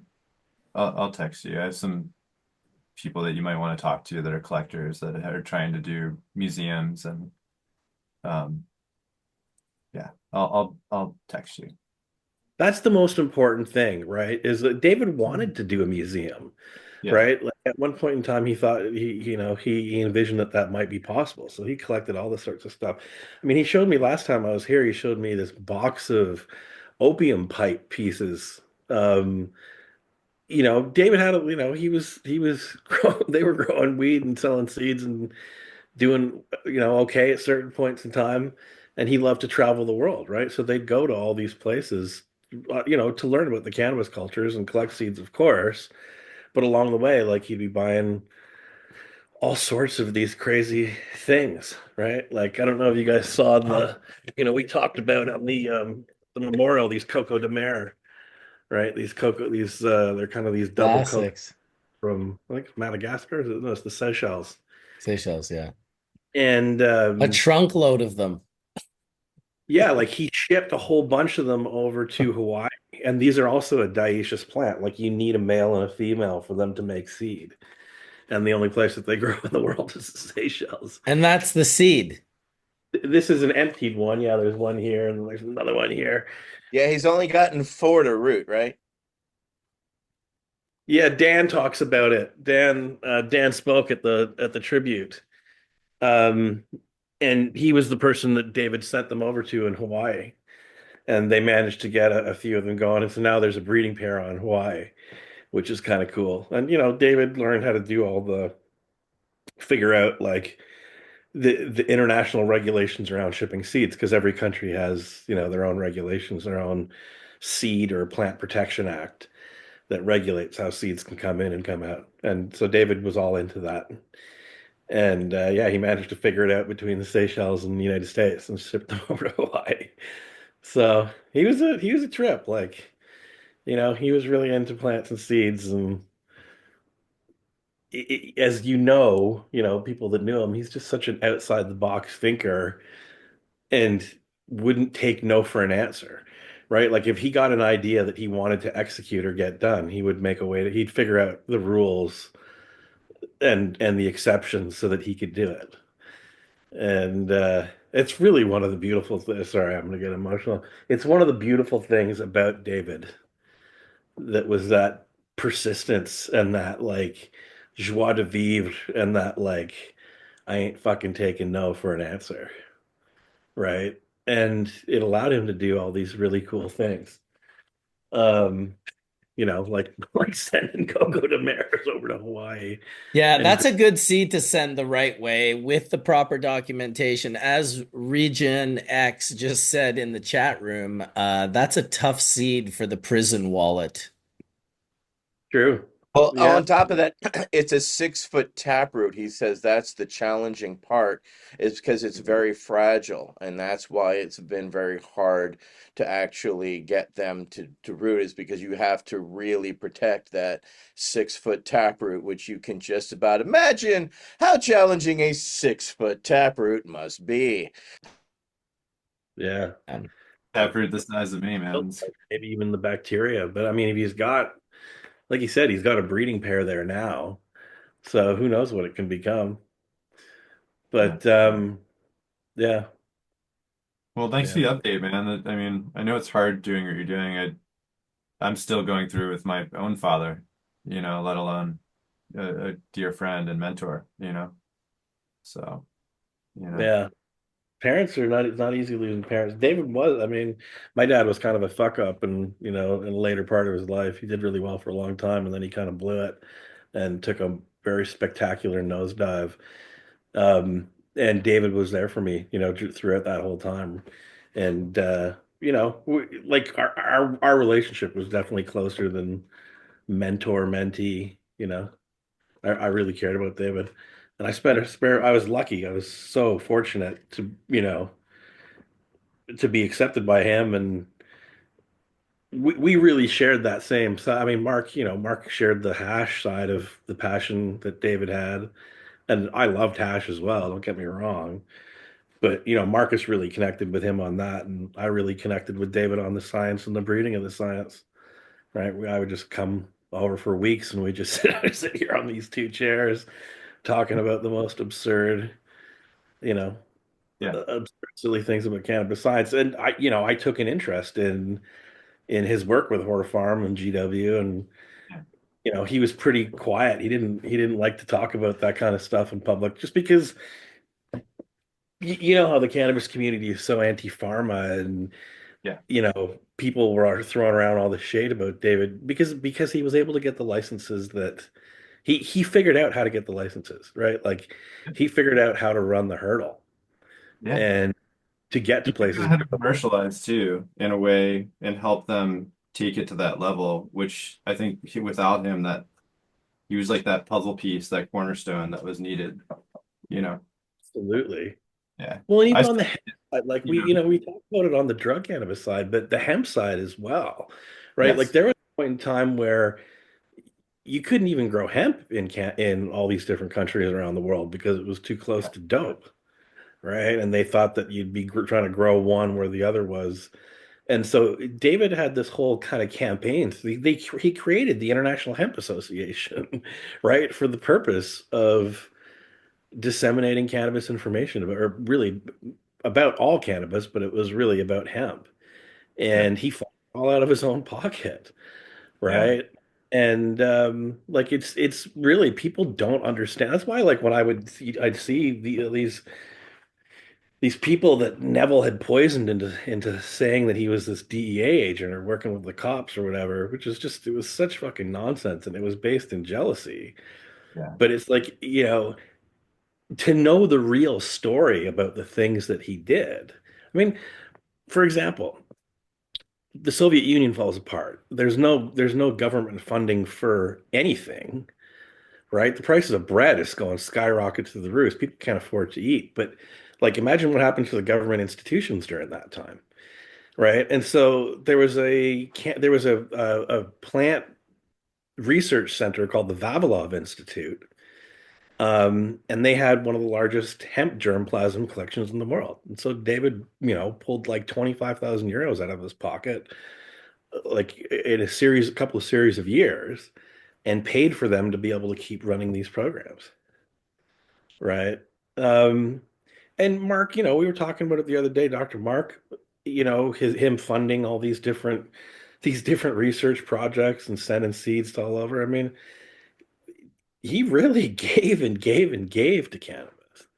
Right? Like that's why I say that there's no one else like him. And it used to bother me so much when I'd see people like spreading these nonsense rumors and running around the internet saying he was, X, Y, and Z bad guy. You couldn't have been more wrong, right? You absolutely couldn't have been more wrong about who he was and how he gave not only of himself, like his whole life to the cause, to the point where it was like, if you weren't in cannabis, he didn't care.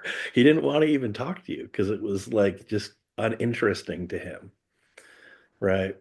But if like Marcus, if you were some young young Canadian kid, like coming up and just absurdly passionate about making the finest hash, he'd see you and be like, "Yeah, you're gonna be my friend." Because we share this bond.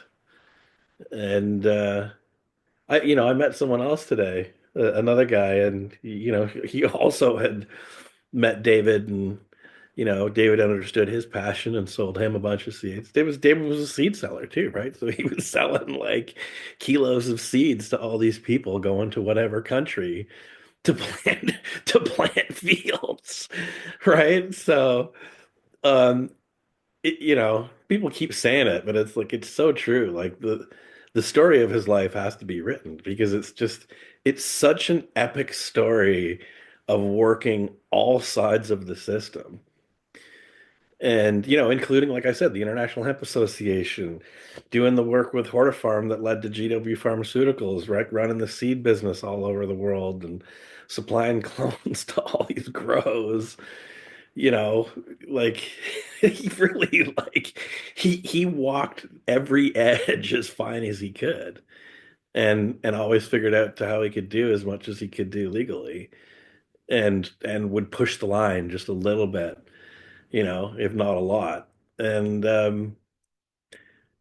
it's why, like, he told me this story once. I don't know, he must have told it on church, but Jeffrey Guy of GW Pharmaceuticals, he has a meeting with the DEA and FDA to um, essentially open the discussions about their pharmaceutical company developing cannabis-based medicines. And the DEA guy said to him, "Are you a front for David Watson?"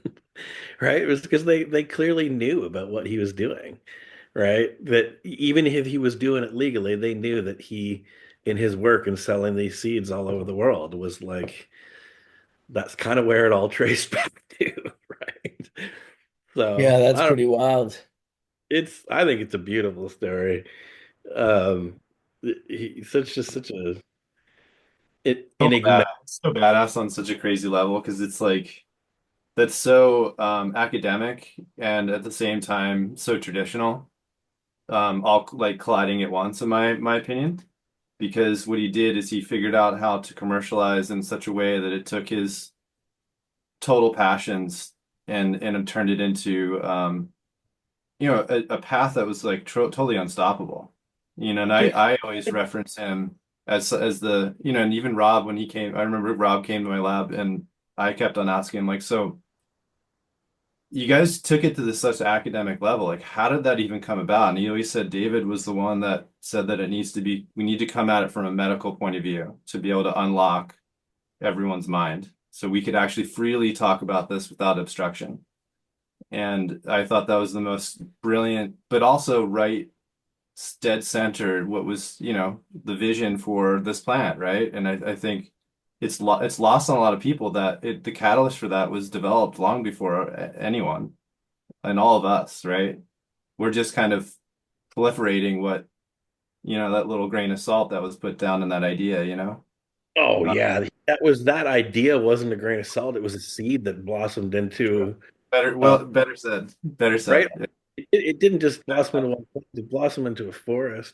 And he figured out how to tie all those different, like you said, like he wanted to know everybody in every sector of academia. And he would just call them right off the bat. Like as soon as he heard of anybody or found a new article, a new scientific article. I am David Watson from Hortifarm. We did this first and first and first, right? And he would do his silverback thing. Yeah.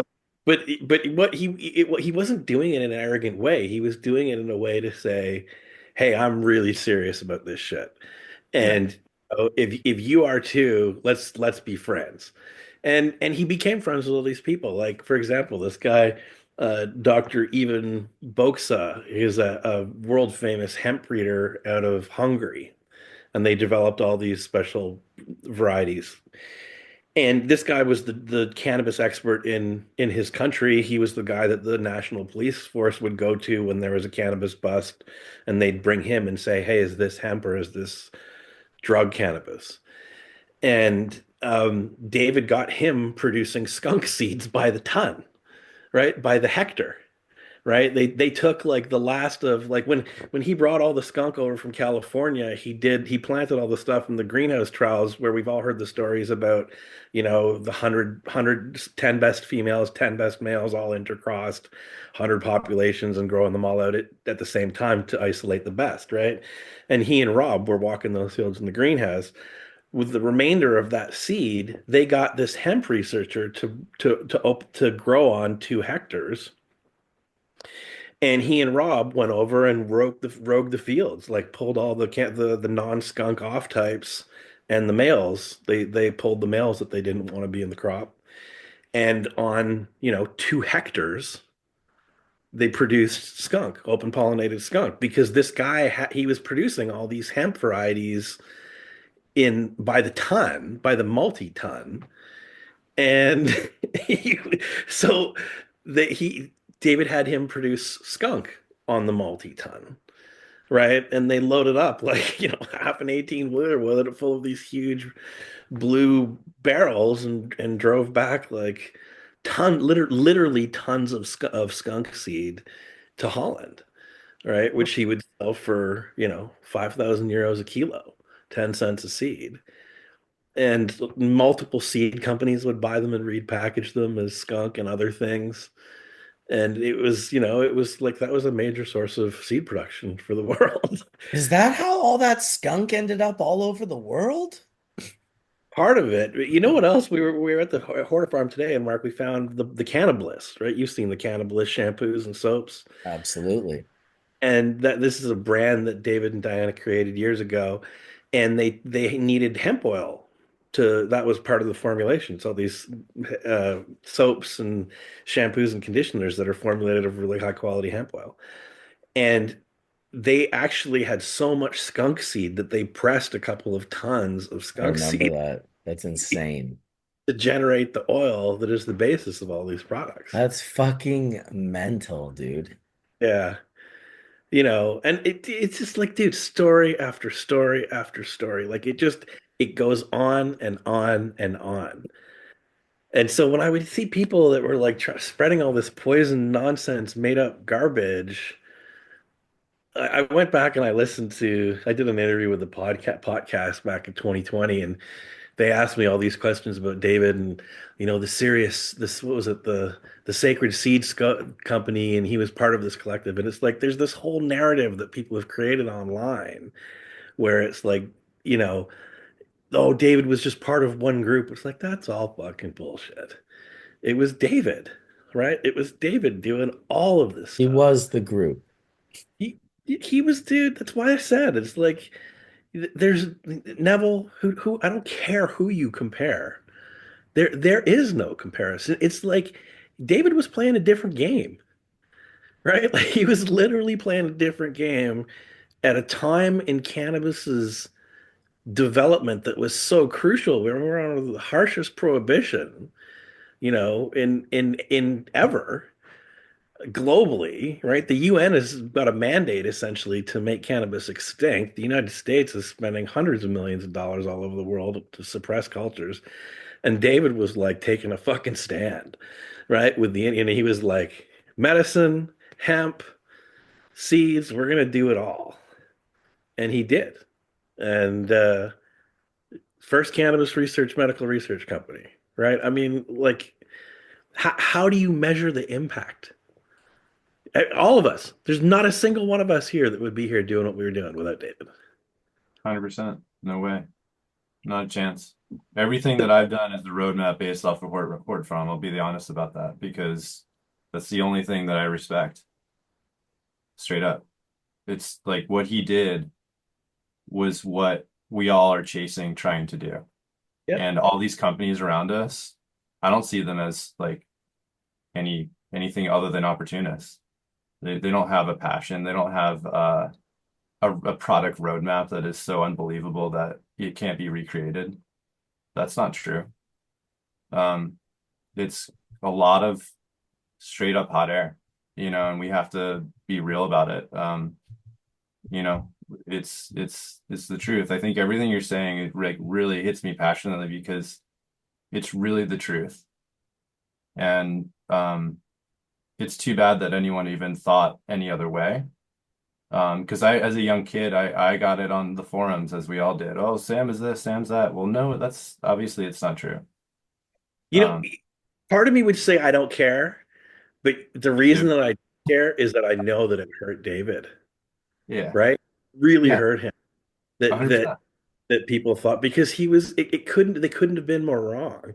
And David did some funny things like that didn't help his cause. Like for example, University of Mississippi, Muhammad Osoli wants some skunk seeds, right? So David he had a second seed company, non-hortifarm, that he used for this kind of stuff, and so he used that company to ship seeds to the DEA, or sorry, to the University of Mississippi, who had to get a DEA permit to allow them to import cannabis seeds at the time.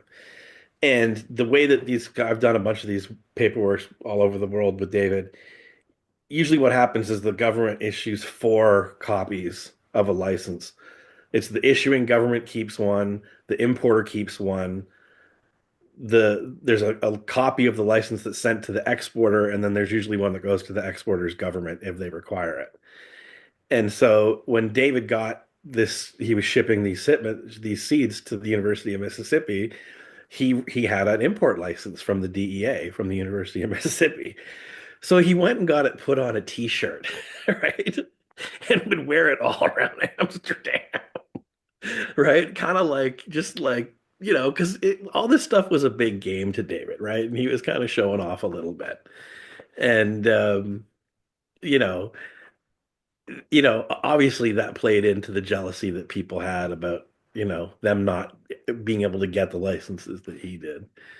But, he just, again, like I said, he had that Buddhist philosophy where it's like life was kind of a joke, right? And how much of a joke and how much fun could you have with it? And so yeah, he put the license on a t-shirt, had it printed on a t-shirt, and would wear it around. It's here somewhere. It has to be. I've seen it before. So awesome. Very cool. Anyway. Well, that takes us about 20 minutes past our 4 hours today. 4 hours and 20 minutes. What a great amount. What a perfect, beautiful 20 minutes to spend honoring our friend David Watson, aka Skunkman Sam. He used to hold down church. Well, look at that. He's still holding down church. I want to thank everyone for coming out today. Everyone that was on the panel. Super appreciate you guys for coming out. Aaron and Collin and Ryan and Etienne and Dr. Mark and Tim and Wade and Brian and Jenn Doe. And I'm sure someone else was probably in here. Andrew Winson was in here from Sample Automation. Sorry if I'm forgetting anyone that had to leave. Oh, there was the Dirty Arm Farm gentleman. That was nice to have him show up. And everyone in the chat room, appreciate you guys all watching. Of course, thank you to our sponsors, Puffco. Big shout out to you guys. Big shout out to Low Temp. Really appreciate you guys and all the work that you do. Shout out to Sample Automation for the little party they're throwing in Spain, as well as being a sponsor today. And shout out to Bubble Bags, another sponsor on the show today. You can check out in the description any of those companies that you want to link up with, the ones that have discount codes. It's all in the description of the video. I do hope that everyone has a wonderful weekend, and I will see whoever's going to be in Spain next week and whoever's going to be in Amsterdam the week after that. May the full melt bless your bowl sooner than later. Love to you all. We'll see you soon. Peace, everybody. Everybody. You say everybody.